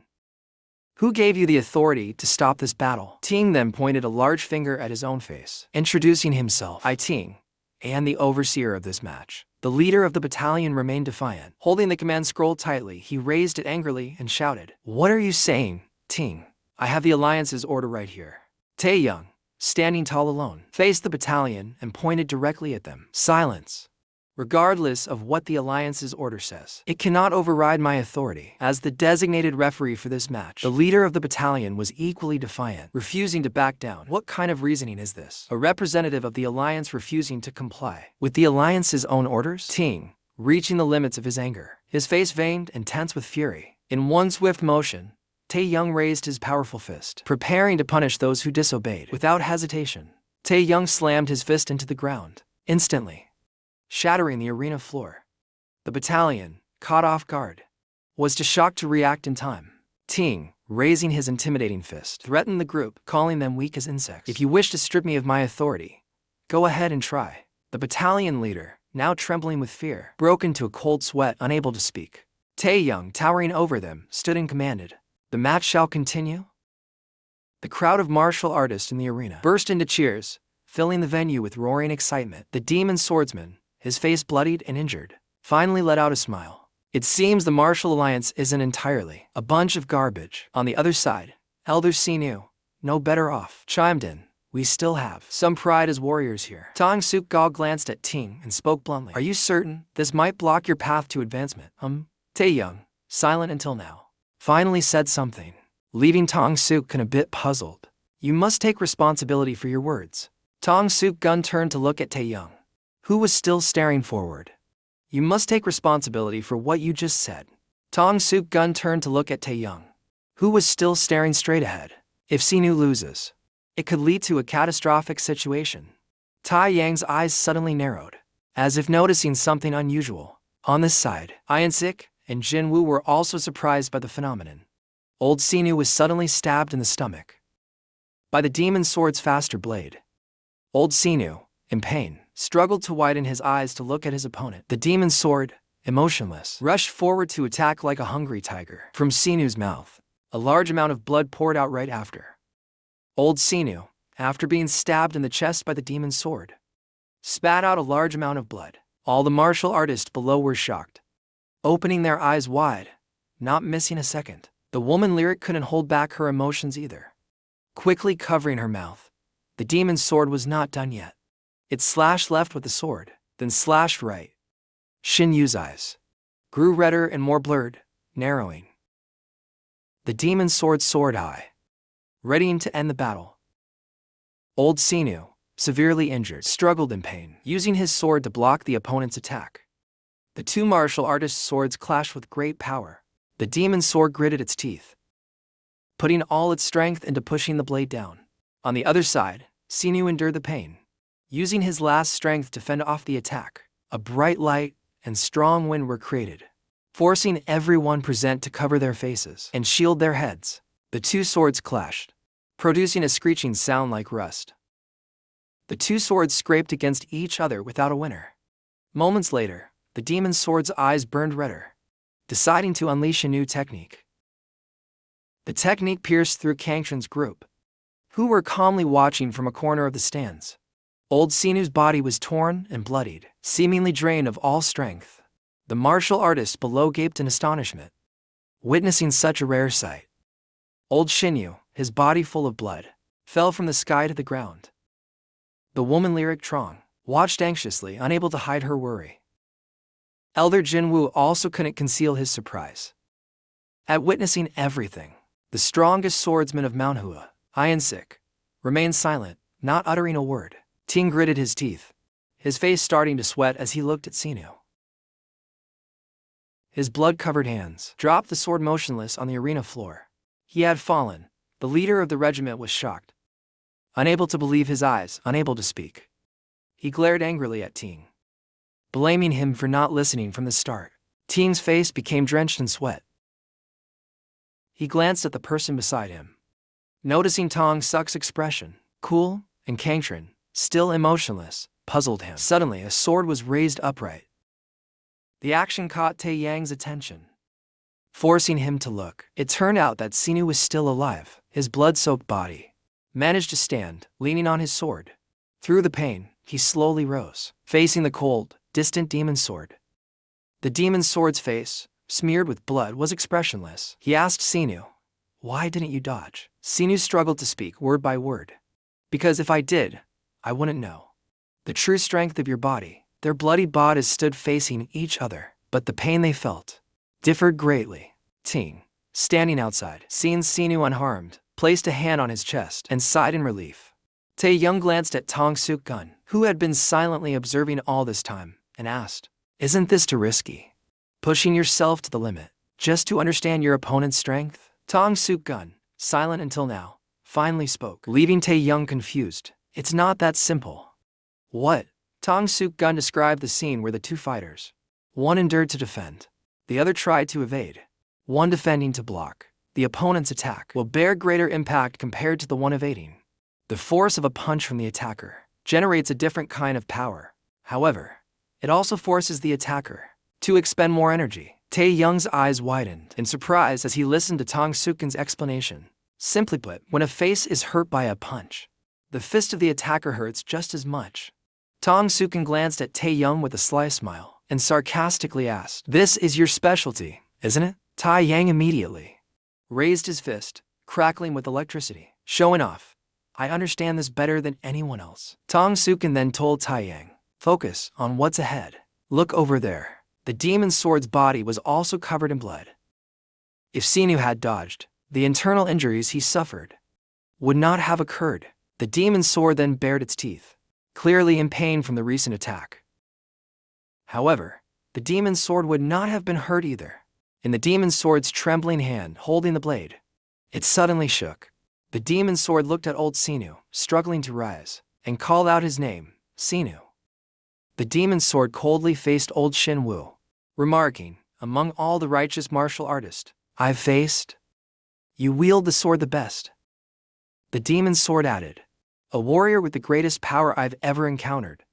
Of course, in your group, the title of strongest swordsman belongs to sword god Taeguk." The demon's sword, with fiery red eyes, looked at his opponent. "But I fought him, and I'm telling you, It's the truth. Xin Wu, silent until now, gripped his sword tightly and finally spoke. None of this matters. Xin Wu, in pain, his face wrinkled, struggled to look ahead. I only hope to surpass myself. As soon as he finished speaking, old Xin Wu pointed his sword at the sky, causing the ground to shatter. A surge of immense power immediately erupted, causing the demon sword's hair to flow backward. However, today, the one you must surpass is me. As soon as he finished speaking, the demon sword swung his blade with all his might to fight to the end. Old Xin Wu, nearly out of strength, struggled to speak. Just one final move. The demon sword finally smiled and replied. When the final move ends, only one of us will remain standing. The demon sword firmly gripped his weapon and leaped high into the air, shouting loudly, that one will be the strongest swordsman under the heavens. Both opponents simultaneously leaped and swung their swords, pouring all their strength into their final technique. A flash of light erupted, illuminating a towering majestic mountain. A pair of feet walked across the cold dusty ground. The one-skinned face of the demon sword suddenly widened its eyes as if seeing something. He walked towards the village, but it was nothing more than a pile of ruins. He approached a home once filled with love, only to find it shattered, broken beyond recognition. The demon sword held back his emotions, silently stepping towards the broken door of the thatch house. His sorrowful, hollow eyes gazed inside. The demon sword approached the corner of the bed, finding the figures lying motionless on it. Their dirty arms lay palm up on the bed. The demon sword could no longer contain his emotions, collapsing onto the cold ground. His trembling hands slowly reached for the dusty hand. As soon as he touched it, the hand immediately dissolved into smoke. The demon sword then wept uncontrollably, tears streaming down his gaunt cheeks. He sat in the corner of the bed, exhausted and powerless, thanking the gods again and again. Thank you, gods.